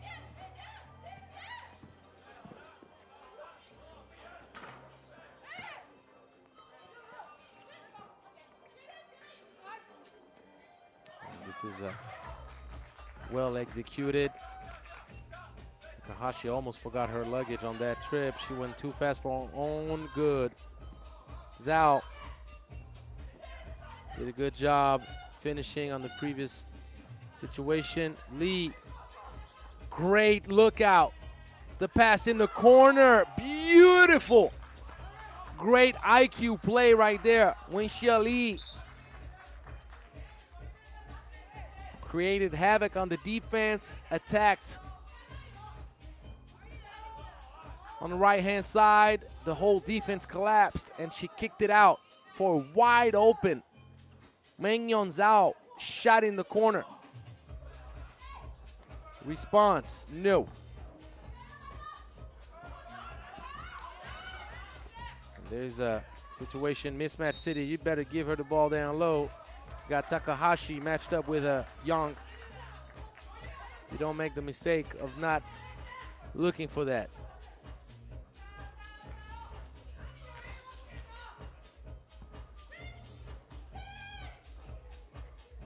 Long range.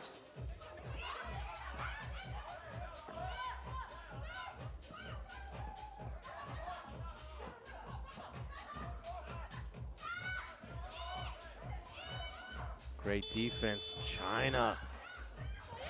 Putting the clamps on Takasaki, and Wong mastering the art of using the backboard. Up 7, China looking to finish top seed, and they are well on their way to do so. The Chinese ladies taking care of business. So let me bring out the calculator right now. I have to. I'm obligated to do so now because of the way China is playing. So you're looking at an aggregate of 32 for Chile. And as of right now, China has moved past Chile, which means that no matter what, China will be in the quarterfinals if, obviously, they finish this game up the way they started it and win it. But for Takasaki, it's not done yet. They still need to score 2 more points for them to go past Chile. They have 3 minutes and 46 seconds to do so. They should do it. There's no guarantee. China is close now. 15 foul for Takasaki. So I hope I was very clear with the calculations. Takasaki with an aggregate of 31 points right now. Chile has an aggregate after 2 games of 32. Chile having the higher ranking, the higher seeding. In case of a perfect tie, Chile would have the advantage.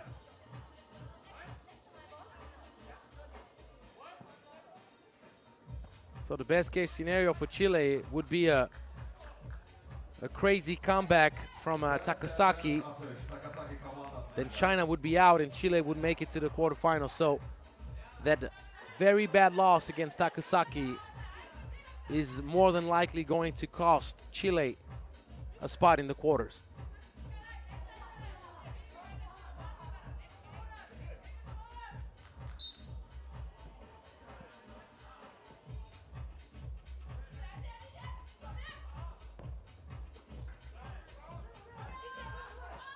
Beautiful pocket pass. Takasaki.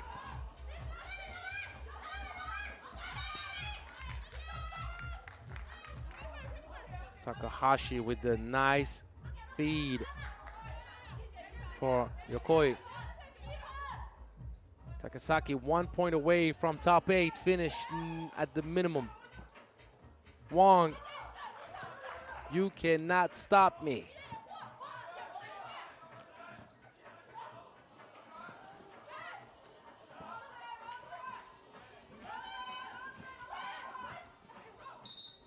Pass a little bit deflected.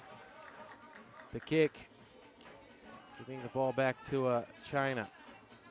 Takasaki needs 1 more point. I remind you. Still 1 foul for free to give for the Japanese squad.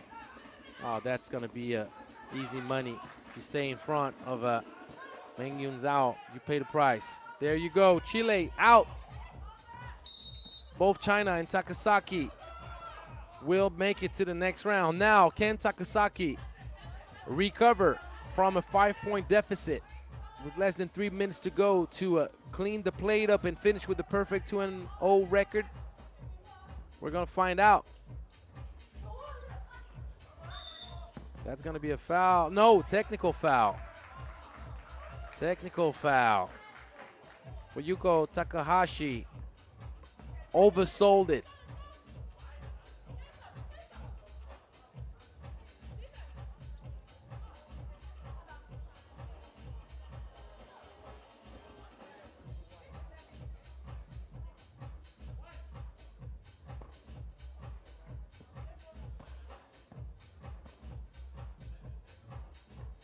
Wong.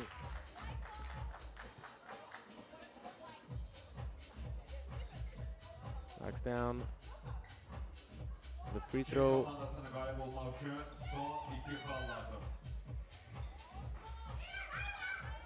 Now there's another configuration where Takasaki can still finish top seed.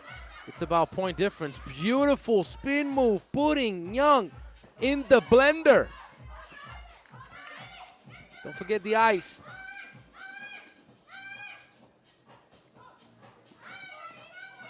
They're still in it.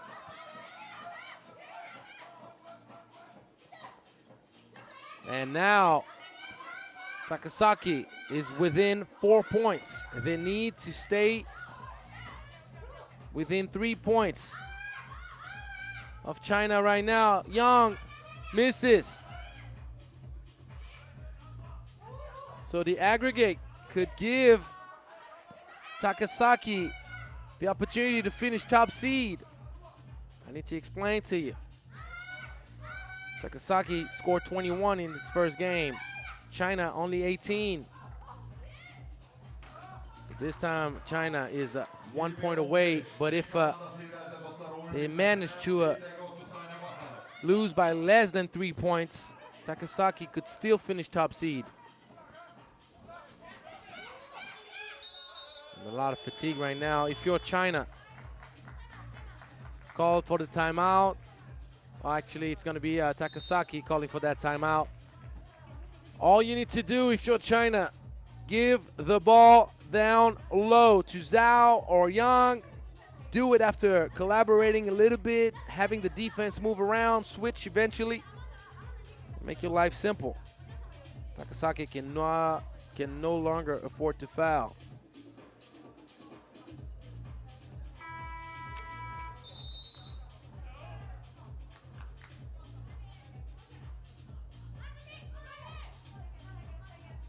Oh, you make me want to eat some frozen yogurt. That looked good. That looked real good. Needless to say that I got hungry right there. There you go. I guess they heard me in the Bluetooth. Go with Zhao down low. Make your life easy. Finish the job. China top seed in Pool B. Takasaki joining the quarterfinals party, though. Good job.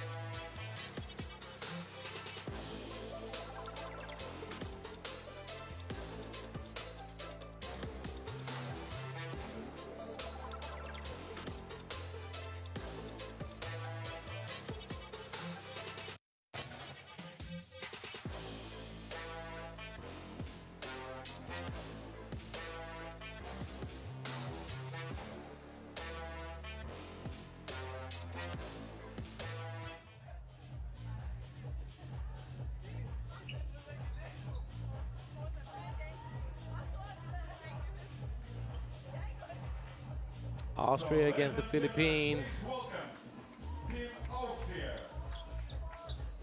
Player number 6, Sina Höller. Pool D. Player number 8, Anja Pohl-Strobetin.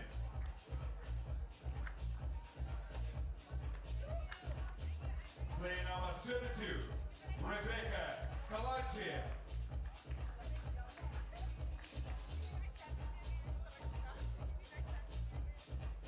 Player number 10, Alexia Olesh.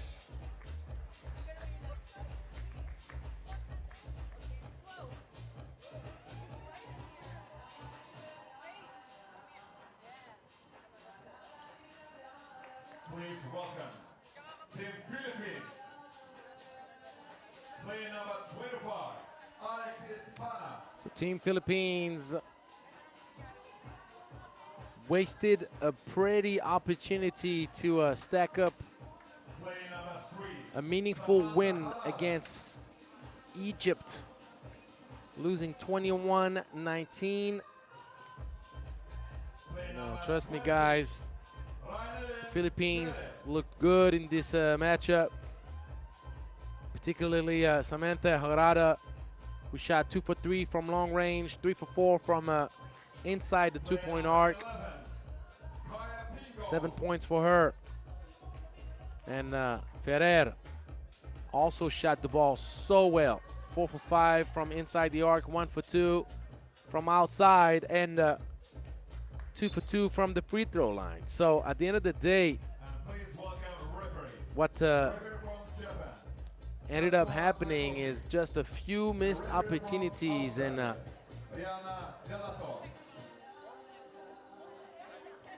the inside dominance of Raneem Mohammed. Shot 5 for 8 from inside, and also Hala El Sharawi 5 for 5. Nadine Salawi finished the game up proper. And Egypt ended up finishing undefeated after a great win against Austria in their first matchup. Austria could count on a great inside presence from Alexia Alish, scoring 10 points along with 8 boards, almost a double-double. That's what you call big power down low. And Fushu Robertin with the first bucket. 2 people on the ball gets you in what? Say it with me. Trouble. Got to communicate better, ladies. 'Cause that's an easy bucket. Kaladiev did not look at the rim. She had the shot.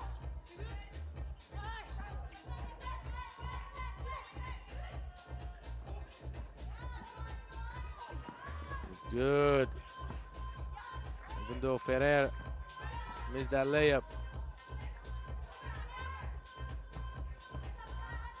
Austria is going to have the favorable matchup down low. Now, can Austria capitalize on it?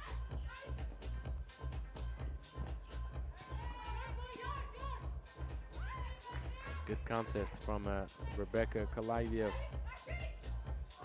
Whoever wins this will play in the quarterfinals. Whoever loses is done. Finito. Good pass. And that's a silly mistake. Easy turnover. And sharing is caring. Back-to-back assist. Back-to-back buckets.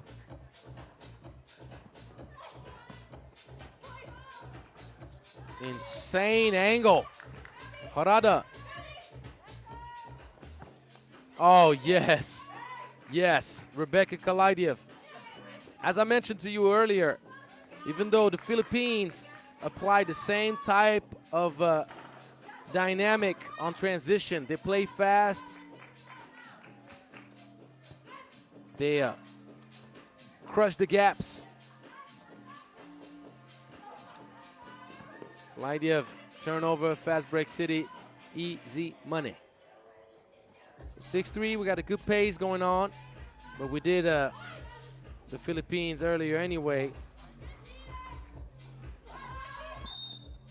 I think that one thing that Austria is struggling with right now, covering the two-lady action from the Philippines, it's that it's not a standard two-lady action. It's not like a big to guard or bigger body to a smaller body type collab. It's guard to guard. And Fushu Robertin knocks down the 2, turnover, going back with another one, no. And Fushu Robertin could have secured the rock, but she wanted to tip pass the ball to one of her teammates. But what I'm saying is that Austria is kind of struggling figuring out how to cover the guard-to-guard action. They don't know if they need to switch. They don't know how they need to cover it. So they need to talk about it much better. That's where speed has an impact. Pingle did not touch the rim. It's going to be a 12-second shot clock violation. That's why in 3x3, it's always intriguing and very interesting when you have 2 guards setting screens for each other, especially if the guard rolls. Oh, yes. The bucket, Hoylers. And once again, they almost got caught. Pingle was by herself. And Pana couldn't quite get the ball over the top. But if you watch tape, you'll understand what I'm saying. And the thing about quick guards that are playing like bigger bodies is that they roll, they dive to the basket much faster than a power forward or a center would do. And that's why it's a very tough cover. So you do suffer just like that. You suffer when you have to guard bigger athletes under the basket defensively, but offensively you can still give them a whole lot of trouble. Just like that.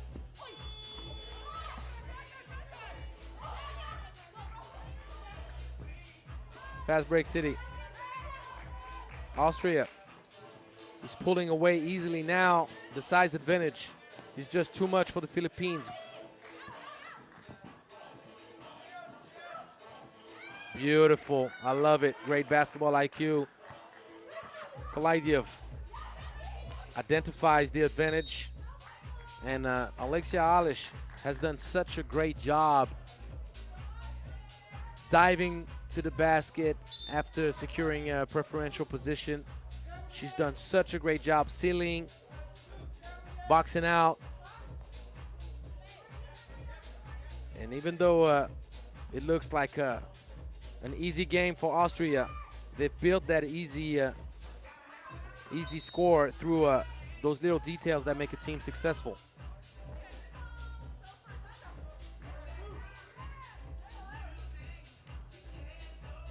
What looks easy usually never is.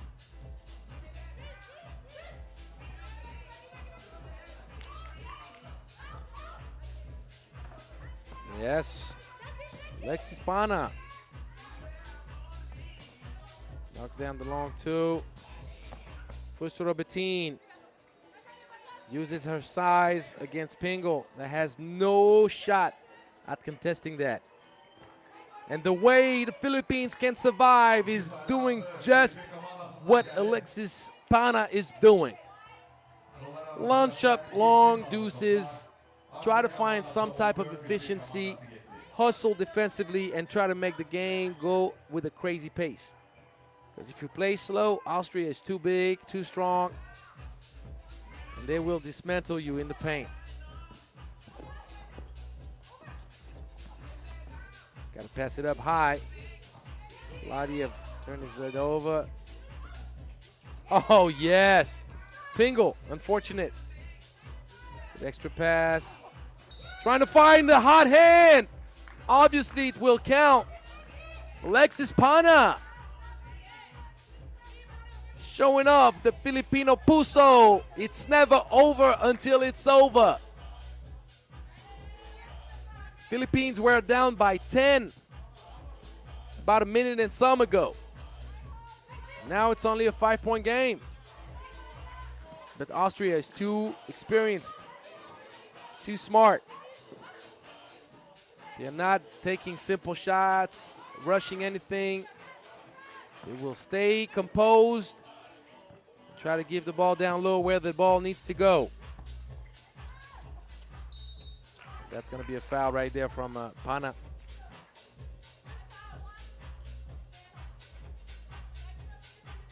Push Robertine. Yeah, the hit on the face right there.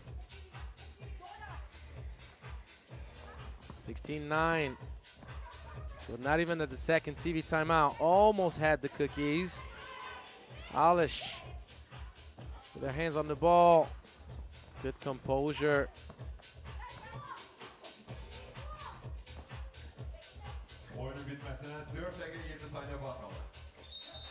Yeah, she was out of bounds. Harada.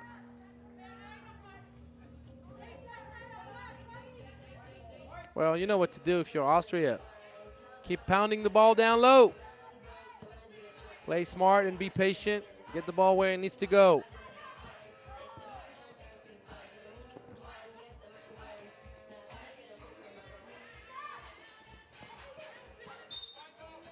Ball deflected.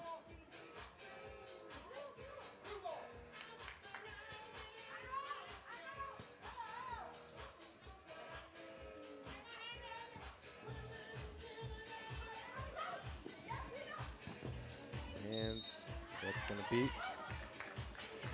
Turnover, and we're not going to have the second TV timeout quite yet because we are right at the 4-minute mark, and it has to be past the 4-minute mark.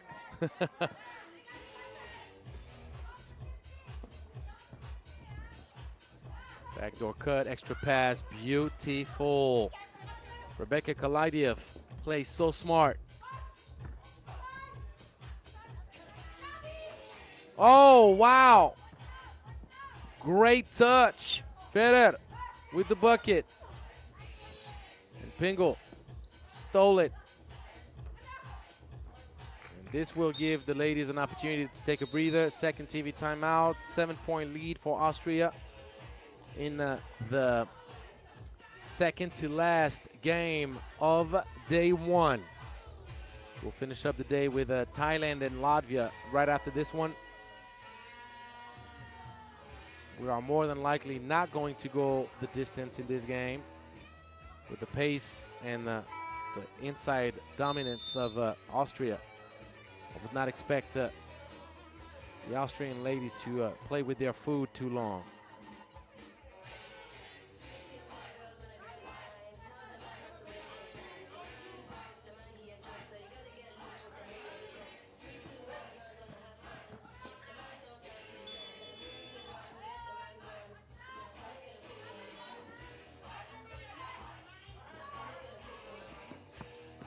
Pass a little bit too far forward.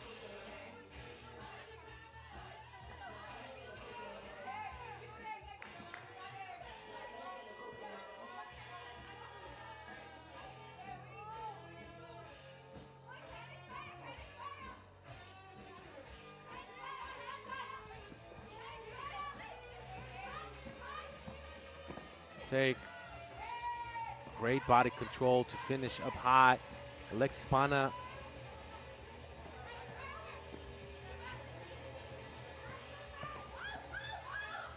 went up and under, and now Austria is having a hard time to find the clean looks they got all game long. Pingle needs to shoot it, didn't take it in time, and that is unfortunate.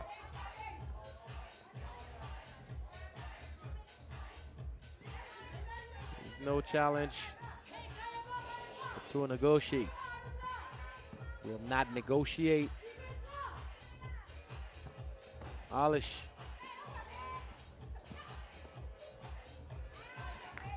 Ball deflected by Pingle.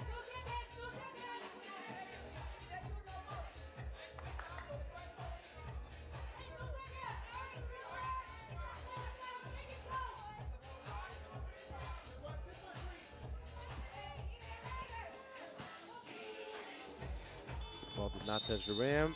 12-second shot clock violation. The Philippines will keep fighting until the end. That you can count on.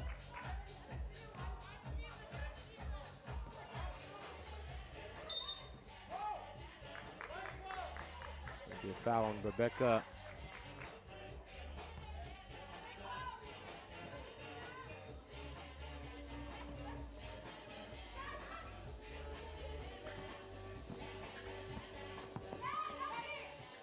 Nice pass. It's going to be too hard. Kalaidiev patient, and that is not a good look. The pass should have been to the right on a forced to rebut in.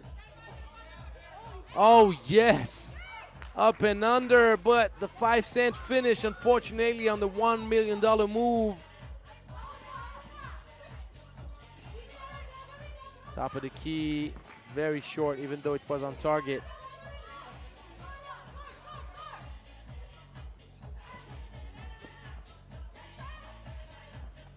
Oh, yeah, deadly hezzy.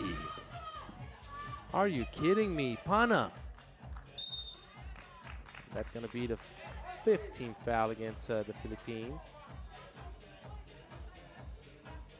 But Austria is playing a very serious game defensively. You can see the size advantage for Team Austria, though. It's pretty much a mismatch at every position. 16th foul, a lot of holding. Last free foul for the Filipinas.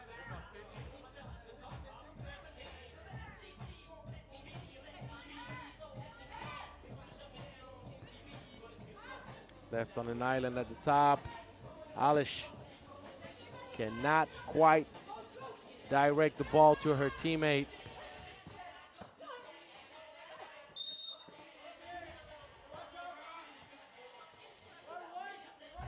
There's a foul on the move. Alish caught by Patrol. Well, I thought it wasn't going to go the distance. Well, it is going to go the distance because Austria, even though I have to mention that defensively they didn't let down the defensive pressure and kept working real hard. Offensively, they just haven't been able to keep up with the good work in the past 2 to 3 minutes. And you got to give some credit to the Philippines with the way they've been pushing back and preventing the ball from getting into the paint, and that is unfortunate. She left her feet. That's a travel.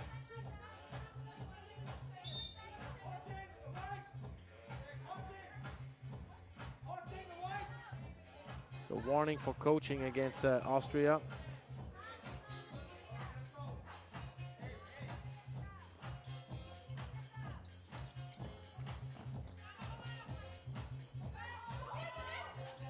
Alish needs to get out the paint. There you go. Rebecca Kalaidiev unlocks the drought. Bingle. Great move. The delay layup.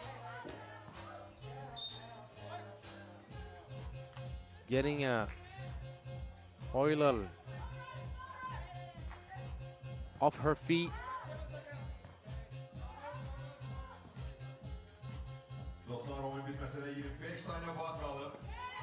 There you go. Oh. Push Robertine misses, and that could have been a foul. There's contact on the legs. It has no incidents. Alish scoring, and they're going to try to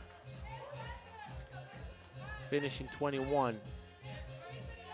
Even though the win is officially secured.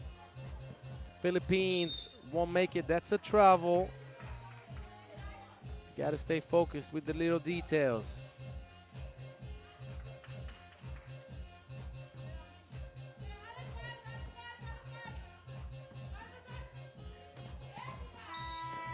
Game is over. Congratulations, Austria, going to the quarterfinals. Philippines showed a lot of good stuff, but came up short. That loss in the first game against Egypt ended up being the doom for the Philippines. Last game coming up, Thailand against Latvia. Who you got?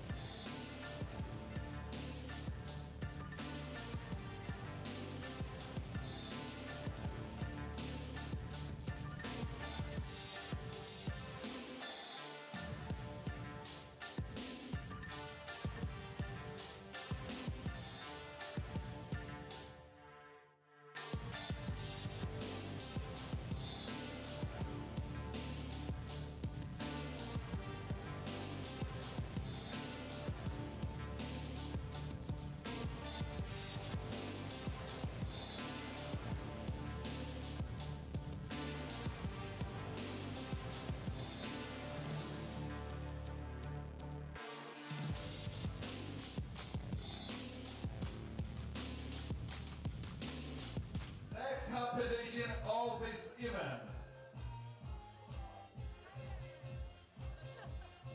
Hanımlar ve canlar, bu gecenin sonuncu yarışına hazır olan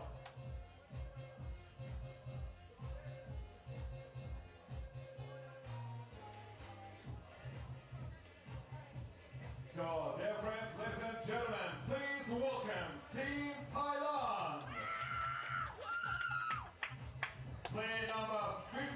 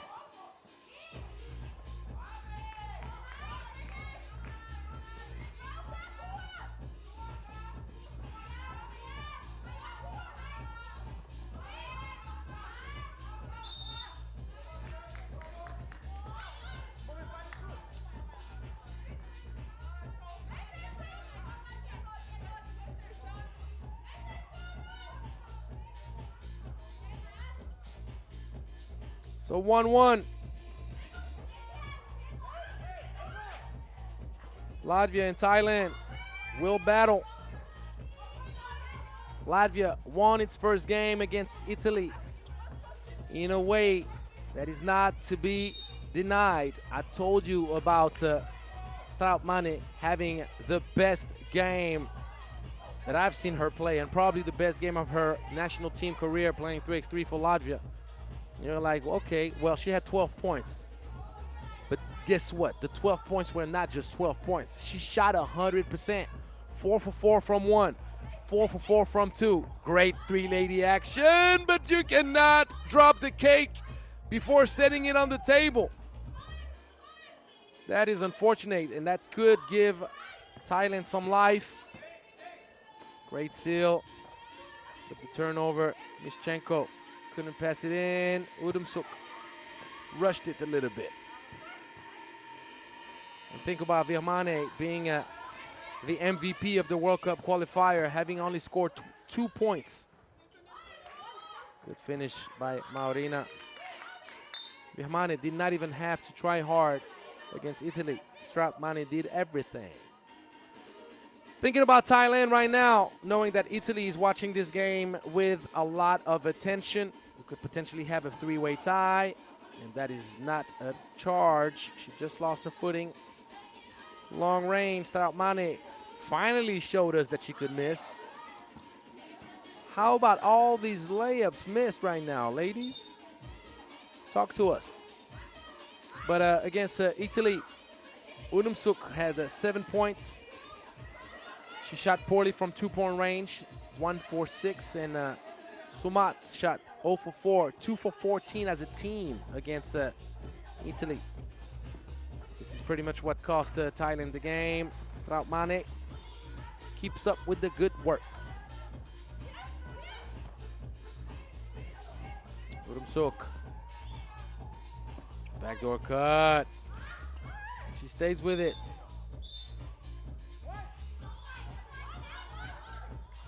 Ball got deflected. First TV timeout. Thailand showing glimpses of things that could help them stay in the hunt for a win in this competition.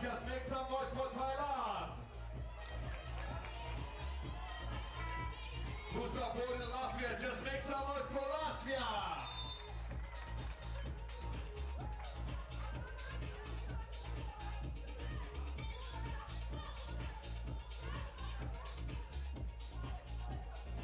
Just to tell you about the scoring output of Strautmane in the first game.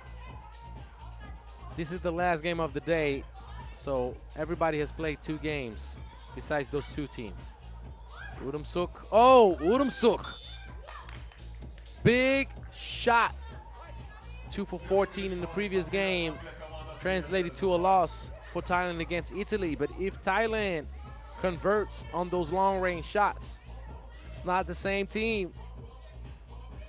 They live and die by the 2. But they've lived pretty prosper in their past events. So going back to Strautmane, having only played 1 game, she's still in the top 10 scorers of the event out of 48 ladies. How about that? Virmane, a little bit late, dishing the ball to Mischenko. Mischenko throwing up a prayer that is not answered. Long range, off target.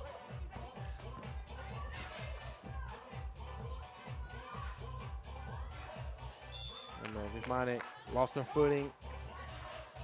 That's a jump ball, and you know the drill. The defense earns possession back every time.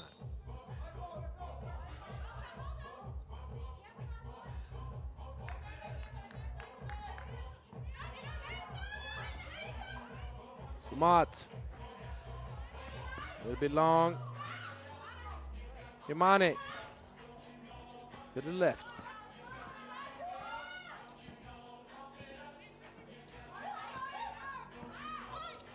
Udumsuk Mid-range special. Urumsuk. She's one of my favorite players on the Asian side. I think that she has the full bag. She can hit the long range, she has the mid-range, and that is a bad pass. You see, the moment that you give players their flowers, they're gonna mess up. Oh. Jokes aside, every time I speak good about a player that is at the free throw line, or I mention the great free throw percentage, they always miss a free throw. Always. It's like it's been happening for the past 20 games that I've commentated. What's going on?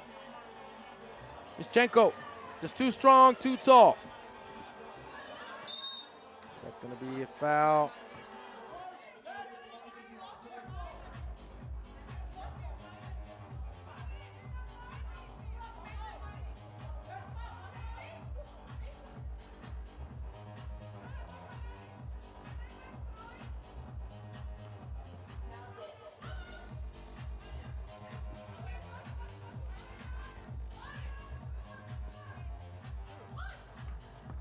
Urumsuk got blocked.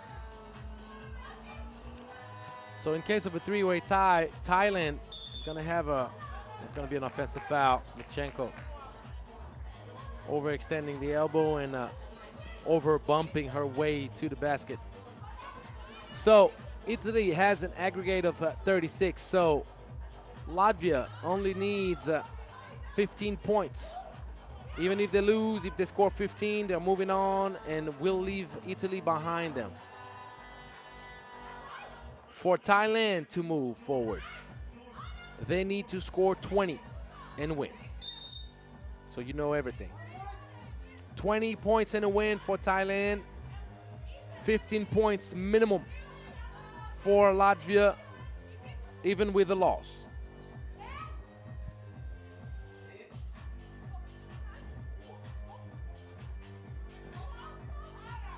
Vimane, bang, bang.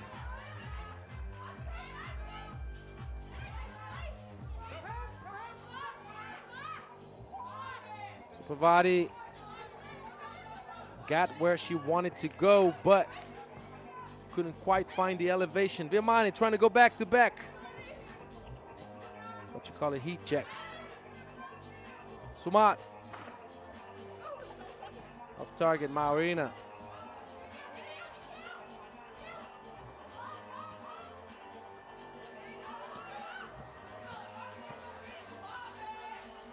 Stramane.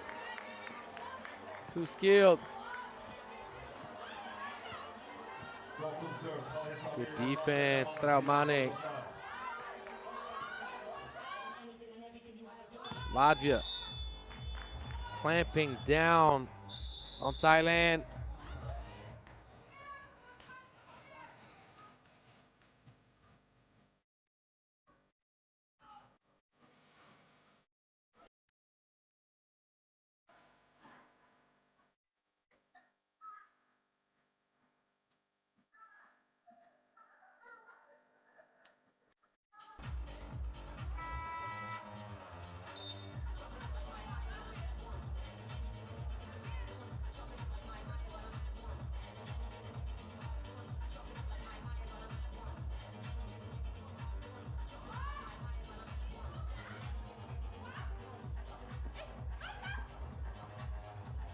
Mischenko, good patience. You have to appreciate the composure and the great recognition by Latvia, understanding they have size advantage. And another stop. Straumane gets fed down low. Mischenko adding up to her assist account. She's making a lot of deposits. Sumat. High trajectory dagger. Thailand is not going to go down easy. Maurina gets helped by Marta Mischenko. Sumat trying to go back to back. She couldn't get quite enough lift. She had to shoot it over the long segments of Marta. Obviously, that was a bigger struggle than she expected to be.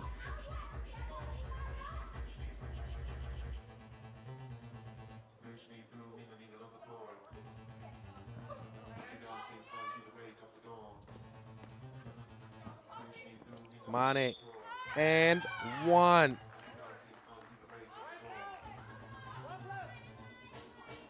Thailand very likely going to come up short. Latvia is playing too composed. Just too many weapons.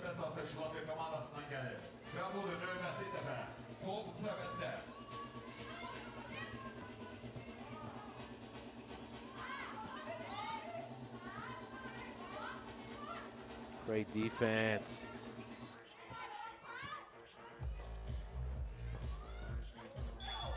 It's going to be a foul. 15 foul against Thailand.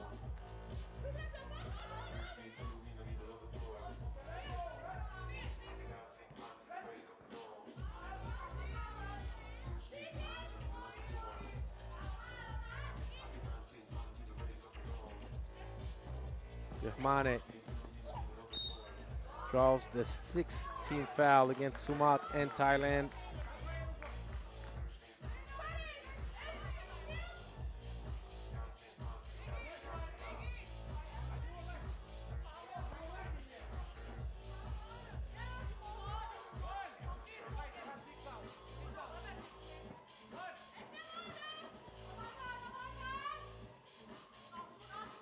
Bravo, 15-6, biggest lead of the game for Latvia. Urumsuk. Great attack on the catch. Driving that baseline with purpose. Straut Mane with the sweet dish. Maurina follows the miss in the corner.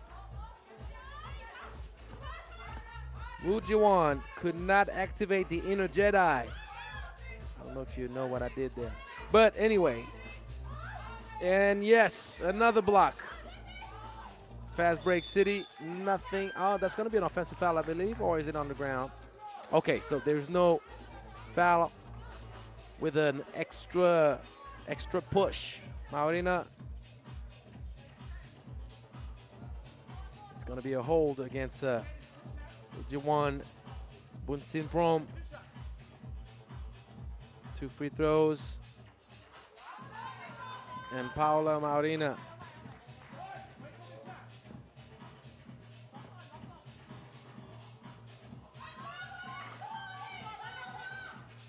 Latvia has participated in the Amsterdam Women's Series stop, the second of the year, and finished 10th. This is already going to be an improvement from their first participation in the Women's Series in the 2025 season. And yes, Paula Maurina. Moving screen. Latvia. Looking strong, looking good, looking ambitious. Having qualified to the World Cup made the ladies hungry. Let me tell you that. Mane. The ball moving. Mischenko. Getting fed down low. She's going to have to shoot it. And it's going to be Marina. I was expecting Mischenko to shoot it from mid-range. oyun bitmesine 53 saniye var kaldı.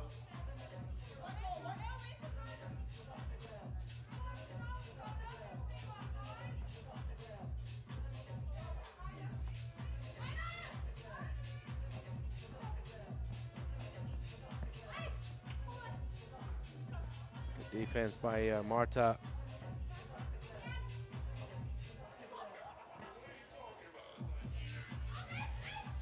Mischenko for the win. Misses Vihmane. Gets the ball back. She will go all the way and she will finish the job. Latvia undefeated. How about the Latvian ladies going to work, finishing top seed in Pool C, and looking good going into the quarterfinals. Thailand comes up short. Still room for improvement. Let's watch some highlights. Let's look at the bracket for tomorrow. Bununla da bitir ve sabah her birinize 17:00.